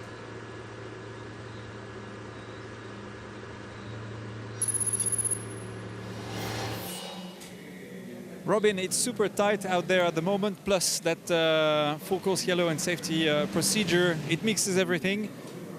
What can you expect from the end of the race? Rain, no rain? I don't mind a bit of rain, to be honest, to mix everything up even more. I mean, we had a bit of an offset because we had damage on the rear wing, so we needed to change the rear wing. So I was driving a bit in no man's land at the moment. Obviously fighting with the Toyotas, I missed out because of traffic. But I think everything felt decent. Everything is like a hard reset now with the safety car. Looks like we're P6. Knowing where we're coming from, starting P13, I don't think it's that bad. Yeah, it looks pretty good. Good luck for the end of the race. Thank you. Confirmed on screen, the incident between Simon Mann and Valentino Rossi is under investigation. That's not a surprise. Most contact incidents like that would be. Hard reset is what we heard there, and you tend to agree with that. comes down now to track position. What tyres have you got on the car? And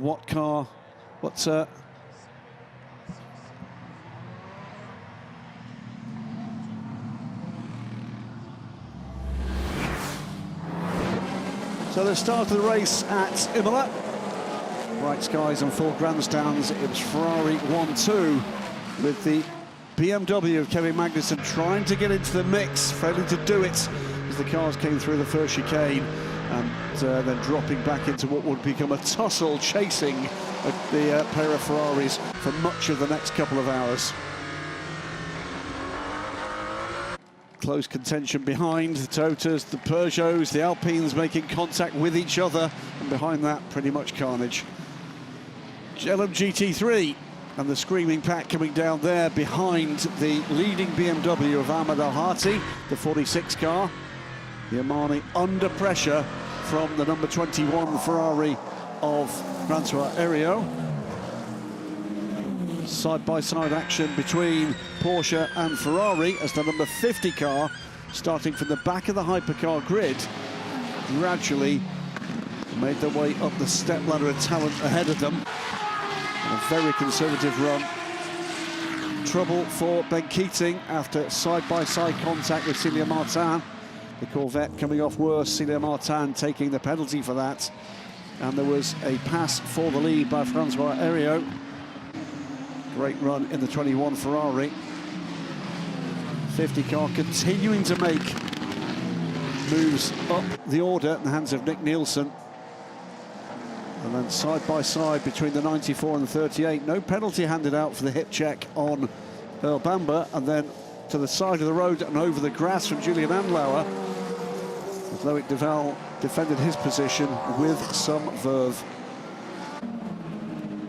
21 car on pit lane, and that allowed back through to the lead Ahmed Al-Hati in LMGT3. Behind, there was trouble again between a Peugeot and a Cadillac. This time, Alex Lynn hitting the rear of the 93 car of Paul Di Resta, and then high drama side-by-side contact between the 31 BMW and the 27 Aston Martin. That would bring out caution. Aston Martin out of the race. Another hip check there and damage to the rear of the 20 BMW after contact with the number 7. The Toyota in traffic. The two BMWs side-by-side as third place for the 46 at that stage, but making way back up to the lead, and side-by-side again, this time between the 36 and the 15, BMW on Alpine, and through to what was 6th position at the time would go the WRT run BMW. Opportunistic stuff in traffic saw the number 7 Toyota take the position from the number 20, new rear end, after the earlier troubles between the two cars. And then coming towards the 4th hour, Antonio Giovinazzi finally making his way by the number 6 Penske Porsche that had made their way back up to the lead with smart pit strategy.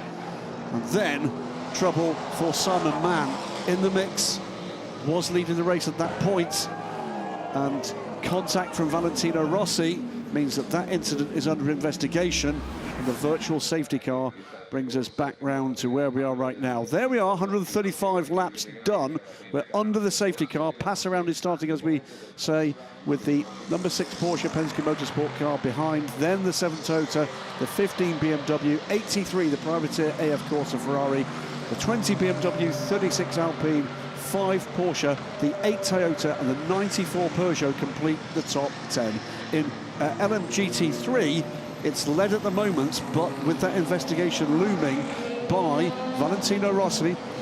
So it's Kelvin van der Linde now aboard the 46 BMW from the 78 Lexus, the Montai 92 Porsche and the Proton 77 Mustang.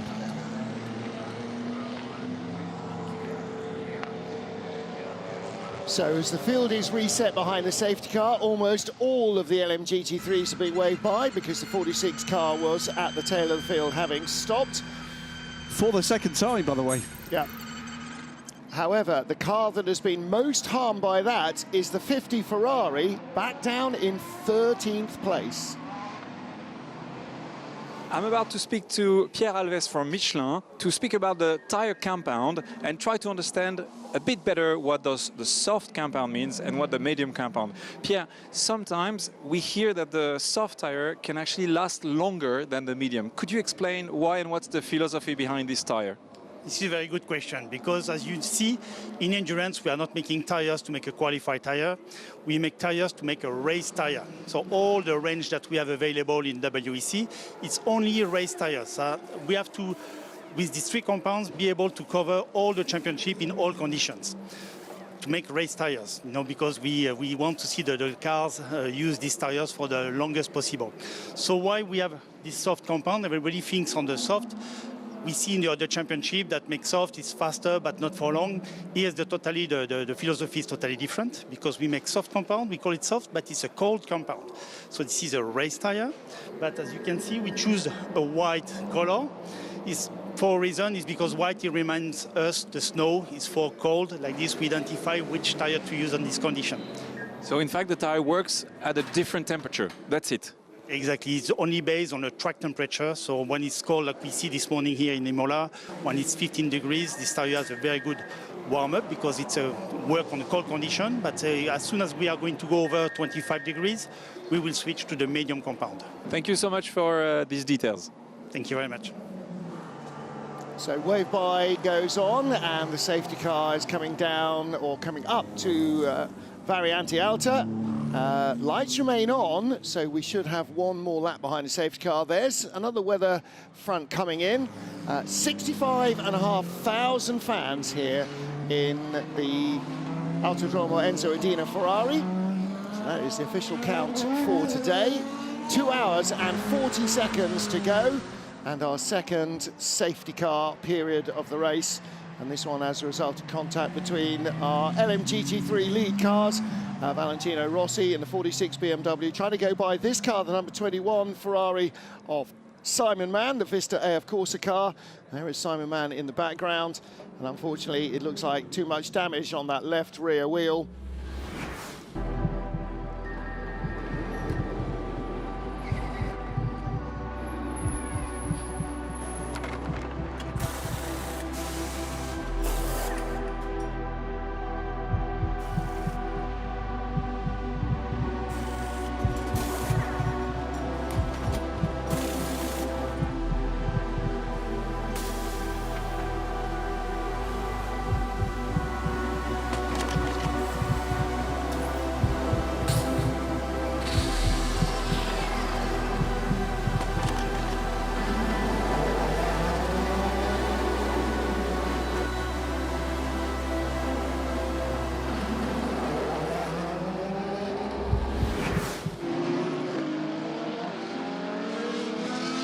Cars building back up to speed behind the safety car in Imola as they come out of Tosa and start the climb up over the Piratella and then heading back down the hill towards Acqua Minerale.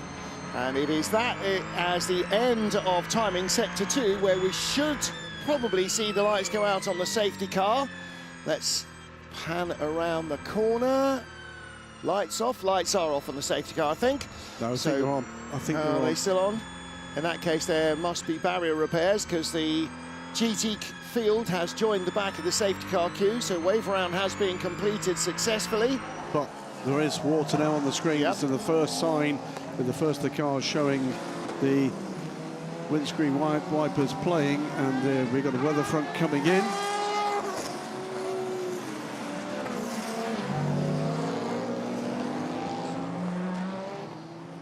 Okay, so the drops of rain should last 8 minutes, and after 8 minutes you will be stopped. The same level for now, for 8 minutes. Okay, so they should be fine then. It looks like it's a high intensity as we now go back to green flag conditions. No passing before the line. Good restart by Alessandro Pierguidi. Drop the hammer to pull away from Kevin S. And the Ferrari, Anthony Davidson, will now not go the distance on these tyres. Probably not going to do 2 hours on a set of even new cooler weather tyres, the soft. Well, there's a bit of a touch there, wasn't there, between the Toyota and the number 15 BMW. They've been at it all race, lots of wheel banging and scrapes and scuffs between the two manufacturers. And the yellow Ferrari right behind them, the of course, car, Robert Kubica, that car, of course, running second a long way through the race. And the number 50 Ferrari, which looked as though it might end up, it may be even on the podium, has now gone all the way back down. It's found a snake after all the ladders, down to 13th place. Well, you know, that safety car really didn't work in their favour, because they'd done a stop fairly recently before. But a car like the number 6 Porsche, for example, due a pit stop, it was perfect timing for them, and that's why they see themselves now in a genuine P2 position. That's something they wouldn't have dreamt of coming into this race today. It worked really well for the number 6 car, and unfortunately the loser there, the big loser in the entire field, was Ferrari number 50. All that hard work, all that promise, all that speed, all for nothing. But the counterpoint is the cars are so close together, and he's got the performance advantage we've seen from the lead Ferrari aboard that 50. He's only 11 seconds off the lead. And if this rain doesn't really come to much, which by the sounds of it, from listening to Hertz Team Jota, then Ferrari, the lead car, isn't on the preferable tyre. It's not like we heard from Pierre earlier on from Michelin. It's not necessarily a softer tyre. It's supposed to work in cooler conditions. And the conditions all the way through this weekend have been warmer than it was last year, where they had the mediums and the hards available. Same tyre compounds, of course, and construction for coming into this season. So you've got the fastest car out there, has been all weekend, but now not on the preferable tyre. And what cost them the race last year? Being on the wrong tyre. Now then it was in the rain, but there we go. So 46 and 21 car team managers and their drivers are being called to the stewards after that investigation. Let's hear from the BMW 15. Okay, there is Ferrari behind. He's on soft. We just need to keep them behind on the peak, and then after we'll be fine. Yeah, so make sure that you hold him up when he's got that peak tyre advantage. That's the yellow Ferrari behind the 15 BMW. And of course, behind Robert Kubica, the next set of lights is BMW number 20, the shell livery BMW. We ride on board with Kubica. The only problem that we have now in terms of, like I mentioned before, our viewing pleasure with the difference of strategy of the tyres, as Robin Freins pointed out, that hard reset, what he meant by that is that everyone just puts new tyres on now. So you haven't got that offset going on. And without that offset, we're back to square one like it was at the start of the race, hence the hard reset comment by Robin Freins. What he means by that, almost impossible to overtake.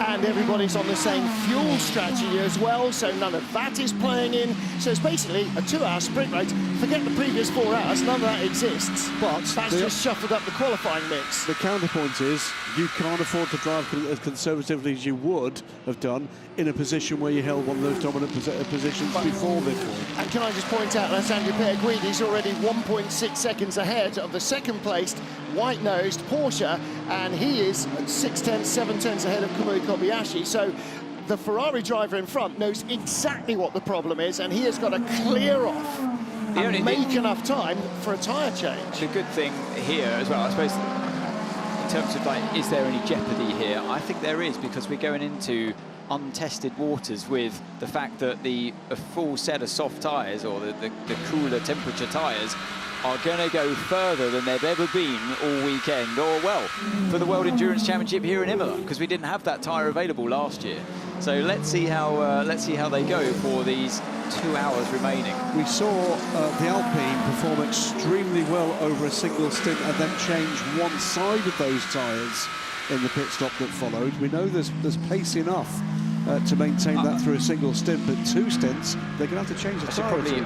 I'll run you through what everyone did now that it's calmed down a little bit. So all 4 new softs for car 51, 3 medium tyres, rears and right front for car number 6 only, so they're continuing on with the front left that's older on that car. Kobayashi, who's in car 7, took a right side of brand new mediums, kept the left side old. A full set for Dries van Tor in car 15 of medium tyres, a full set of softs for Robert Kubica, full set of mediums for car 20. I'll stop there, but most of the others had a full set as well from that point on. So, yeah, car 6 is going to be the cork in the bottle here, I think. Okay, just a little bit of housekeeping LMGT3 while we're aboard the number 83 of Robert Kubica. We've got investigation for virtual safety car procedures. Car 95, United Autosport McLaren, running 6th, and car 77, that was with Ben Tuck at the wheel. He's no longer at the wheel, and it's going to come to a third point here, running 4th, that Mustang. But interestingly, on that virtual safety car, Bernardo Souza, the bronze driver, is back aboard the 4th place Mustang, so that's not in a realistic position, although he's doing very well to hold off Charlie Eastwood behind. He had more time to do in the minimum driver time that a bronze must do. Yep. The problem is, none of it, well, very little of it was behind the safety car, and you don't want to stop now because the entire rest of the field will go by, so he's going to have to do an entire stint. Now, the other thing that factors in here is that although the tyres can probably do 2 hours in hypercar, they can't do 2 hours on the fuel, so they're going to have to stop at least twice in the 2 hours because they won't do 1 hour. So there is that opportunity for Ferrari if Pierre Guidi can get far enough ahead before he needs fuel to maybe do a right side change, and that could save them.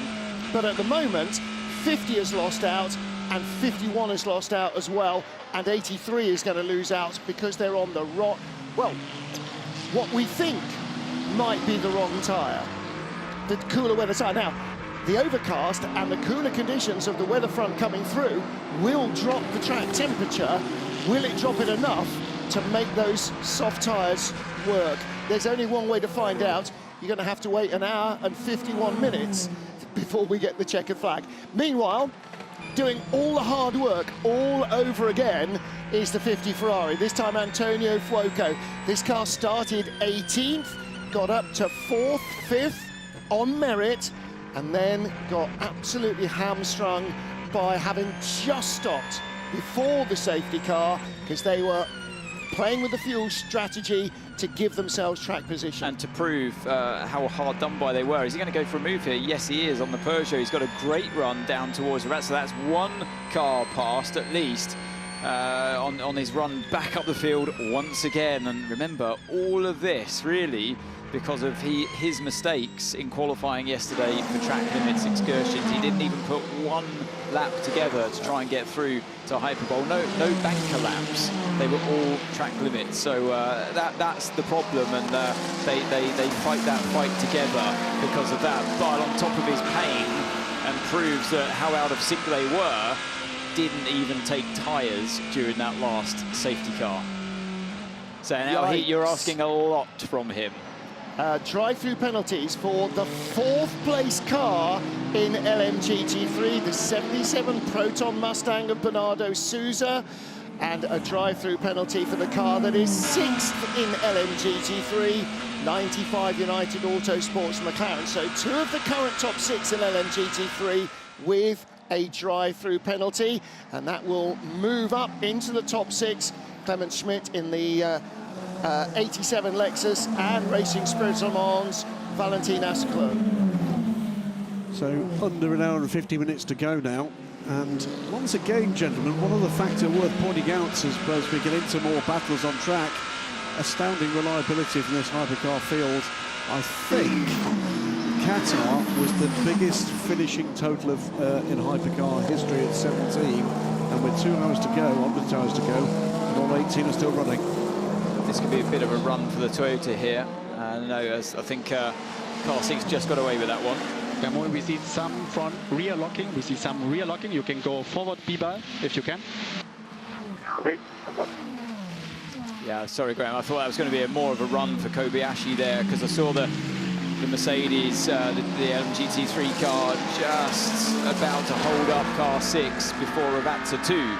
But Estra just had the run on the exit that he needed, and to keep that Toyota at bay. Kamui versus Kevin. could be good news for Alessandro Pierguidi. The Ferrari is only just a second ahead of the number 6 Porsche, so he is not escaping. But if Kamui Kobayashi starts to really attack the Porsche and the BMW sort of joins in, they could all slow each other down, and that might give the Ferrari a chance to escape. I still think Pierguidi in the 51 Ferrari is at the moment least likely of this group to finish on the podium. 1:32.713 last time around from Antonio Fuoco. The 50 car's fastest lap of the race, 10 seconds from the lead. I think the soft tyre runners are in trouble. I really do, because look at the Alpine. They took 4 sets of soft tyre there, and car 50 on old mediums is through. Car 51 dropping back. I thought it was intentional, but it kind of is starting to show to me why they all started this race today on medium tyres. Have Ferrari reacted wrongly to that threat of rain? I think so. At the moment, it's not playing out well for them. 51 is not getting away, even though he's in clear air. 83 is dropping back. Yep. I would have thought that Kubica would have been putting way more pressure on these cars in front. He's also on that full set of soft, so let's watch this space. But so far, I think all signs pointing towards the fact that at this point, the softs are starting to suffer, as that was just a brush of the gravel from one of the GTs in front. Yeah. That's not what the race leader needs, but you're right, the gap is now under a second. Kevin Estre is attacking for the lead of the race. It's come down from 1.6 to 0.8 seconds in 2 laps. The white sidewall is not the tyre to be on right now. Well, we'll keep an eye on what's going on with this increasingly manic race at the front of Hypercar. And incidentally, at the front of LMGT3, we've had 2 drive-throughs from the top 6, yet waiting to find out what happens to the LMGT3 leader, the 46 BMW, after the contact that brought out the safety car. Well, they've got an investigation underway, and we'll tell you that Kelvin van der Linde in the 46 is pulling away from Esteban Masson in the number 78 Mercedes ASP Lexus, who's putting in his quickest lap times at the moment, but not as quick as Kelvin. It's a good moment to bring in, around the action, Mike McGregor from Goodyear. Mike, there's a very visible presence from Goodyear here this weekend. It's been looming over us all weekend. It's big, it's made of rubber, and Martin Haven has never been on it. Yeah, that's a bit of a sticking point, the whole Martin Haven up in the blimp situation. We did discuss this last night, but we're working on getting him up there. So, a quick point on the Wingfoot Award. We've already had the rejuvenated Wingfoot Award in the European Le Mans Series this season at Barcelona. Tell us a little bit about what you guys at Brains Trust back at Goodyear have been working on, and tell us how the viewers can get involved this year. So the Wingfoot Award... And right now, by the way. Yeah, so the Wingfoot Award has been rejuvenated this year, as you say. We're now looking at a driver of the day, so we're looking across the entire race weekend at standout elements of what drivers have brought to it, and they can vote for it on social media, as you say, right now on the Instagram page. Now, is that against a shortlist or any LMGT3 runner? So we create a shortlist based on a nomination panel, which is made up of certain commentators, people from the WEC, and then a member of staff from Goodyear. And then we put that vote to a panel based on the Instagram page. It was a real success on launch in Barcelona for the LMS. I'm guessing you're hoping for great things with the big crowds we're now seeing coming to on-site and online with the TV audience. Yeah, we saw really good engagement already in Qatar, and we saw that improve, as you say, in Barcelona. I think we just want to carry on that momentum throughout the season of really being able to engage with the fans, and there may be some nice giveaways that could come along with that as the season goes on. Excellent. Well, maybe that might involve a big rubber thing in the sky. Lots going on. Number 50 car is, I think, coming into the pits now. It is. We'll keep an eye on that one as we carry on talking to Mike. Mike, huge variety in LMGT3. That's been one of the really big pluses of the introduction of this brand new class last season for the FI World Endurance Championship. And you've got some new friends with your products on the corners this year. Yeah, it is. Obviously, we're going to see the C specification when we go out to Sao Paulo. And, you know, we've seen it already this weekend, some very different thought process on strategy. Some teams changing side by side each stint, some teams triple stinting left-hand side tyres. So it is really bringing a different mix for all these different cars. They're all learning products. They're all learning a very different formula. And as we've said before when we've had you in the booth, it's a lot more different than people thought it was going to be. Yeah, no one's done double stinting, especially not in GT3 before. You know, we saw some of that in the past in GTE. And I think, you know, with what we've seen from the variation of tracks across last season, even with the single specification, the different strategies and what we've been able to do with the tyre in year one has been really incredible. So to carry on some of that learning and knowledge, and I think, you know, where we're going to go next into Spa with the new surface, we already saw in testing lap time improvements as much as 4 seconds a lap. Wow, that's amazing. Let's talk about the blimp. It's a very visible and hugely historic part of the Goodyear brand image. We're going to be seeing it, I know, a lot more this season. It's got its own social media pages all over the place.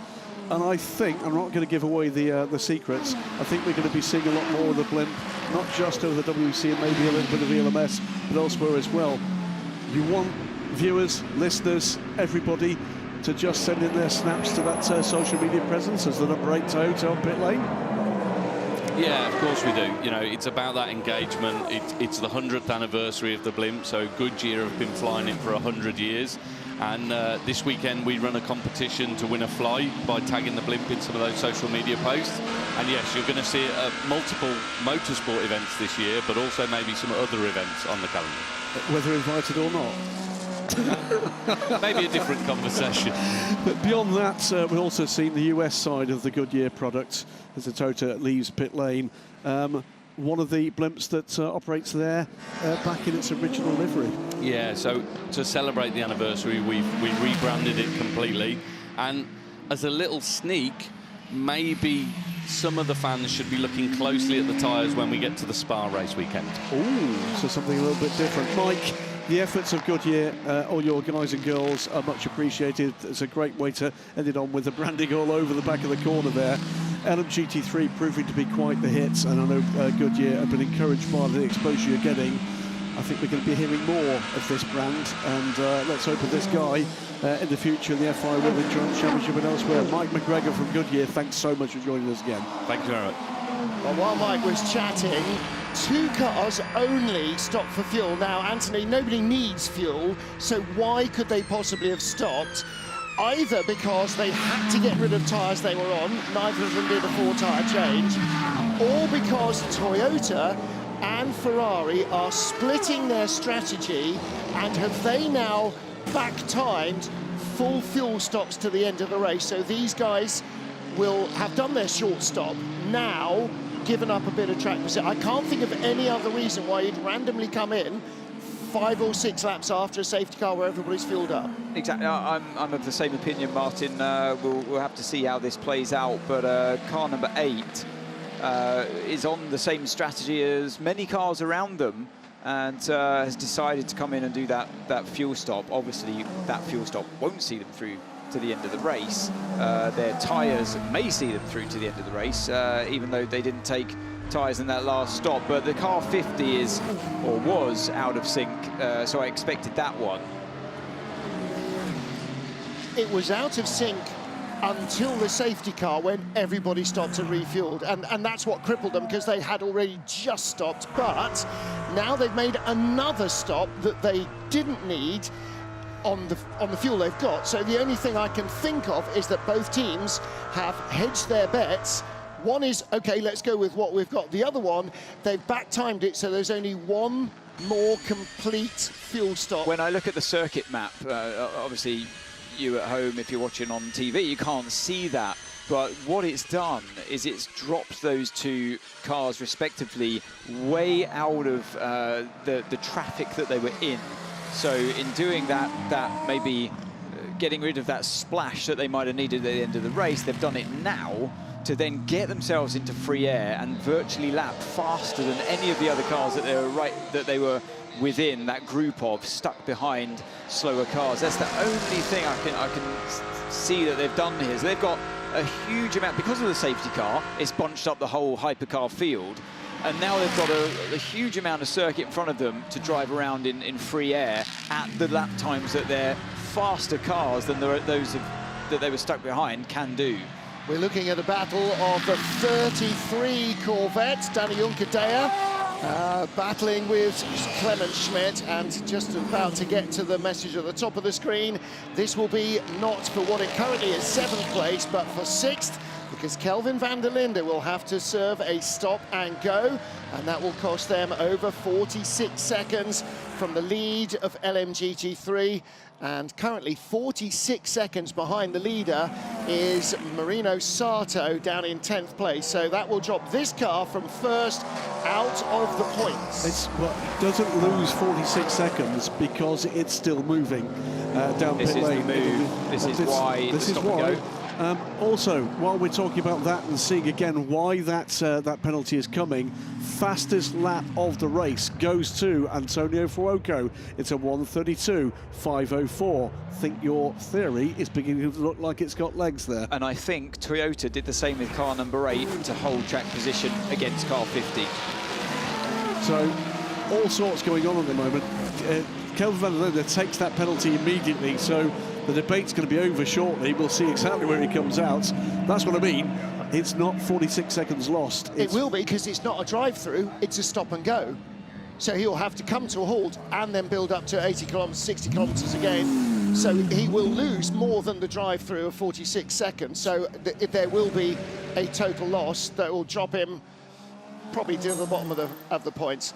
Meanwhile, 81 Corvette TF Sport, Charlie Eastwood now up to 4th in LMGT3, and Bruce is with his teammate. I am with Tom Van Rompuy, driver of Corvette. It's going pretty well. We spoke in quali, it was tough, but as you mentioned, race pace is better. Yes, true. Race pace is better. We try to really focus on energy saving and try to maximize our stints, keeping a bit of life in our tires. For the moment, we are good. We hope to climb 1 or 2 places to be on the podium. But let's see. It's still about 2 hours. But for the moment, we are happy to how it goes. Excellent. Good luck for the end. Thank you. Yeah, so things are looking better in the race because they've been clean and operated well for the Corvettes. 81 up to 3rd place. 33, well, it was knocked off the track when Ben Keating was at the wheel, but the 633 car now in 6th position. And so Danny Junkadea has kept that car in the top 6. 46, by the way, emerges from pit lane. Kelvin van der Linde in 9th position. 25 seconds is the gap we're looking for, and that's 25 seconds from the leading, checks for the facts, Lexus. Yep. Esteban Masson, the replacement gold-ranked driver here. Ben Barnicoat not available this weekend. Not available, but not fit. He won't be available in Spa because he has a clashing race, so he won't be. So Esteban will be, which is rather painting Ben Barnicoat into a corner. Yeah, we had a really good time and we won while you were away. What did you do? I watched you winning. They better not win at Spa, otherwise he might find himself being talked out of a drive. I mean, Ben Barnicoat and Esteban Masson certainly both part of a growing group of sort of Toyota tender drivers. I think these are names we're going to see in bigger and better things as time goes on. Meanwhile, back with Kamui Kobayashi, 3rd place for the Toyota. I think they would have paid good money for that when they were getting bashed off the track by the BMW number 20. And right ahead of Dries van Toor in the 15 BMW. And it's still Alessandro Pierguidi leading for Ferrari. Pierguidi in the 51 Ferrari is starting to creep away now from the number 6 Porsche of Kevin Estre. And Estre's not got Kamui Kobayashi really harassing him, so it's not that Estre isn't able to go as quickly as he would like, but it is that Pierguidi is getting a little more out of the soft tyre than he was earlier on. Okay, so for your issue, we have no option. But we're still in very good position, 3 seconds from P1, so let's keep our head down. You're in dirty air, focus on your tires, and we'll get there. Okay, so dirty air is making our tires overheat. Try to leave a little bit of a gap to the Toyota, that will help your balance. Yeah, it's a good idea to play the long game here if you're Dries van Toor in car 15, and is something that Marcello was able to do very well in the middle stint of that race. So yeah, Vantor, his engineer saying the right thing there.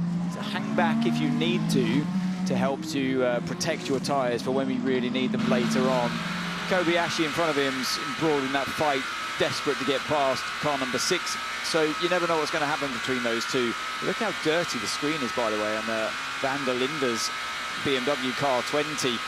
That's nothing you can do at this point. You have to wait until the pit stops, but that's what you get when you follow cars so closely for such a long time.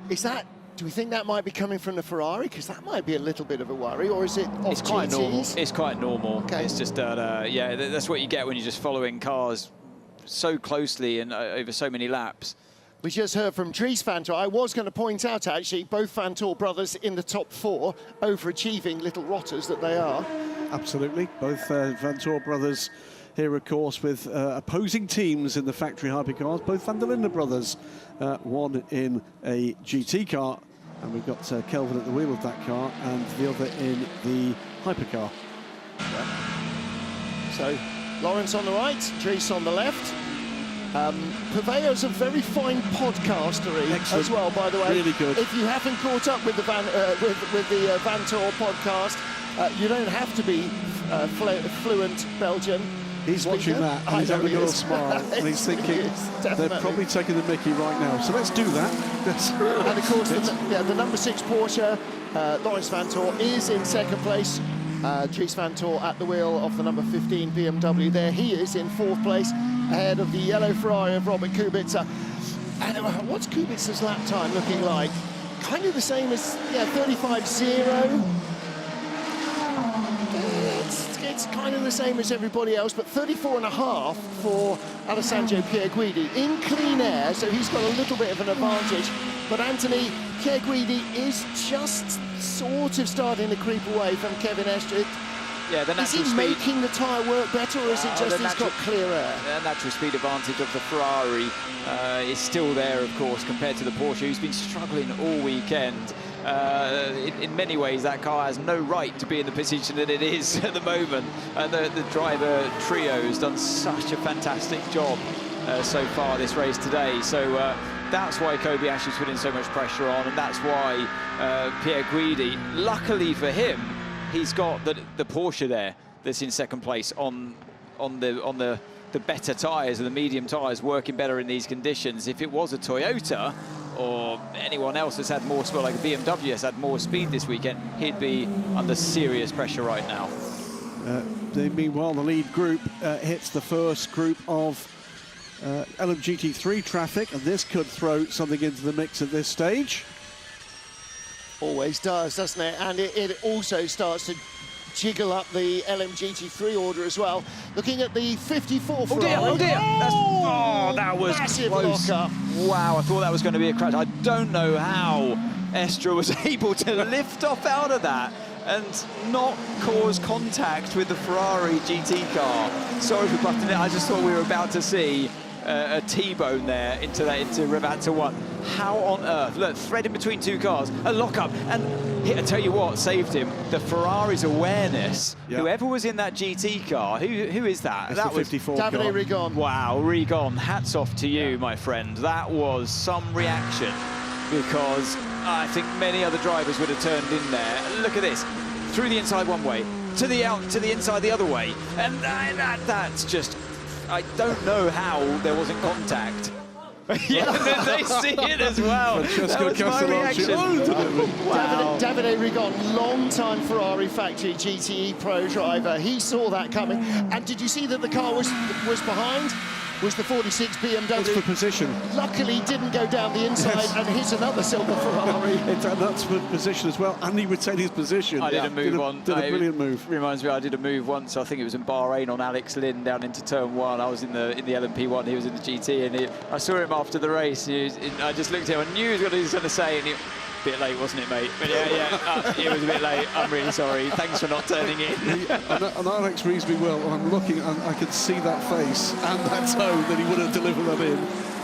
Now, why would Jose Maria Lopez have just pitted in the 86 Lexus?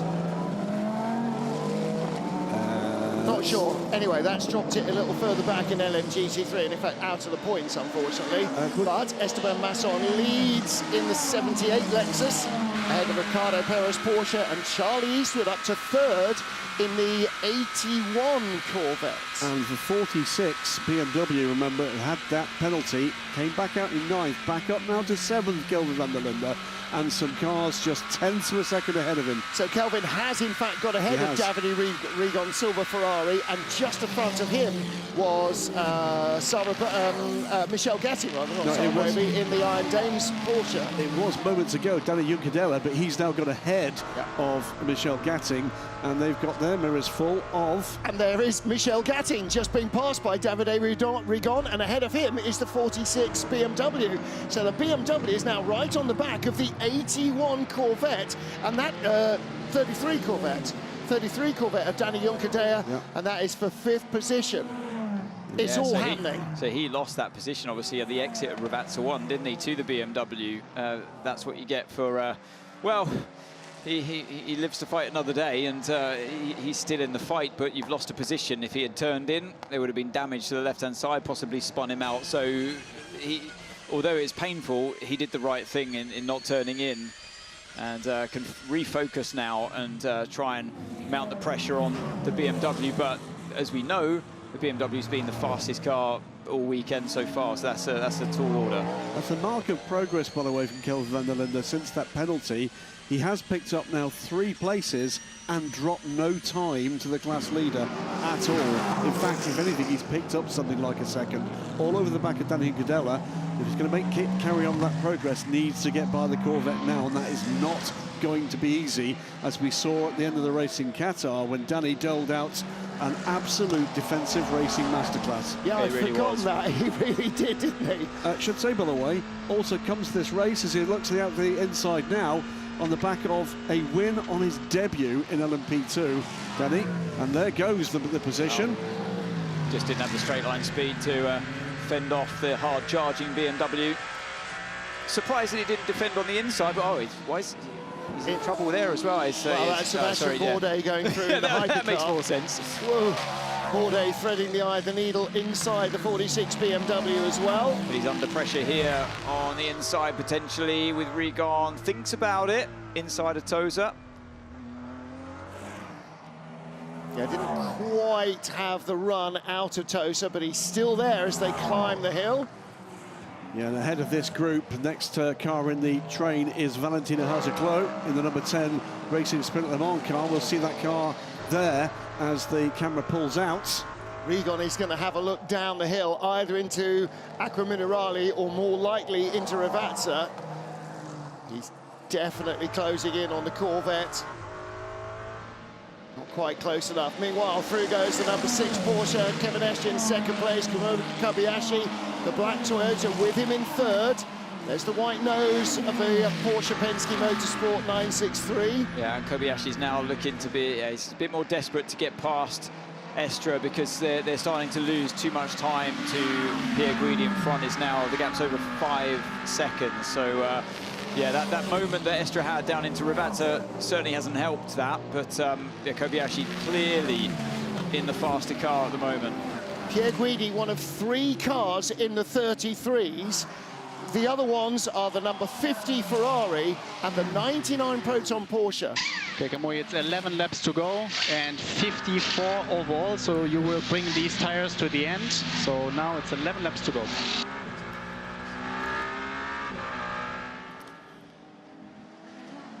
Yeah, Guidi 5.8 seconds away from Kevin Estre now, and with Kamui Kobayashi now settling about the tail end of the second place Porsche, that can only help Pierre Guidi. But this is temporary relief. He's got to get a long way away if they're going to risk trying to change tyres at the next fuel stop, because we've already heard that Toyota won't. But can they survive on softs? Can they double stint them all round? 2 hours seems like a lot to ask of the cold weather tyre. The lead gap, by the way, by far almost 3 times bigger than any other gap down to, what is that, 14th place? 13th place. So that is the convincing gap that's opening up at the moment. Behind that, there are multiple 2, 3, 4 car battles. And the same in LMGT3. And that, of course, is because everybody got shuffled back together by that safety car with 2 hours to go. Here comes Davide Rigon in the silver Ferrari. Again, looking down the hill into Ravazza, not close enough to have a lunge on, well, close enough to have a lunge, not close enough to have a clean or even remotely successful attempt to get by into Ravazza. Lead Lexus on pit lane, and it's too early for that to be able to get home from there on fuel. That puts Ricky Perra in the 92 Montsai first form Porsche into the lead for, I think, the very first time. Charlie Eastwood goes second, Valentino Haase-Clos third. Kelvin van der Linde is within half a second now of the Aston Martin to get back into a podium position. What a remarkable run. So Esteban Masson out of the car. There's a driver change, so who's got back in? Hopefully not Arnold Robert. Surely he did his driver time early on. If it's not, then that's another error by the team, or maybe they were just forced into it by the fact that it was all still green up to that stage. He thought about it again, didn't he? But yeah, the Corvette had it covered. Juncadella could see it coming and parked it in Tosa. Yeah, it would have been a bit late, but Rigon's doing anything he can right now to just try to just send him off balance a little bit, just, you know, duck and dive a little bit, and you see the car behind you flashing in your mirrors the whole time. You're not quite sure. You want to try to upset them in any way you can, but yeah, it wasn't to be that time around into Tosa. Meanwhile, running on board with Michel Gatting momentarily before that top chicane there. And just behind them, you saw the battle between the BMW, the 46 BMW, and the number 10 Corvette, Aston Martin Racing Spirit Le Mans car. So Kelvin van der Linde behind Valentin Haase-Clos. That is the battle for third place. And 17 seconds off the lead, as opposed to 25 seconds for van der Linde it was when he came out after the penalty. Helped, of course, by the fact that the leading Lexus has pitted. 17 seconds off the lead, but only 5 seconds off second place.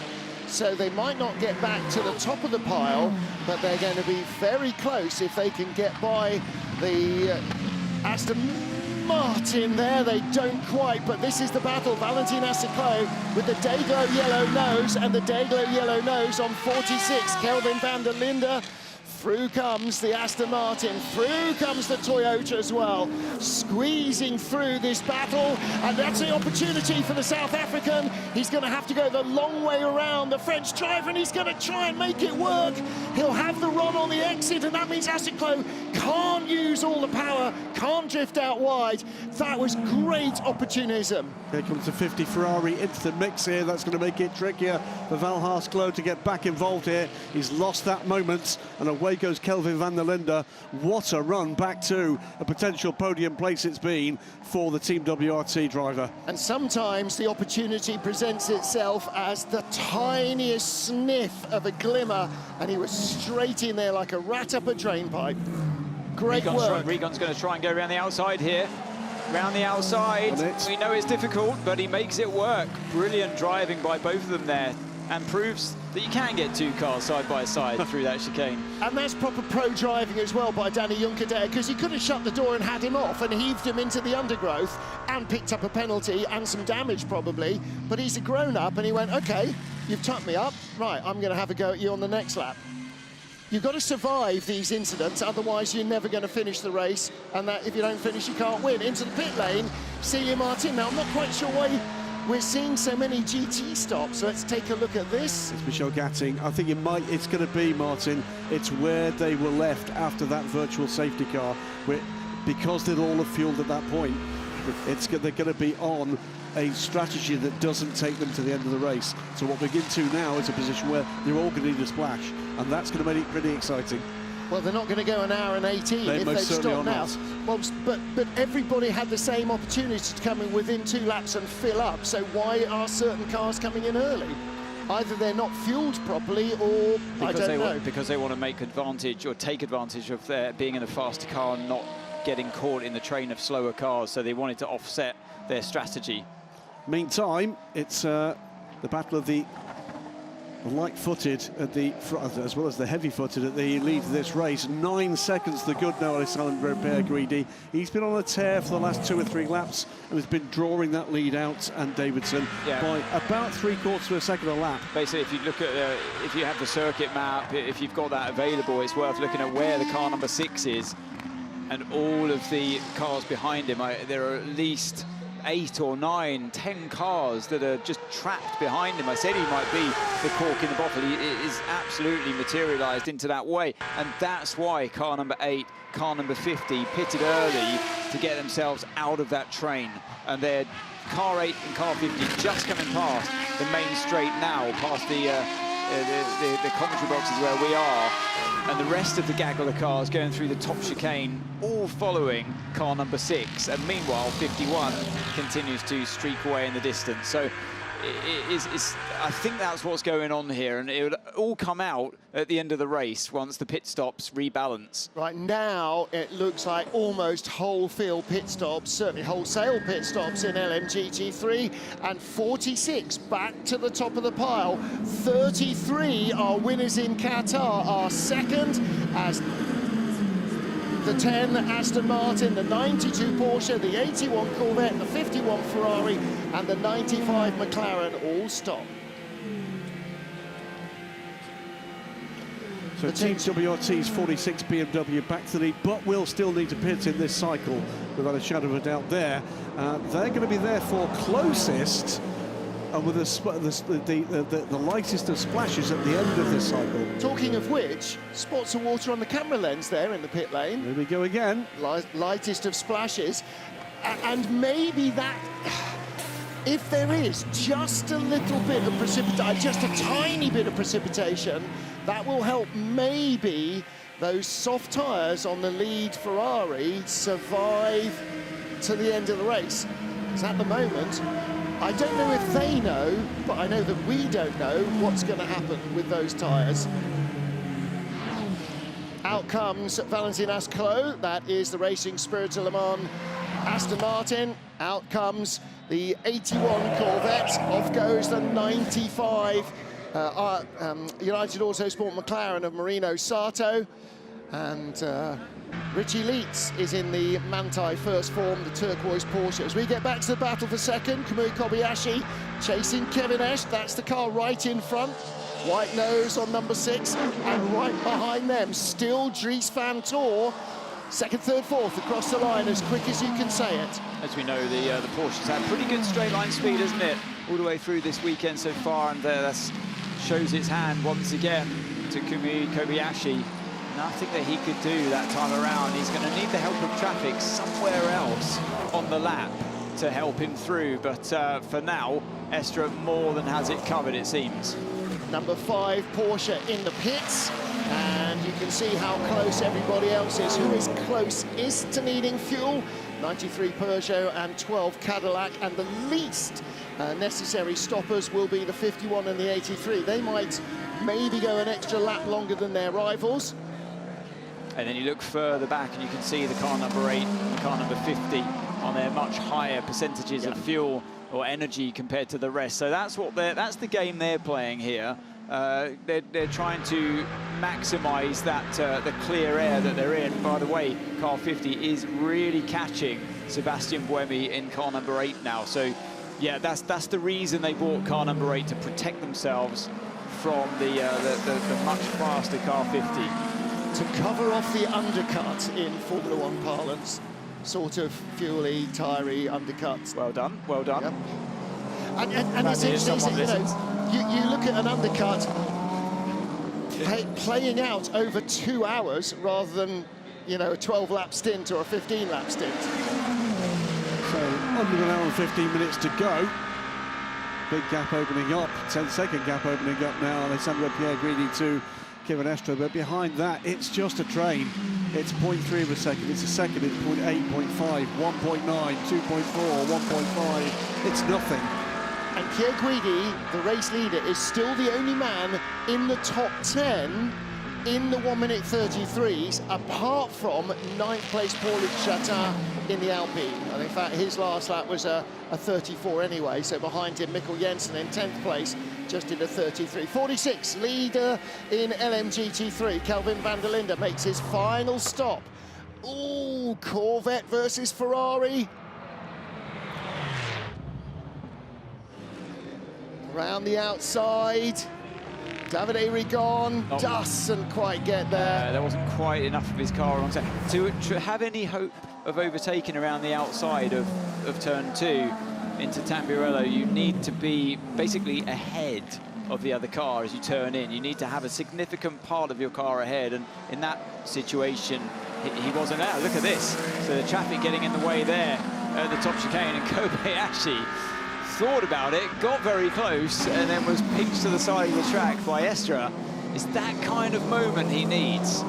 And that Ferrari Corvette action actually was Davide Rigon, but it wasn't Danny Juncadella, it was the other Corvette of Charlie Eastwood, the 81 car. So Rigon having a go at both Corvettes in almost consecutive laps. Now, Kamui Kobayashi, well placed to have a really good attack at Kevin Est.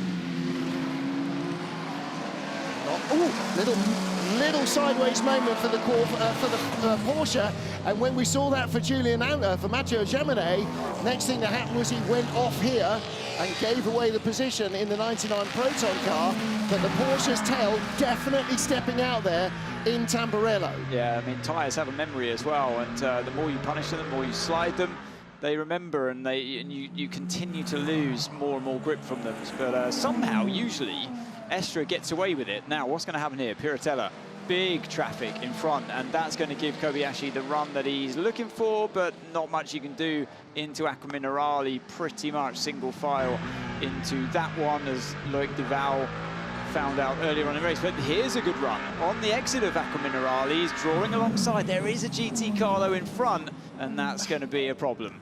Yeah, Kamui saw the trouble coming early, didn't he? Well, okay, no, that's not happening for me. However, maybe down to Ravazza. It's close again. Now, this is the closest he's been down to Ravazza. He's always looked to the inside, but I don't think there's much he can do there. Kevin Estra brakes nice and early. You think about the switchback on the inside, but he's got that bit of contact there, but that was too close. The look behind, the BMW is watching this going on and looking for the error that's being forced, might give the opportunity. Behind him too is there, of course, the number 83 Ferrari.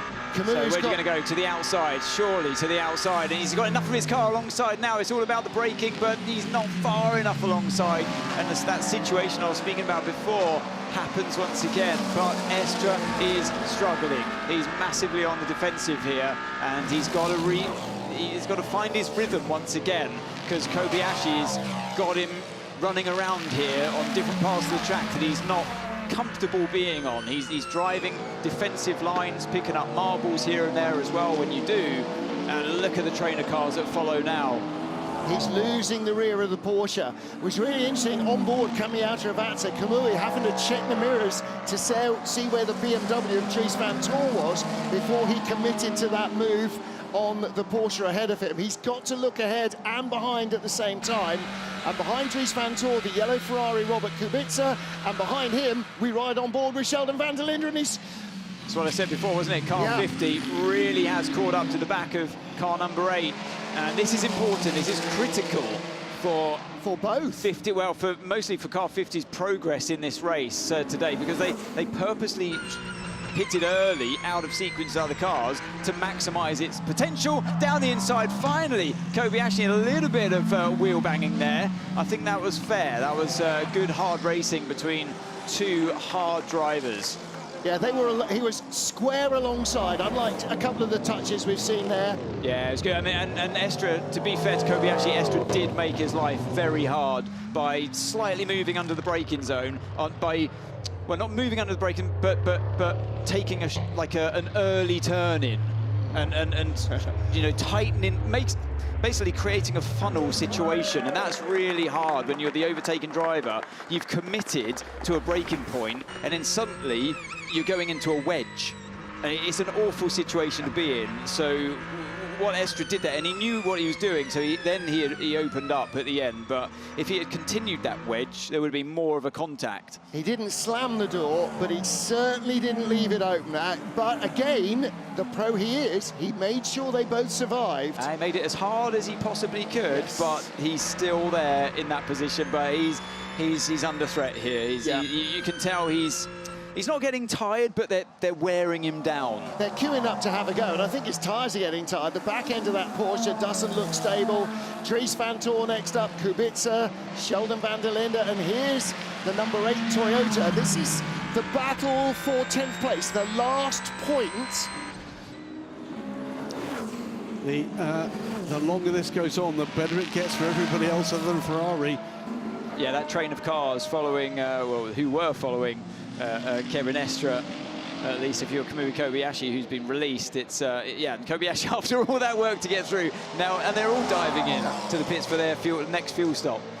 Now then, what that did for Pierre Guidi is it left him not 6 seconds ahead, but 15 seconds ahead of second place, who's now in the pit lane, and third place, who's now in the pit lane, and fourth place, who's now in the pit lane.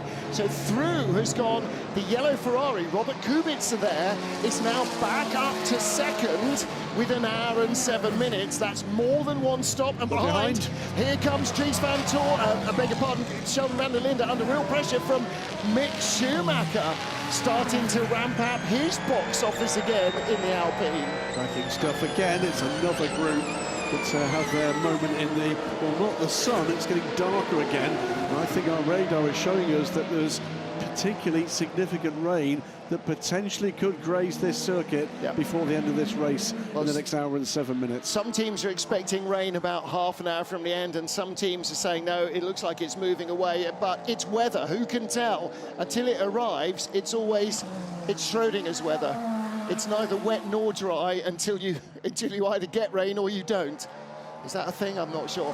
Okay, 51 Ferrari will be in at the end of this lap, so probably will the 83 Ferrari be, and the BMW and the Alpine.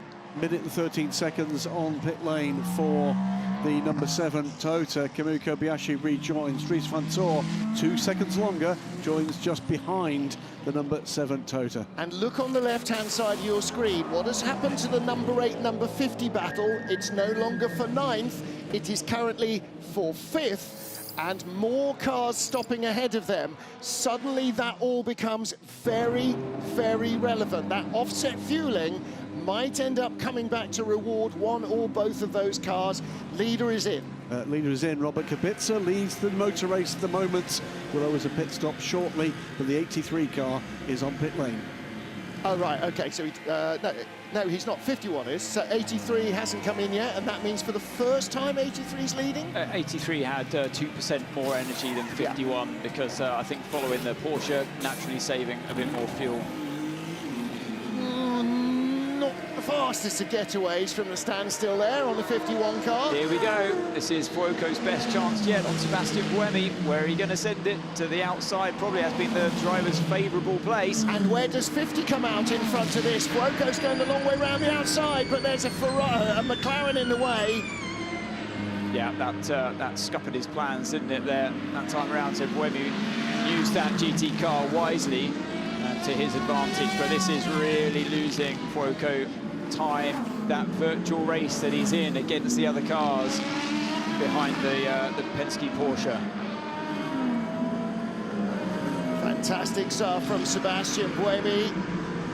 Antonio Fuoco still clambering all over the back of this Toyota. What tyres has the Toyota got on? It's got mediums all round, yes? Yeah, in the last stop, it didn't take any tyres at all, so it's got old mediums on the right and old softs on the left. Okay. Here comes 83 from the lead of the race. Yep. Just that one lap, Robert Kubica brings the car down pit lane. Number 8, number 50 now, second and third, and this is the second place battle. Closer than ever. Well, actually, it's 83 stops. Unless he gets out in front of them at the end of the lap. This is going to be possibly for the lead. Sebastian Buemi and Antonio Fuoco. Buemi in the number 8 Toyota, the Scarlet Ferrari right behind. They dive down through the inside, past the Corvette, LMGT3 car. And again, it's not just what you've got, it's how well you operate it. And that's what Toyota is so good at. Leader's gone. Yeah. The 8 and the... Number 8 Toyota leads the race. Toyota in front for the very first time, 1 hour and 3 minutes to go. Anthony Davidson, they are never down and out. No, absolutely. In an endurance race, never. You never know what's around the corner. And this race, this is an interesting battle. Many people thinking, why are we looking at a fight with these two cars? They're completely out of position, way behind the trainer cars we were focusing on earlier on. But what they've been doing here in clear air is important and will potentially put them up when it all shakes out at the end, put them into that middle of that pack somewhere that they were once in. And worth pointing out, there could be a safety car in the next 60 seconds, and they're the race leaders. And if we go virtual safety car and they get a chance to fuel... Well, and if it rain, imagine if it starts to rain right now or in a couple of laps, they don't need to come in just yet. And then they go straight onto the wet tyre. You've saved yourself a minute in the pits.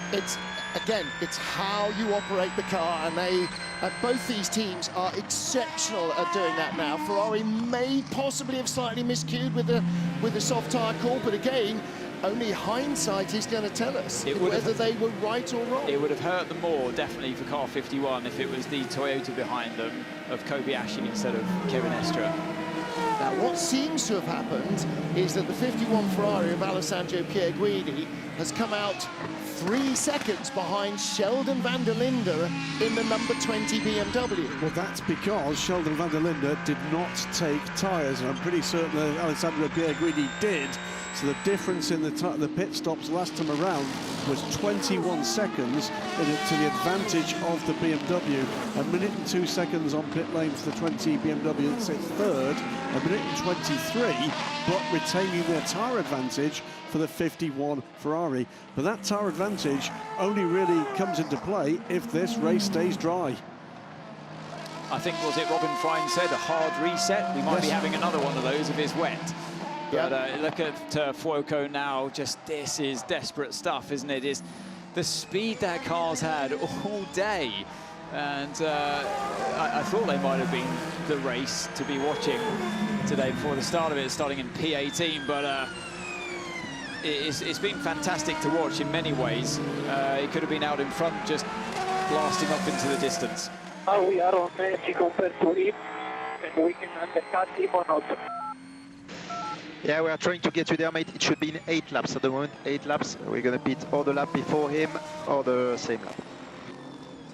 Yeah, so what he's looking for there, and unfortunately he pitted quite a few laps before Buemi. So Buemi, last time I saw the energy graphic at least, Buemi's got quite a bit more fuel on board, but here we go again.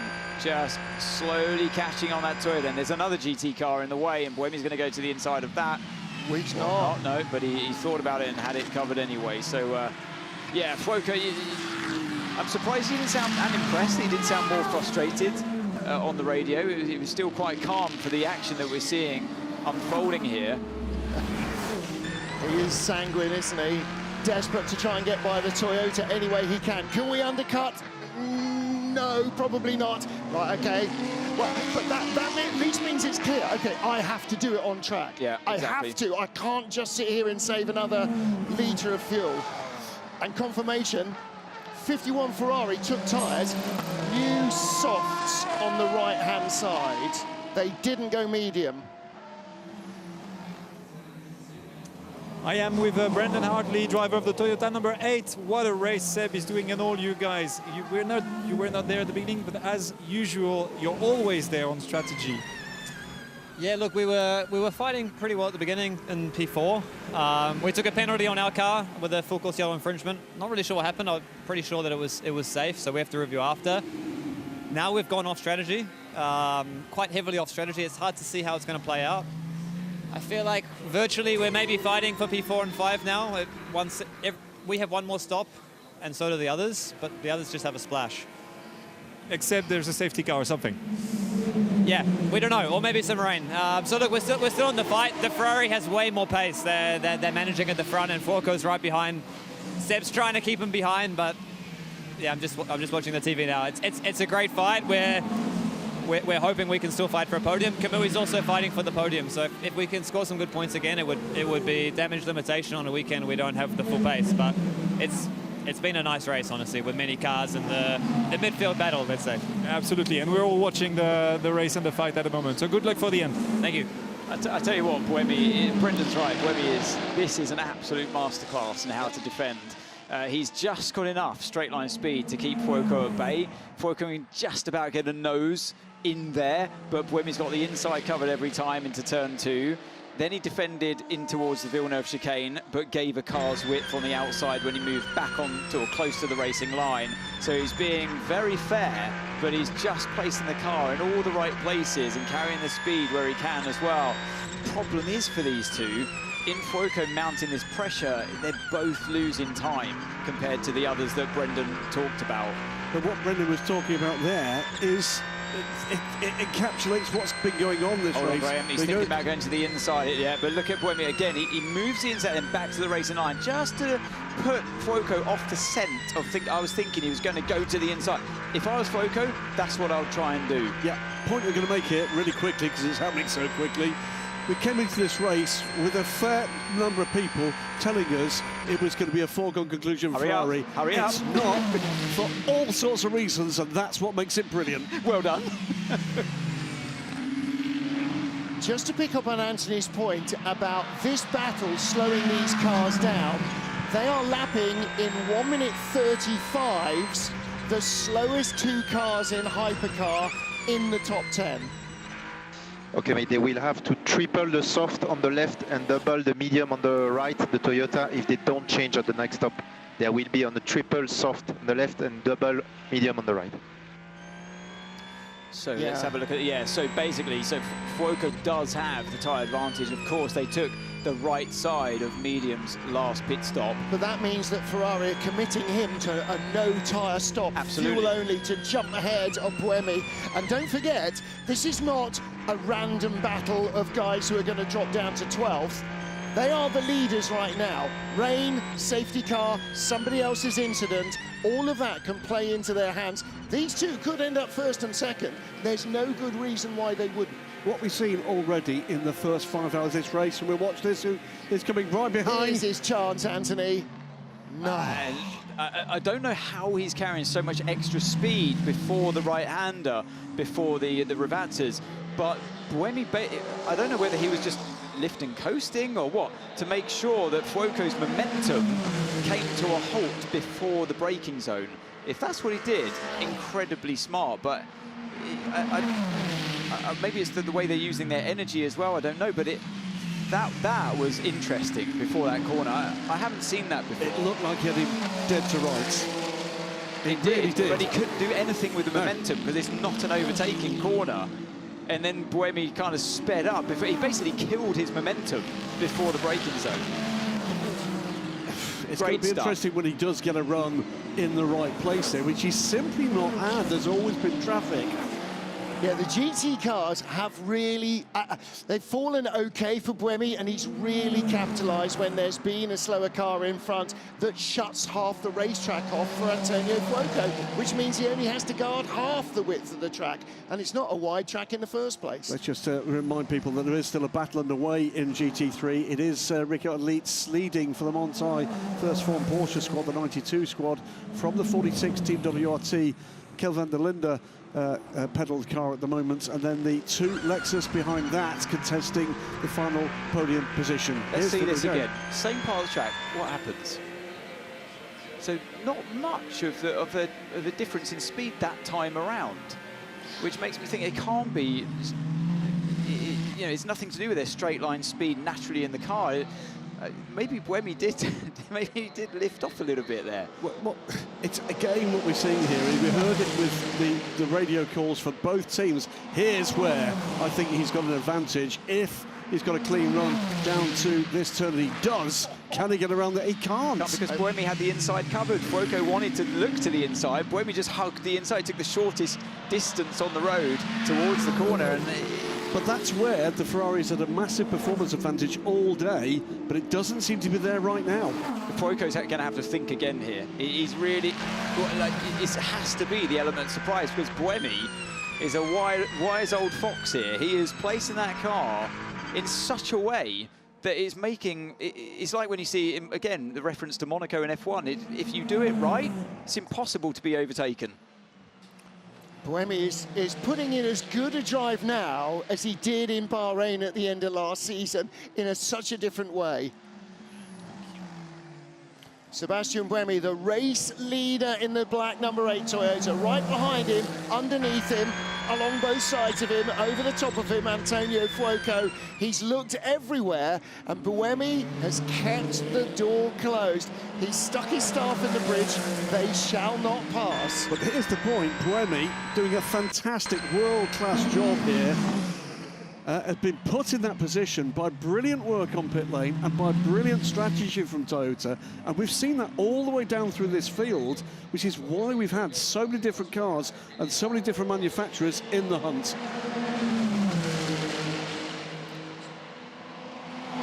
Here we are thinking whether us would change or not 2 tires at the next stop. At the moment I would say no, so we have more chance to pass them at the last stop. Let me know how you feel with tires.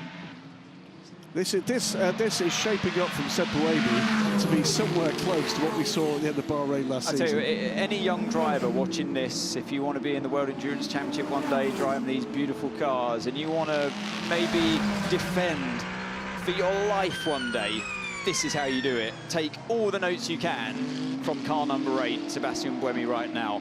Is this an absolute lesson to everybody? He may well get overtaken. He probably will at some point.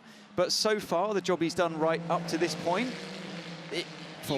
absolutely, I mean, beyond. It's so impressive. It's not looked at risk almost, because the car positioning has been pinpoint. And we heard, didn't we, Antonio Fuoco asking the team, can we undercut? Well, the answer is no. Buemi's got twice the remaining energy of the Ferrari, so they're going to have to stop before the Toyota, but Toyota's stop, their final stop, will be slightly shorter. So Fuoco, after this stop, if not before, and he's probably only got one more lap after this one before he needs to stop for fuel, he's going to have to invent something, or they're going to have to catch traffic, and they're not catching traffic. They might do in this lap.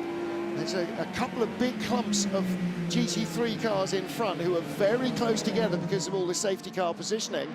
But again, Buemi is just doing everything. And Fuoco, if he had a performance advantage, certainly doesn't anymore. Well, we said, I think, what, half an hour ago, every lap he can keep this car behind him as an advantage. Did you dream we'd be looking half an hour onwards and we'd still be in this position? Because I certainly didn't. No, I really didn't. And actually, remember what we said about Kevin Estre earlier on, how he looked at some points a little bit ragged, he made a few mistakes, it opened the door up for people to overtake him.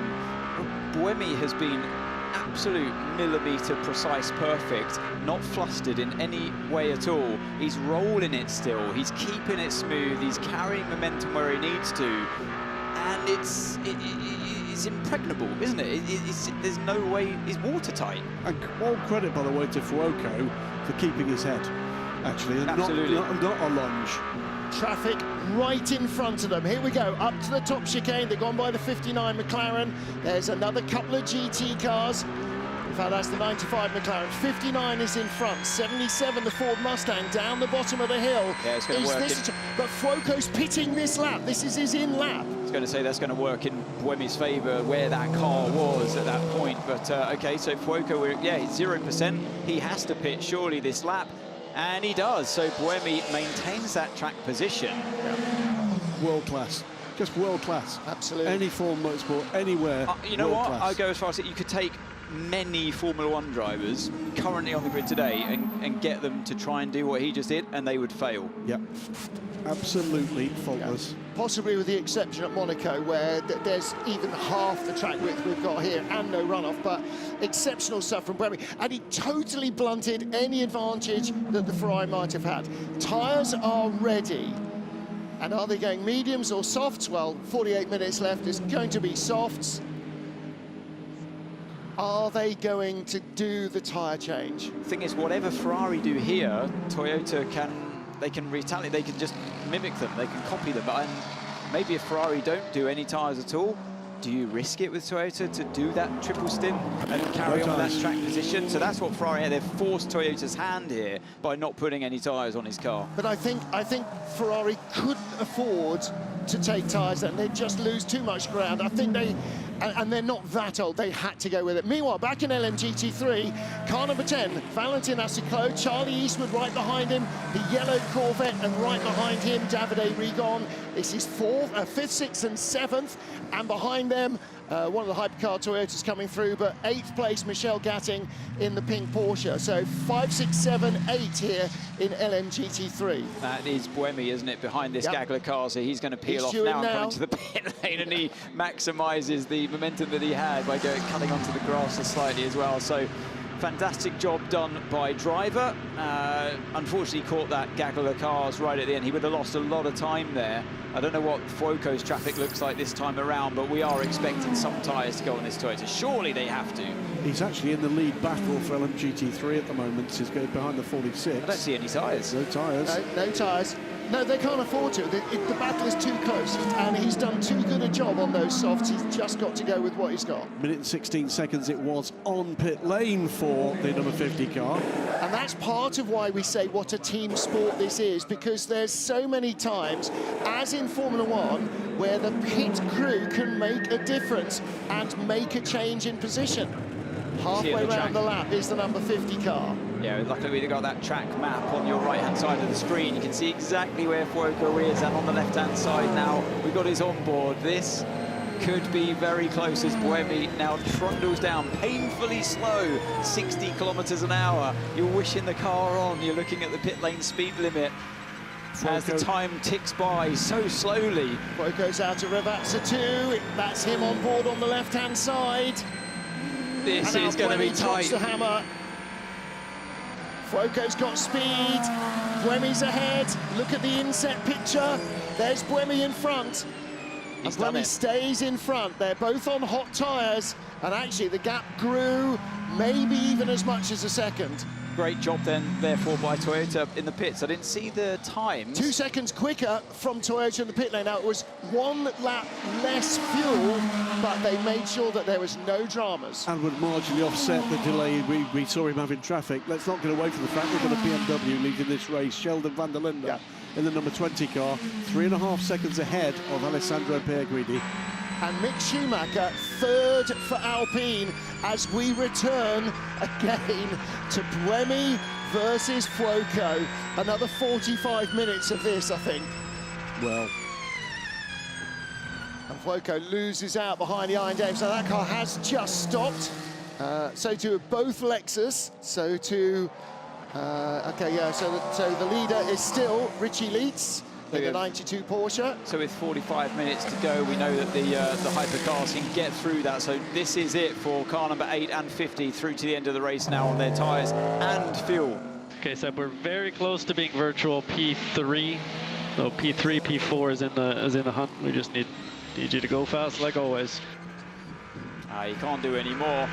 He can't do it. Well, actually, he would do more if he didn't have this car behind him, because it's forcing him onto defensive lines. But yeah, P3 up for grabs, because like I say, these two don't have to pit again for fuel. The others, like Brendan Hartley said, they need a splash towards the end of this race.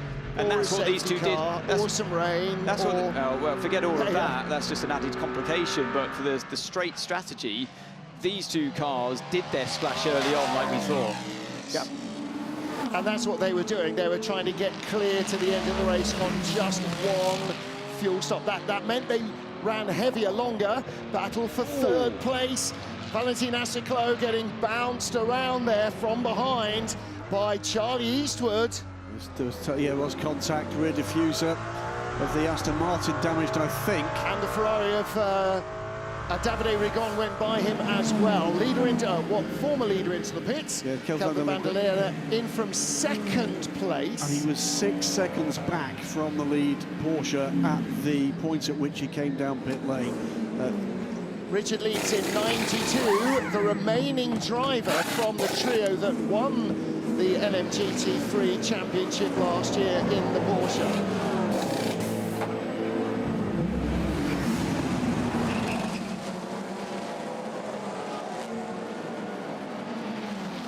Well, Ferrari had dominated qualifying in the run-up to round 2 of the FIA World Endurance Championship, and they led the field first and second away from the grid. And after the carnage of last year's start in Imola, this time all 18 cars made it through without losing too much bodywork. Contact between the Alpines, but they all survived, and it was similarly clean in LMGT3. Good start from Francois Heriot in the 21 Ferrari to move himself up to second. 18th after qualifying, the number 50 Ferrari, but a really strong start to the race saw them move up into the lower reaches. First major drama for Ben Keating, turned around by Celia Martin in the Iron Dames Porsche. And then battle for the lead in LMGT3. Francois Heriot going around the outside of Ahmed Al-Hati. A penalty then picked up by the number 21 car for start infringements, puts the 46 BMW back in front, and there it remained throughout the Al-Hati stints. Contact turned around the 93 Peugeot and earned a penalty for the Cadillac of Earl Bamber. And there was worse to come for Ian James, 27 Heart of Racing. The Aston Martin clattered off hard down into the Ravazza. Contact from behind by the number 31 BMW, which would later serve a penalty for that. The 20 BMW hypercar and the number 7 Toyota side by side. After a mistake in traffic from the BMW gave Mike Conway a chance. He didn't end up getting through there.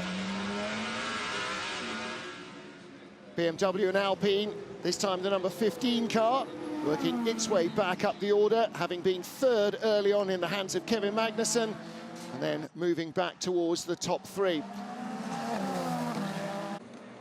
The number 8 Toyota and number 7 Toyota, both out of position perhaps after qualifying, not as strongly as they'd hoped, but having really strong races. And then a change of lead after the number 6 Porsche locked up, allowing the Ferrari to get back in front. Porsche had worked their way with a good strategy and a clean race to the front of the field. Drama for 46 BMW. Valentino Rossi knocking the 21 Ferrari of Simon Mann off track after a late lunge at the Ravazza. Mann's car was out of the race.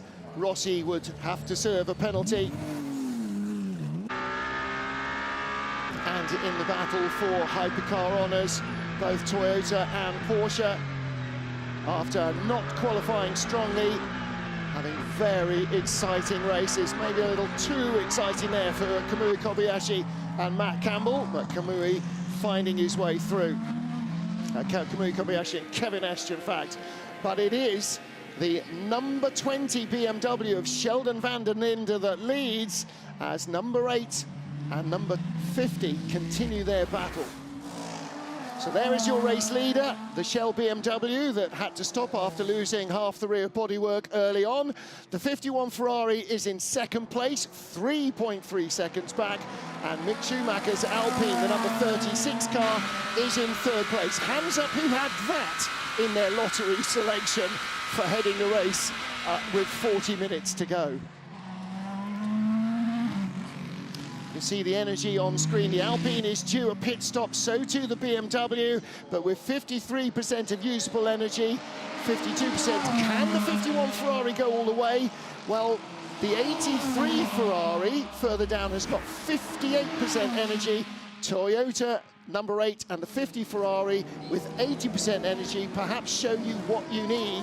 And there's the 50 car off the road, having another lunge. Antonio Fuoco at Sebastian Buemi, actually trying to go around the outside at Tamburello. And Buemi going, mate, really? Very tough to go around the outside there, like we've seen so many times today, and not quite enough of the car. It was the closest he's been, but there wasn't quite enough of the car ahead before turning into the corner, so you don't own the corner, as they say. But I know what you're going to say, Graham. That was a different part of the track we saw the replay from. I think that was up at the top chicane. Yes. 50 going across the grass. I am with Jules Gounon, car number 36, the Alpine, who's currently running third, but you're due for a pit stop. How is it going, and what can you expect for the end of the race after the pit stop? Well, we gambled quite early in the race. In my stint, we went for the soft, which was quite early with the track temp. We tried to gain a lot on the outlap, but there was a virtual safety car at that time, I think, or FCY maybe. So we could not gain. And now we continue with the soft, and we underfueled 2 times now to try to split the last 2 stints that we have to do. So we are, of course, current. Wow. Sorry, that's good for us because we are fighting against them. So actually, if they continue like that. But yeah, no, it's a crazy race as usual in WEC, a lot of fighting. We are in the fight, so let's see what's going to happen. If they continue also to fight, it's going to help us, so we cross fingers. Okay, thank you, Jules. Oh, yeah, puncture for the 50 Ferrari. Oh, my goodness. Well, clearly Antonio Fuoco had had enough of that after the last lap and went, no, I'm not putting up with that again. But he's paid the penalty, I'm afraid, for insisting that Sebastian Buemi let him through, and it's a left rear puncture. It looked like a left front maybe, but it's a left rear that's gone down, Anthony. Yeah, so he's come around the outside, and this time he's thought, no, you don't squeeze me to the outside of the track. So he's made initial contact. Buemi's just, yeah, that initial contact really upset the inside car, and both cars run way over the gravel. So look, it was always going to end up coming to blows, I feel, because Fuoco knew he's going to have to do it on track. Sat behind the Toyota so long and felt, in a way, yes, I agree that he was squeezed the lap before. Buemi did, you know, kindly run him out of road.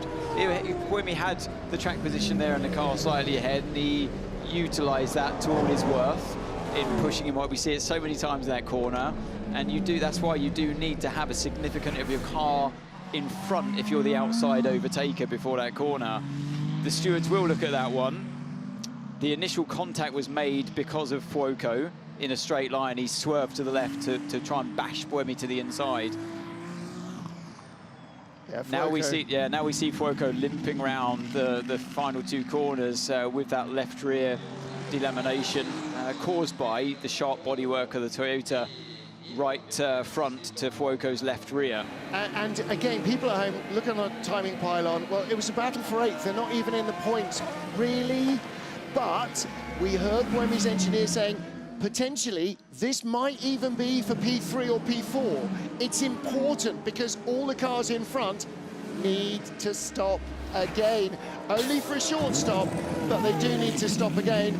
And that has definitely, likely cost the number 50 chance, any chance of a podium finish. Boy, what an up and down race they've had. But for Buemi, again, is there any long-term knock-on? Is there any long-term damage? Has it put the tracking out? Has it disrupted the rear suspension? At the moment, we don't know, but he might be feeling all sorts of things going on. There's all sorts of reasons why that was not a smart moment. One of them is they're in a great points position after, remember, 1.5 points at Qatar.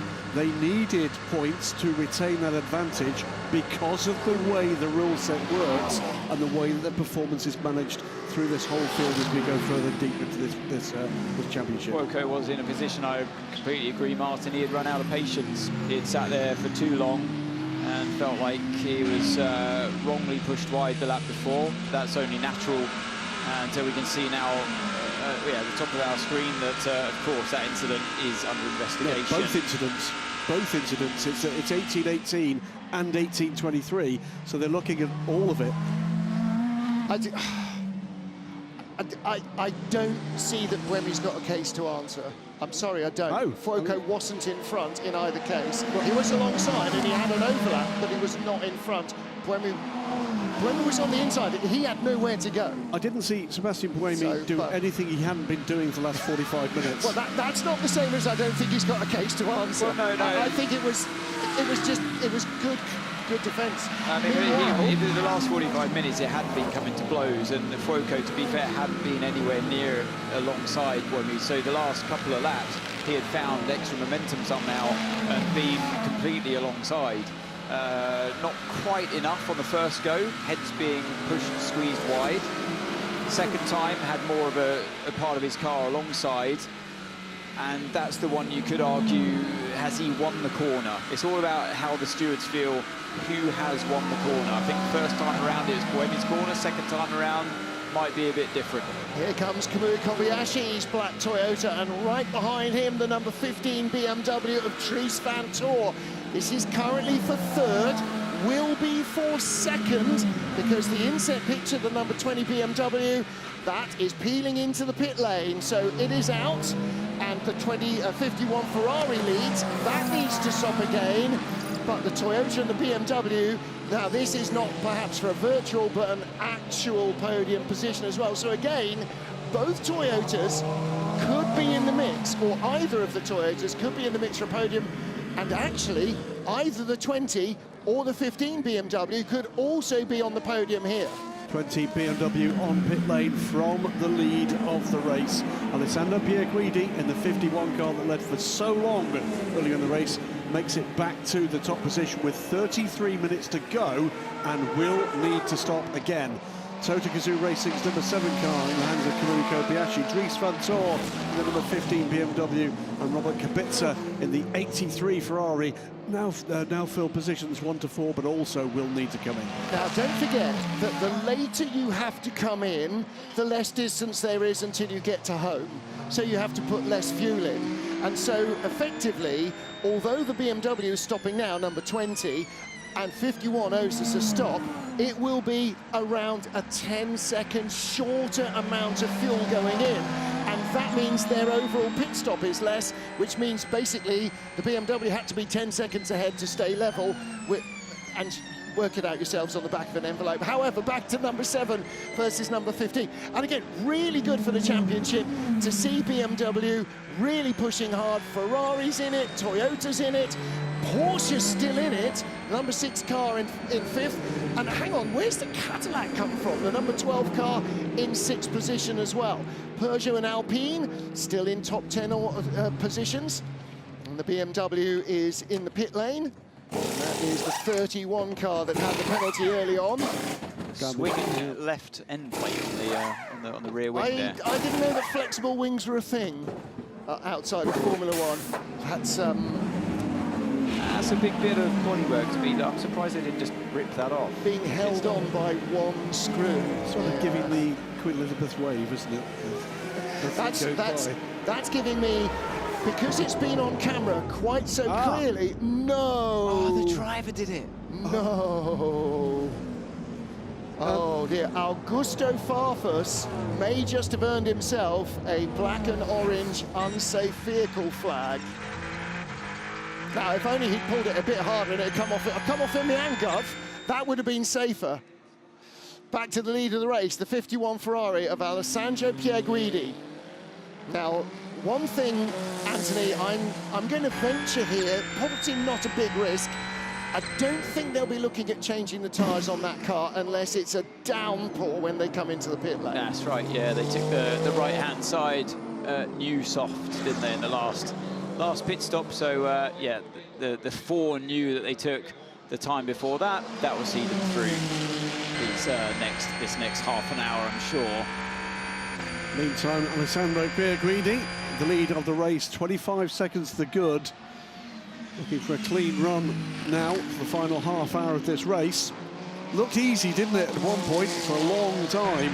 It's not worked out that way. It's come back to them. Well, before the race, everybody said, well, what's the point in even turning up? Why are we even going to bother? Ferrari have got this made in the shade. That's why it's called motor racing, because it's not a given. Qualifying is one thing, racing is a different. And again, the Manthey Porsche, where did the first form Porsche qualify? I'm just talk amongst yourselves. They qualified 1st, 3rd, 5th, 7th in LMGT3, and here they are back at the top of the pile. Yes, they owe us pit stops, but they're still in a potentially very competitive finishing position. Again, the two TF Sports Corvettes, second and third at the moment. Again, Owen's pit stops. One of those cars was backwards through a gravel trap not that long ago. Having qualified 16th. Absolutely. And is very likely to finish in the points. And it's that thing, you know, some days you are gifted a car through your own brilliance or just the way things work that is potentially a winner.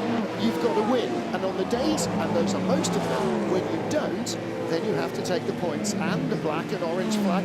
Listen, if it wasn't on camera for about 10 minutes with us talking about it, Augusto Farfus might have got away with that, but he hasn't, and he's going to have to bring the car in to have that bit of bodywork that he didn't quite ripped off. Oh dear. Leader in the pits for LM GT3. It is Richard Leitz after a great run from the, I'm going to call him again, he loves it, veteran Austrian Porsche factory driver. Well, it's better than elderly. He's not elderly, but he is a veteran. And this is the charge now. This is the chase after the final pit stop just a little wee while ago for the 46. That car currently runs 6th. Everybody ahead of him has to stop. Yep, 81 Corvette is already in, and the 33 Corvette that's the current leader will have to stop. So, and the number 10 Racing Spirit of Lemon, Aston Martin, has also come in from in front of the BMW, as has the 95 McLaren. So the 46 car is coming around and doesn't have to stop again, but 92 is out in front. It's the length of the pit not straight, isn't it? It's from turn 19 to pit out. That is the gap between Richard Leitz and Kelvin van der Linde. It's going to be something like 6 seconds, isn't it, with 27 minutes to go. That's quite a long time, I would have thought. That's a kilometre between them, basically. Yeah. Meantime, the number 10 Aston Martin, the 81 TF Sport Corvette, both stop and both will drop behind Kelvin van der Linde. Well, I missed my guess by a substantial margin, not 6, but more like 14 seconds. Number 10 comes back out in front of 95, so I don't think there was a change there. 31 also off the apron. Yeah, that's the 31 coming in for that black and orange flag, and indeed the wing end plate is gone. There it wasn't. Very unfortunate for Gusto, so they'll be doing a little bit more pit stop rehearsals. But guys, don't grab the rear wing end plate. Or just making the end plate stronger. No, making the drivers brighter. No, you're right, make the end plate stronger. That's the easier battle. Choose your battles. You're right, as ever, you're right. Win the battles you can win. That's me. Okay, Stoffel van Dorn, where do we find him, ladies and gentlemen, boys and girls? Okay, the Peugeot is in 13th place, right behind Michael Christensen's number 5 Porsche. John McPhino just briefly there. How's his Peugeots doing this afternoon? Well, the answer is the first of them, Hans Mikkel Jensen, the 93 car. That sits at the moment in a pretty good 7th place. And don't forget, that's a car that was turned around in contact by Earl Bamber as well. So, again, cars that have had a Bosch or two, you're not necessarily out of the equation. One to watch at the moment is Dries van Tor. He's with Kamui Kobayashi for 2nd place in this motor race.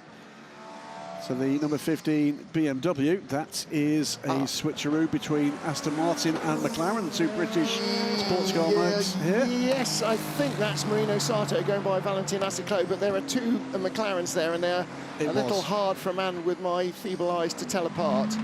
That is the 59 car, and that indeed has, it's the 95 car, it's just gone ahead. Yeah. 59, Gregor Sosi is behind, and in fact, behind him is 31 as well, so Danny Junkadea in the 33, which has just stopped. That's the other TF Sport Corvette, as they now run nose to tail. He's been warned about track limits, and that's the one with the sort of Texican flag on and the happy birthday message on the door. That's 33, so that's dropped in behind 81. And Charlie Eastwood in the 81 car is just in front as the Ferrari comes by. That's your race leader, Alessandro Pierguidi. Got about 30 seconds to the good, the 51 Ferrari, but it is certainly not the 1-2-3 train that a number of people were predicting before the start of this race. All sorts of reasons why. Riding with Davide Rigon, the Vista AF Corsa Ferrari up to 5th place now, and nobody in LMGT3 needs to stop again. So the lead, Manthey first form, Richard Leeds ahead of Kelvin van der Linde in the 46 WRT BMW, 12.1 seconds, 24 minutes. That means he's got to take half a second, a minute out of him, which means a full second a lap every lap. That is a tall order, even for Kelvin van der Linde. Thomas Floor on the left, Francesco Castellacci on the right, watching the 54 car of Davide Rigon. Looking back from Rigon, there are the two TF Sport Corvettes. Battle actually underway as well for 6th place between the 12 Caddy and the 93 Peugeot, but at the moment we've got the two Corvettes together on track, as they've been for some little while. Danny Ingadella in the 33 from the 81 of Charlie Eastwood, and they are working the gap to Davide Rigon ahead for what is at the moment 5th place. I thought they were the other way round before the pit stops. Possibly not, however. Riding on board with your race leader, Alessandro Pierguidi. And you can look at the energy remaining there. 21% for that car, 8% only for car 7. 15 car has 13%. So yeah, still you look down as the reference car number 8, 49%. So that fuel was put in to see them through the end of the race. That 49% that remains, yeah, they had their last pit stop with 45 minutes to go. So they will get through to the end of the race in car number 8. So yeah, the cars in front gonna have to do that splash towards the end, including our race leader. But the one who'll have the shortest stop, currently 4th, the 83 car, which means they'll lose less time than any of the other cars ahead of number 8 and ahead of number 20. And the gap between them and 2nd place, 6 seconds.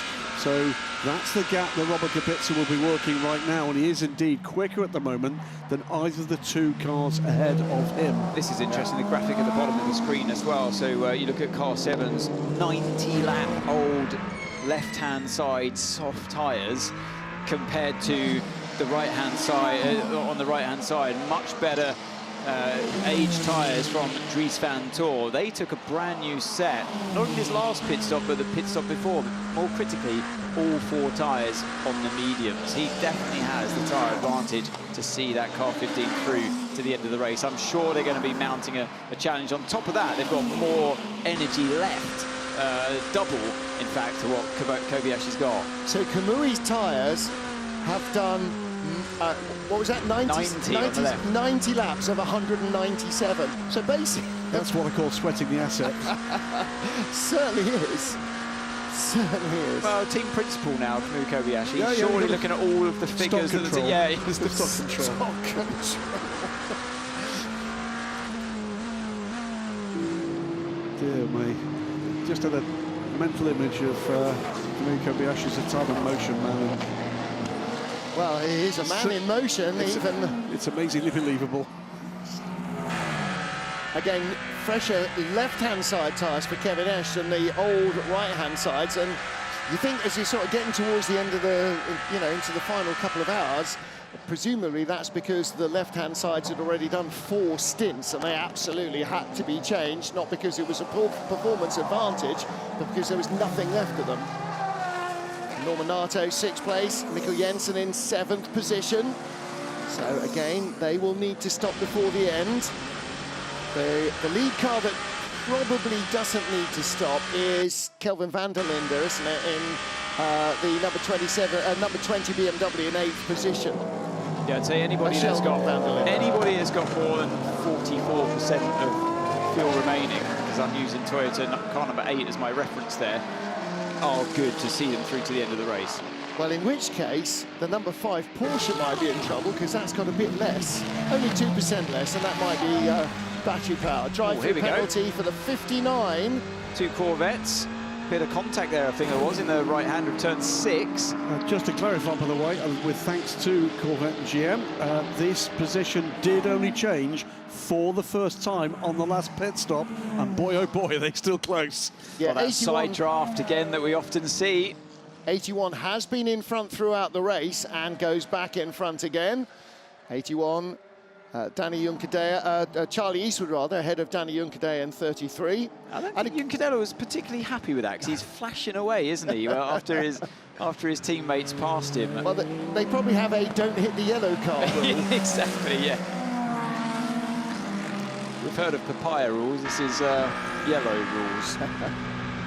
Kobayashi down towards Rabatza 1, take a lot of that curb on the left-hand side. It minimises the level of understeer, particularly this late on in the race, and particularly when your left-hand side of tyres have got 90 laps to them. Here we go into the pit lane then. That 60 km/h board comes at you, hit the pit lane limiter, and then floor it.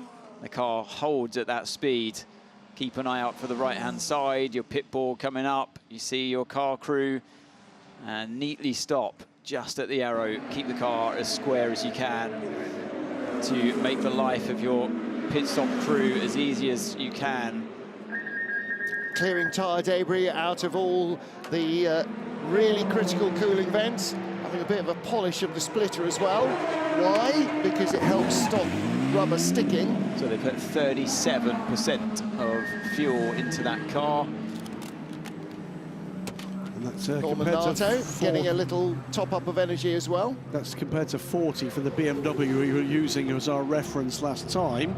So if Toyota have got their numbers right, and they usually do, 37 or a little less than that is the number that is going to be required, and nobody ahead of them is got anywhere close to that. Car 31, by the way, gets a drive-through penalty for unsafe rejoin at 16:35. That's the one we saw when there was a spin, and he came out ahead of, I think, the Corvette. Wow, they really have taken their time on some of the penalties today, haven't they? Really going through it thoroughly. So Augusto Farfus, who's just had to stop after taking the car over because he pulled a bit of it almost off, is now going to have to stop again because somebody rejoined unsafely after a spin. Into the pit lane 15. comes 15.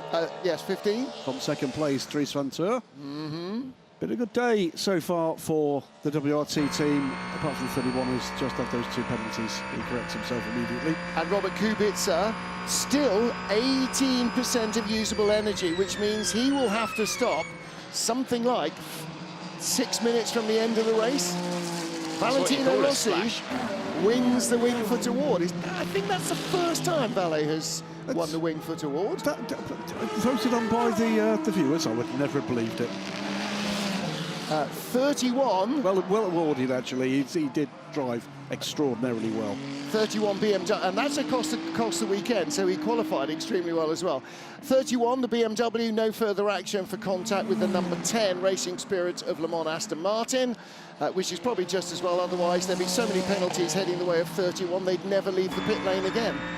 That I think, was the incident that led to the unsafe rejoin. Yeah, so they've just served the penalty for the unsafe rejoin after coming back in to have the rear wing really properly ripped apart. And Augusto Farfus may now complete the last 60 minutes without much more penalty. So just looking at the energy graphics again, next of the front runners we're expecting in is the Peugeot 93, down at 4%. That's Mikael Jensen, who's done a fantastic job there. Yeah, when you think they got spun around earlier on when Paul di Resta was at the wheel. Notably, the 15 BMW, Dries van Teur, has made it back out ahead of both Toyotas. So that's great work from Team WRT. Well, they had less fuel to put in, didn't they, in their stop, and now utilising the fresher tyres that they're on. So the BMW, you know, they haven't had a trouble-free race today. You have to wonder where, you know, they could have been threatening Ferrari 51 much more seriously if they just didn't get into too many battles. 15, what trouble has it had? 20, I'll give you, yes, it's been in the wars a lot, but 15, don't forget, third with Kevin Magnussen, a long way into the race. I'm not sure they've had too many dramas. The point I'm going to bung in here is, it's a point you made a little earlier. We've seen just how fantastically well the backroom boys and girls at Toyota Gazoo Racing can serve that team. count on WRT being spotless in a pit stop. That's what's made them their reputation in GT racing, and well earned. Changed the rule book forever in GT racing. They were that good. And now we're beginning to see what they can do in hypercar. And of course, because Thierry Tassan listens intently to the broadcast, he's been picking up all Anthony's tactical tips about running the 15 car so well. It'd be nowhere without him. I'm racking my brains now about the 50. I'm sure they haven't had a completely trouble-free. Maybe they have, but I seem to remember there was some drama at some point, but maybe I'm wrong. They have also been really abstemious with tyre use. I think that's part of their deal as well. I mean, we've barely mentioned them. 009 under investigation, the Aston Martin, for pit lane speed limit infringement. One of the Astons had a bit of a problem with peak power usage as well. And Alessandro Pierguidi has had none of that so far out front. Here's the 93 Peugeot, Mikkel Jensen, heading into the pit lane this time. Yeah, absolutely. As you see, you're going to peel off to the right-hand side, get ready on that pit lane limiter as well. Well, and there we go, 60 kph, holding the car to that speed. Much, much better performance from Peugeot here. Watch this space. And this car made it into hyperpole as well. The other car just didn't. They were 11th. So both Peugeots could have been in hyperpole with both Alpines. So yeah, an encouraging race weekend for them all round. I think they've had performance, and with a little bit of luck and not getting hit by the Cadillac, who knows, they might have been right in with a podium shot, but then might have beens make up for a lot. 51 into the pit lane. Here is our race leader, final stop. We're expecting around 10 seconds of fuel going into this car and no tyres. Yeah, not a chance. Now, they had a huge advantage early on, and the safety car eradicated that, because sometimes that's what's happened. And we're looking at who coming up behind. Well, the 83 Porsche, Ferrari rather, of Robert Kubica. Has that gone by into the lead? Now. It has. It will need to stop in 2 laps, perhaps. And out comes which Alpine? 35. That's Paul-Luc Chatin. There is 51. And again, Nancy, you talked after 2 hours about the amount of tyre debris at the side of the track. Certainly hasn't lessened in the remaining 4 hours of the race. It makes it incredibly hard, as we see the car number 6 in the pits now. Yeah, incredibly hard for all the drivers to stick to that almost single file line that they're on now, with the marbles everywhere, and makes overtaking even more difficult. Car 6 is underway. But as the 20 BMW passes 50, a lap down, with the 36 Alpine trying to get onto terms with the 20 BMW, now back up into 3rd place. And as all these cars pit... Someone's been through the gravel in a big way. As all these cars pit and do their splashes, is sending car number 8, Toyota Gazoo Racing of Buemi, further and further up the field. He's now running in P6. Yeah, compared to number 50, which is down in 15th place. Don't forget that was right behind him. And Buemi and all of his teammates and team will be praying they don't get some kind of penalty from what happened a few laps ago with the car 50. 83 comes through once again. Drive-through penalty for the 009 Aston Martin.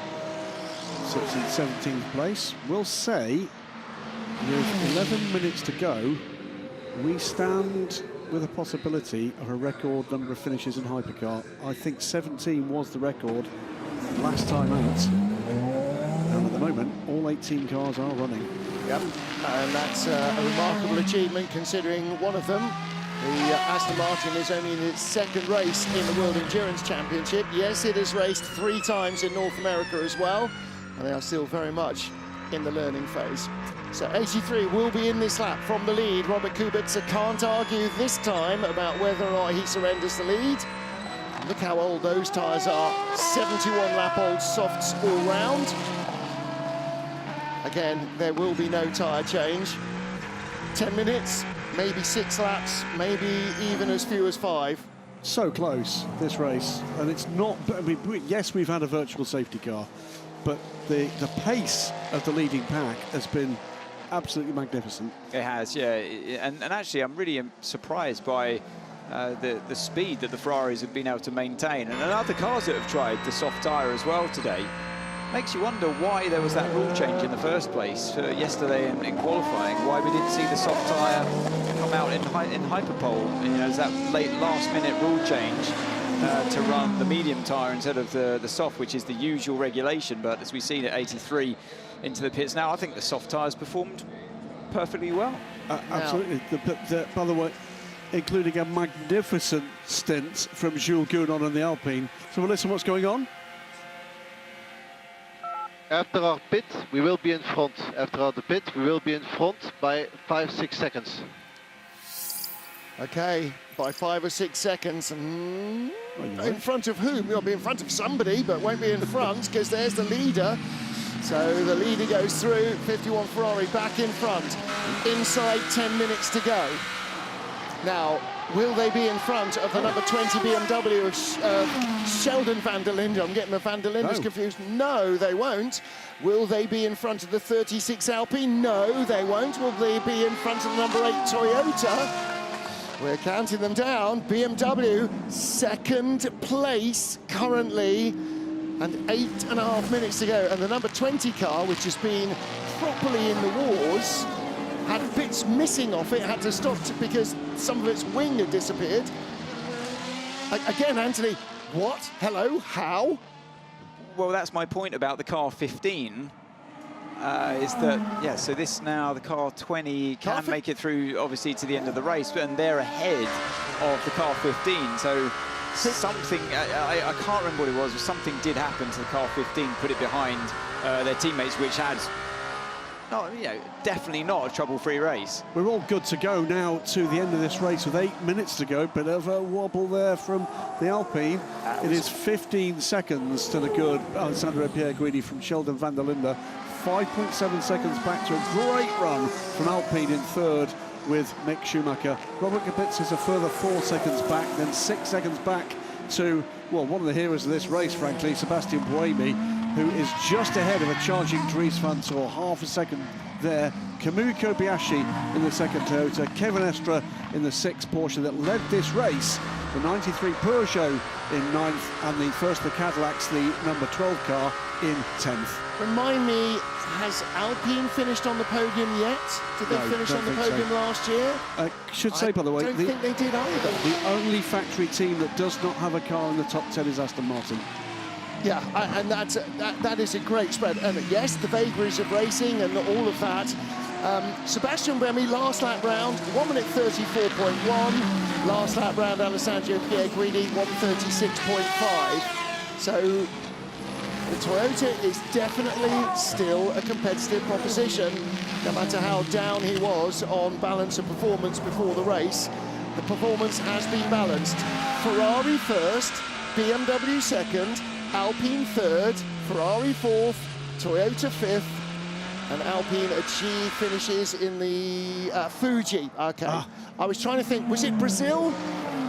Well, the other point to make is, remember, this is their second hypercar, the A480, the car that was originally LMP1, most certainly achieved podium finishes, but for the A424, the current car, this would therefore be its second podium. Yep. But again, we've got 3 different marks in the top 3 positions at the moment. And my answer to Sebastian Buemi this morning, he said, are you happy with BOP? I said, yes, I am, because we are 9 different manufacturers, 3 more confirmed for the next 2 seasons, and at least 2 or 3 more lining up. So I think everybody's happy with BOP.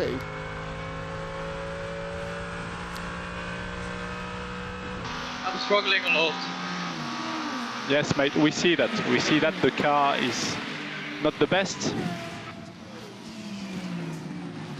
One other thing to watch while we're watching these cars streaming through, and that is the lead in LMGT3. Kelvin van der Linde is closing very fast indeed on Richard Lietz, and that could be a very significant result. We have 5 minutes to go. It was 6 seconds at the end of the last pit stops. Kelvin van der Linde 1.5 seconds back now for Richard Lietz. The 92 Porsche trying to fend off a rampant run from the 46 BMW, and this is going to go to the flag. Well, the two BMW hypercars appear not to have taken tyres since a week ago last Wednesday. Anthony's just counting up the laps. The number 15 car struggling, but number 20 basically changed tyres last time at the same time, and that's getting on for 2 hours ago, I would say. They've only done, well, I say only done, by only done taking 160 laps on those. Using this as our new baseline reference on tyre wear, they've done only 75 laps. Oh, okay. Well, no, I mean, they're still relatively youthful then. Oh, are they on softs? Are they on softs? No, they're on mediums. Oh, on medium. Wow, no, they've got another 50 laps in them. They can go do Le Mans with them next. 4 minutes to go. Alessandro Pierre Guidi still 12 seconds to the good. LMGT3 lead is under 1.3 seconds now. Kelvin van der Linde is rapidly getting to the rear of the Monti First Form Porsche, the 92 car.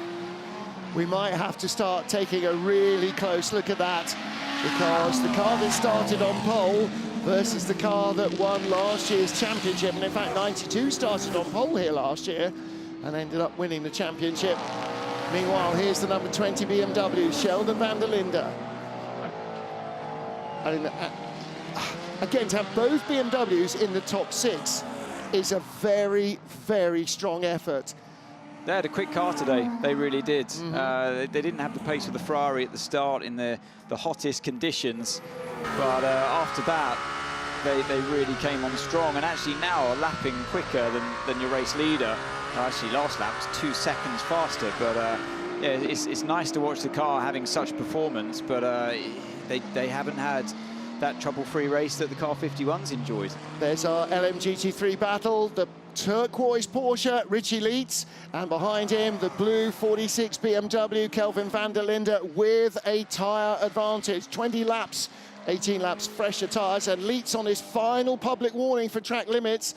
Okay, this plus one more lap, maybe if they're really lucky, van der Linde and crew might get a second go at it, but if he gets to Leitz, he's got to lunge immediately, Anthony. Absolutely, yeah, sorry. Tension in those garages at the moment is palpable, as they've got the Porsche hypercar between the two. Kelvin van der Linde knows how important this is for the team, for the championship, but not least for the 65,000 people that might want to have a word if he doesn't.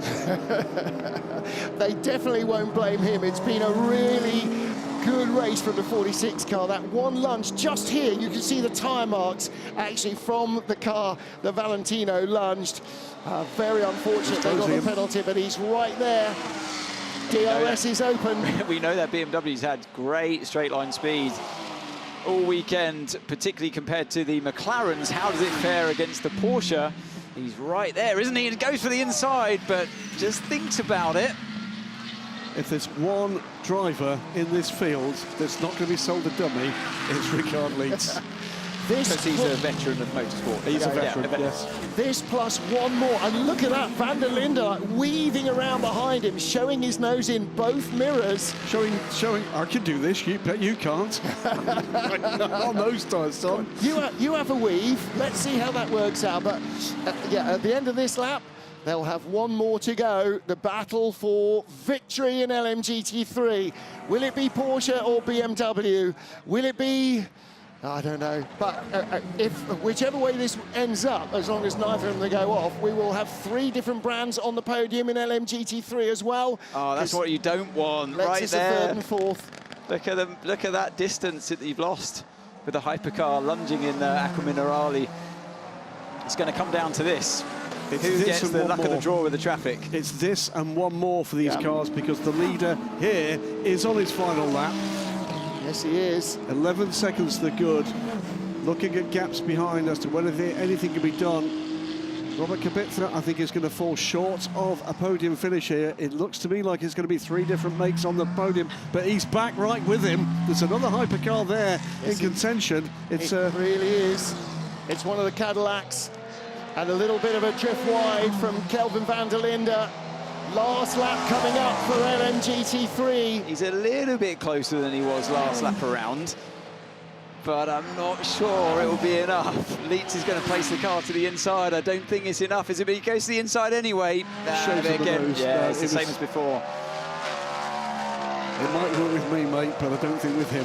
It was all because of the traffic in Acqua Minerale, but you never know who's behind. Close enough. Can he have a look at Tosa? He can have a look, but he can't have a lunge.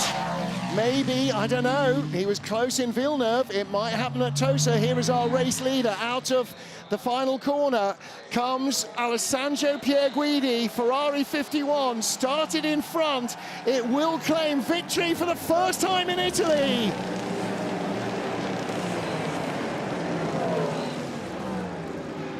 And for the first time outside Le Mans, a red car wins. And here is the battle for victory. Around the outside into Acqua Minerale. Can he cut back to the inside? Van der Linde finds the road is full of Porsche. And now Richie Leitz has got to survive 4 more corners. Variante Alta, a chance for Van der Linde. Leitz is in the middle of the road. Van der Linde looks left, he looks right. He's going to have a great run on the exit of this chicane because Leitz was compromised by having to defend into that chicane. So it's all going to boil down to the Ravazzas. He can't make contact into Ravazza. Leitz has got to keep the door shut on the inside. And he's 2 corners away from victory. 1 corner away from victory. And it is going to be the win for the 92 first form Manthey Porsche, just ahead of the 46 BMW. Valentino Rossi does not get to win at home, but jubilation. First win in the World Championship for the first form team. Nowhere in Qatar, the Porsches absolutely did it here. Great last couple of laps from Richie Leitz, with clearly a less good car underneath him than Kelvin van der Linde. And Fabulous you saw stuff. Ryan Hardwick and Ricardo Pera celebrating jubilation for first form and Ferrari. Race win. Guys, come on. We deserve this so much. We deserve this so much. Since many times. Thank you so much, guys. I'm so happy. Thank you, everybody. Thank you. Thank you, mate. Thank you. James Collado started the car that man had put on pole position. Antonio Giovinazzi did the middle stints, and then it was down to Alessandro Pierguidi to bring it home, and he did. Redemption from last year. They had this race in the bag, didn't they, speed-wise last year. The weather went against them. Strategy went against them as well, but this year, at least with one of their cars, put it right. Well, the other point to make here, lots of people talking before this race started about the potential 1, 2, 3. They finish, the Ferraris, 1, 4, 15. That's what sports car racing can do. And look at the response from Ryan Hardwick there, just delighted. Yes! We won the race, we won the race. Good job, so we are driving. Give us some pickup, give us some pickup. You can use all the fuel, but give us some pickup. Amazing job. Lovely, thank you. He's so dry and so cool. He's got the driest, most wonderful sense of humour, Richie Leitz. Cheeky grin, and it'll be all over his face right now. He'll have enjoyed that. Well, for perfection for the Italian fans, it would have been the 46 BMW in front. And Valentino Rossi will know that that lunge down into Ravazza cost him the win. And that too is motor racing. He's been there before on 2 wheels. He really wants to do it on foot. And what a place it would have been to have taken his first World Championship win. It wasn't to be. Second again. Get those lights on, sunshine. P2, baby! Yes, boys! Yeah! Oh, those Belgian tones. Yeah, you know, for BMW, Sheldon van der Linde, second place. Third place for Alpine, Mick Schumacher. Ferrari, BMW, Alpine.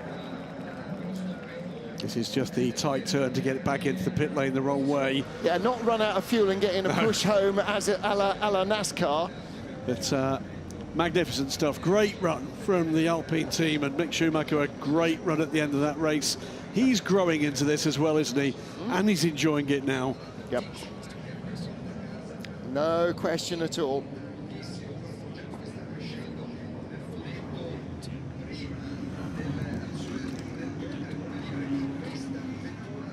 Victory in Italy for Ferrari, and after coming close last year and making the wrong call on tyres in the rain, Anthony Davidson, when they went softs, because rain had been forecast and maybe it was going to come, it looked like they might have really compromised their strategy. Somehow in the end they made it work. They had enough. And nobody, I don't think anybody knew whether it would or wouldn't. They had enough speed in the car inherently. They've been the class of the field in terms of speed all weekend, that they could make it work. A few other teams tried it as well. It hasn't been the preferable tyre of choice this weekend, but they made it work. And yeah, the driver, you have to take your hat off as well to all the drivers that could nurse them through to the end.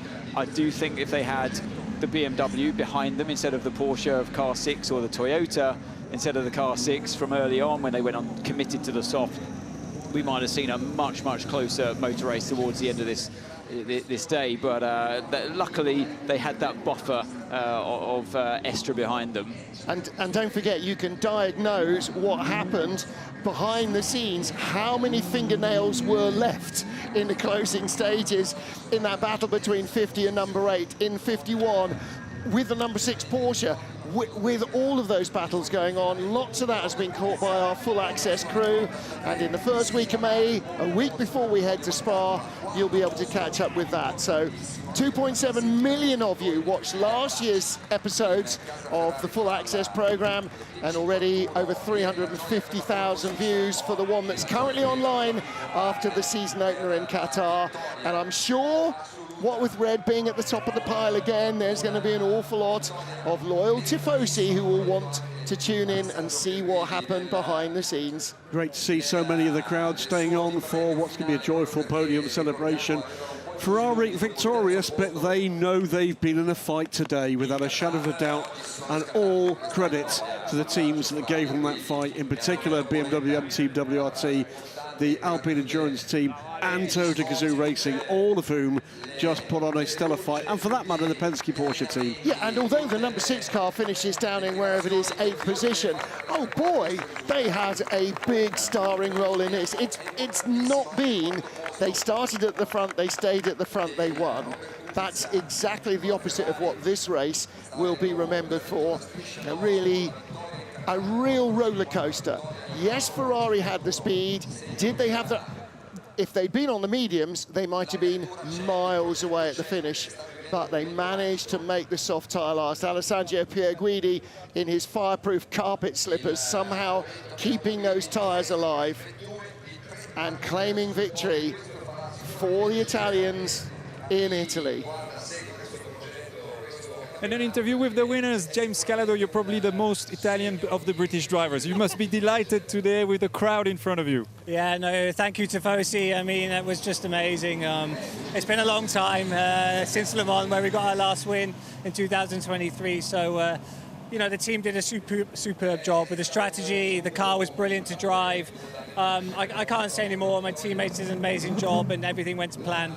And I'm just over the moon to win at home in Italy. Well, enjoy for now, enjoy. Antonio, pole position, it's a dream weekend for you here again, congratulations. Ma fantastico, grazie tifosi innanzitutto.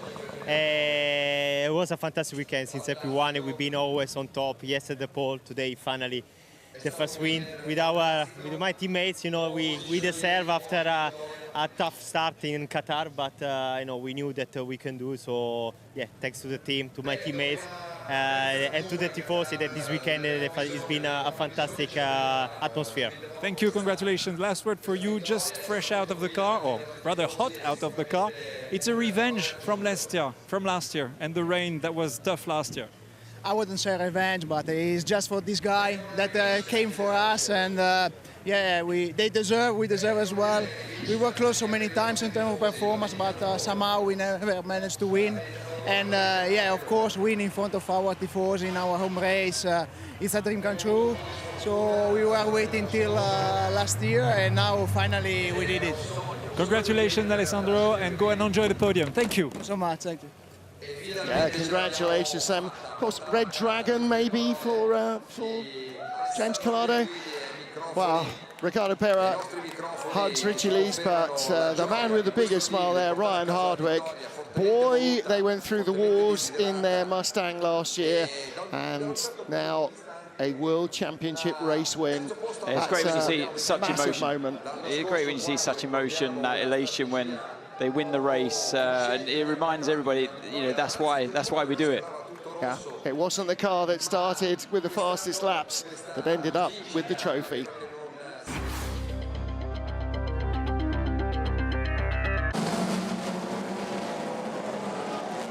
So Ferrari started at the front of the field first, second, and it could have been 1, 2, 3 in qualifying, but the number 50 car didn't record a legal lap and started 18th at the back of the hypercar field, which astonishingly made its way through the first few corners without major drama. And the same was true in LMGT3, but a very strong start from Francois Heriot in the 21 Ferrari took them from 4th on the grid almost into the lead. The 50 Ferrari soon started making up ground. Nicolas Nielsen, the calm head with the foot down early in the race. Trouble for Ben Keating, turned around by Celia Martin, and that would have a permanent effect on the 33 Corvettes race. Trouble too for the 93 Peugeot, getting turned around by the Cadillac. However, they still ended up with a top 10 finish. Not the case for Ian James, the Heart of Racing Aston, tapped off by the unfortunate number 31 BMW, caught out under braking, and Ian James healthily out of the car, safely out of the car, but the car destroyed and not able to continue the race. BMW and Alpine both had strong roles to play. The 15 car was third early on and stayed in the top half dozen. 20, another strong role, but this time trying to get by the number 7 Toyota. And that battle would continue, not entirely safely for either. Porsche led mid-race with the number 6 crew, but in the end, Kevin S couldn't hold off the charging Ferrari. A lock-up allowed 51 to come back in front. And then the turning point in LMGT3, Valentino Rossi turning around the 21 Ferrari. That would earn them a penalty. 21 was out of the race, and it would be a tough battle to come back for the 46 BMW. Well, Rossi handed over to his teammate Kelvin van der Linde to continue the race. Meanwhile, Toyota back in the action. 8 and 50. These two cars down the order, but on fuel strategy, working their way towards a potential podium finish until contact, a puncture for the 50 tyre, 4 hours of hard work undone in one moment. 83, final fuel stop from the lead as the number 20 BMW moved up into second place. It was victory in Italy for Ferrari for the very first time in the World Endurance Championship. 51 claiming the honours after Antonio Giovinazzi had put them on pole. And the 46 BMW coming up desperately short. 96 Porsche winning in LMGT3. And but for that touch with the Ferrari, if Valentino hadn't sensed a slight opportunity down in Ravazza, they had the team, they had the pace to win in LMGT3, and that would have sent all the Tifosi home happy, with Ferrari winning in Hypercar and Valle winning in LMGT3. It wasn't to be. That victory for Rossi will have to come maybe at Le Mans, who knows? They certainly have the crew, and they may have the potential. But 3 different brands in the top 3. Ferrari, BMW and Alpine. The best Toyota in 5th position, and the best of the Porsches in 8th, with a Peugeot and a Cadillac also making it into the points. In LMGT3, Porsche from BMW, from Lexus. 3 different brands in the top 3, but somehow apparently balance of performance is a bad thing. So Lexus, Ferrari and Corvette also in the top half dozen, and all but one manufacturer had a car in the top 10. In hypercar, Aston Martin, the only team not to. Just 2 cars failed to make it. Accident damage, both for the 27 and for 21. So 34 of our 36 starters made it to the finish line, including all 18 hypercars, a new series record.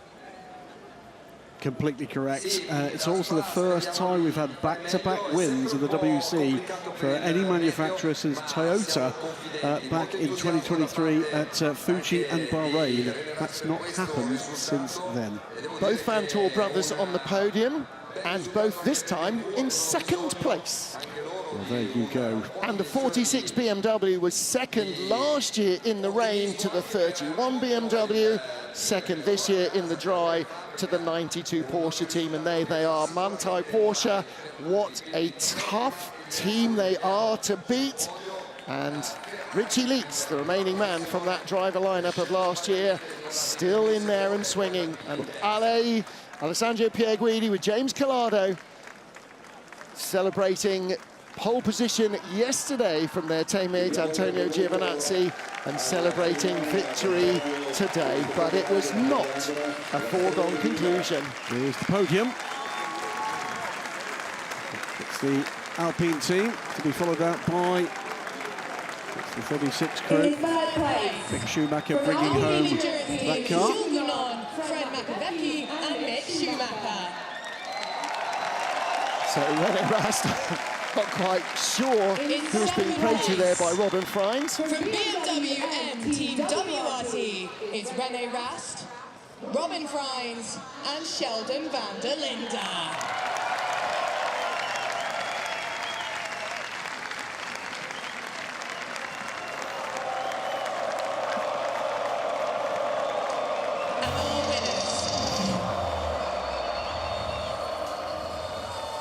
From Ferrari AF Corsa, it's Alessandro Pierguidi, James Collado, and Antonio Giovinazzi.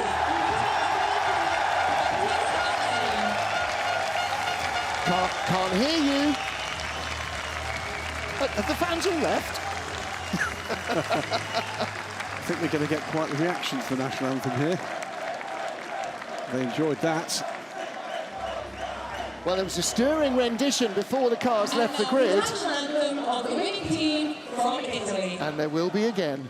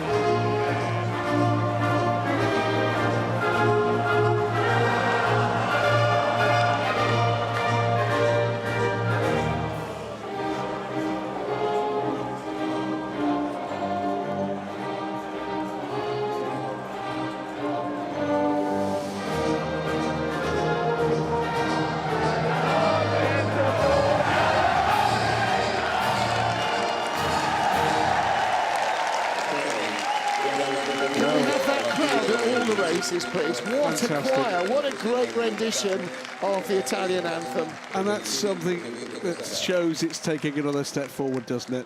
It's what a result for the home crowd, and magnificent stuff for them to all be here at the finish as well. So the winners' medals being presented to Alessandro Pierguidi, to James Collado, and to Antonio Giovinazzi. Giancarlo Minardi, of course, talked about that we're close to Sant'Agata Bolognese, the home of Lamborghini, not too far from Maranello, the home of Ferrari. But what we're really close to, and just about 12 kilometers away, is Faenza, the hometown of Giancarlo Minardi, Minardi Racing, and now, of course, Racing Bulls, the team that that Minardi became after a number of other stops along a scenic route. And he is the circuit manager, Marco Panieri, who is the mayor of Imola, presenting the trophies for third and for second place. And again, Alpine on the podium, well-deserved, not a fluke, not lucked in some safety car range, schmozzle. And the same too for the 20 BMW. Not quite sure how they made it, but they did. And the 51 Ferrari probably wouldn't get long odds on them winning, but it was a good job by the entire crew. Number 36 Alpine Endurance Team is Jules Gounon, Fred Macavecchi, and Mick Schumacher. And well done to them. That's a big step forward again. It just goes to show, doesn't it? It's getting more and more difficult to win and to get to this level, the podium in the FI World Endurance Championship. And that makes it all the sweeter. In each of our two classes, we start 18 three-driver teams. And in each of our two classes, 8 of them aren't going to get a single point. Only the top 10 score points. So nearly half the field go away empty-handed with tales of regret. But for the crew of 20 BMW, when bits of the wing were coming off after that contact with the number 7 Toyota, when they might have ended up with a penalty, to be on the podium, that's a good day at the office. Yeah, I think they got a little bit lucky. They were unlucky at the chicane, and then lucky with the safety car later on in the race, when obviously it put them right back in the game. And yeah, there are always going to be winners and losers in that situation. But yeah, car 50 certainly was. They lost a lot of ground in that safety car after the Valentino moment in Ravazza 2. I've just got a little message through on my phone. Ferrari vince la 6 ora di Imola. And Alessandro Pierguidi, Antonio Giovinazzi and James Collado now lead the drivers' standings. But in second place, Phil Hansen, Robert Kubica and Ye Yifei, the 83 Ferrari crew. 2 strong results for them. So it's 50 points to the winning team today. It's 39 for the 83 points of our team, 38 for the 50 crew. That close. So Ferrari with the lead over BMW, second in the manufacturer standings. Toyota third, Alpine fourth, 5th place for Porsche, and then 6th for Caddy ahead of Peugeot and Aston Martin. And again, just to remind you that it's the top scoring manufacturer car in a hypercar that scores the points, not all of them. In LMGT3, our winners, First Form. Let's hear from them. Congratulations, guys. I'm going to start with you, Richard. What a last lap. That was a lot of pressure. Yes, too much pressure. So no, but it was a good fight. I mean, I really feel my engineer a bit nervous. So I was like, okay, I think he is fast. And then he was coming closer in the mirror, and obviously in the last lap you fight a bit more, and we touch a bit, but it was nice racing. And I think for the fans it was a good show. For us it was a good end of a nice 6-hour race. We were all very nervous, but you did super well. Congratulations. Ricardo, you must be delighted to win in Italy here for you. Must be great. Yeah, I mean, it's unbelievable to win this race in front of our fans. I want to thank again this team. Did a mega job. The guys are working really hard for us. The car was a rocket ship, and also I want to thank these 2 guys. They drove mega, so I mean, it's unbelievable. Congratulations. Ryan, last word for you. You must be super happy. What a strong car, the winning car from last year, again showing that it's there again.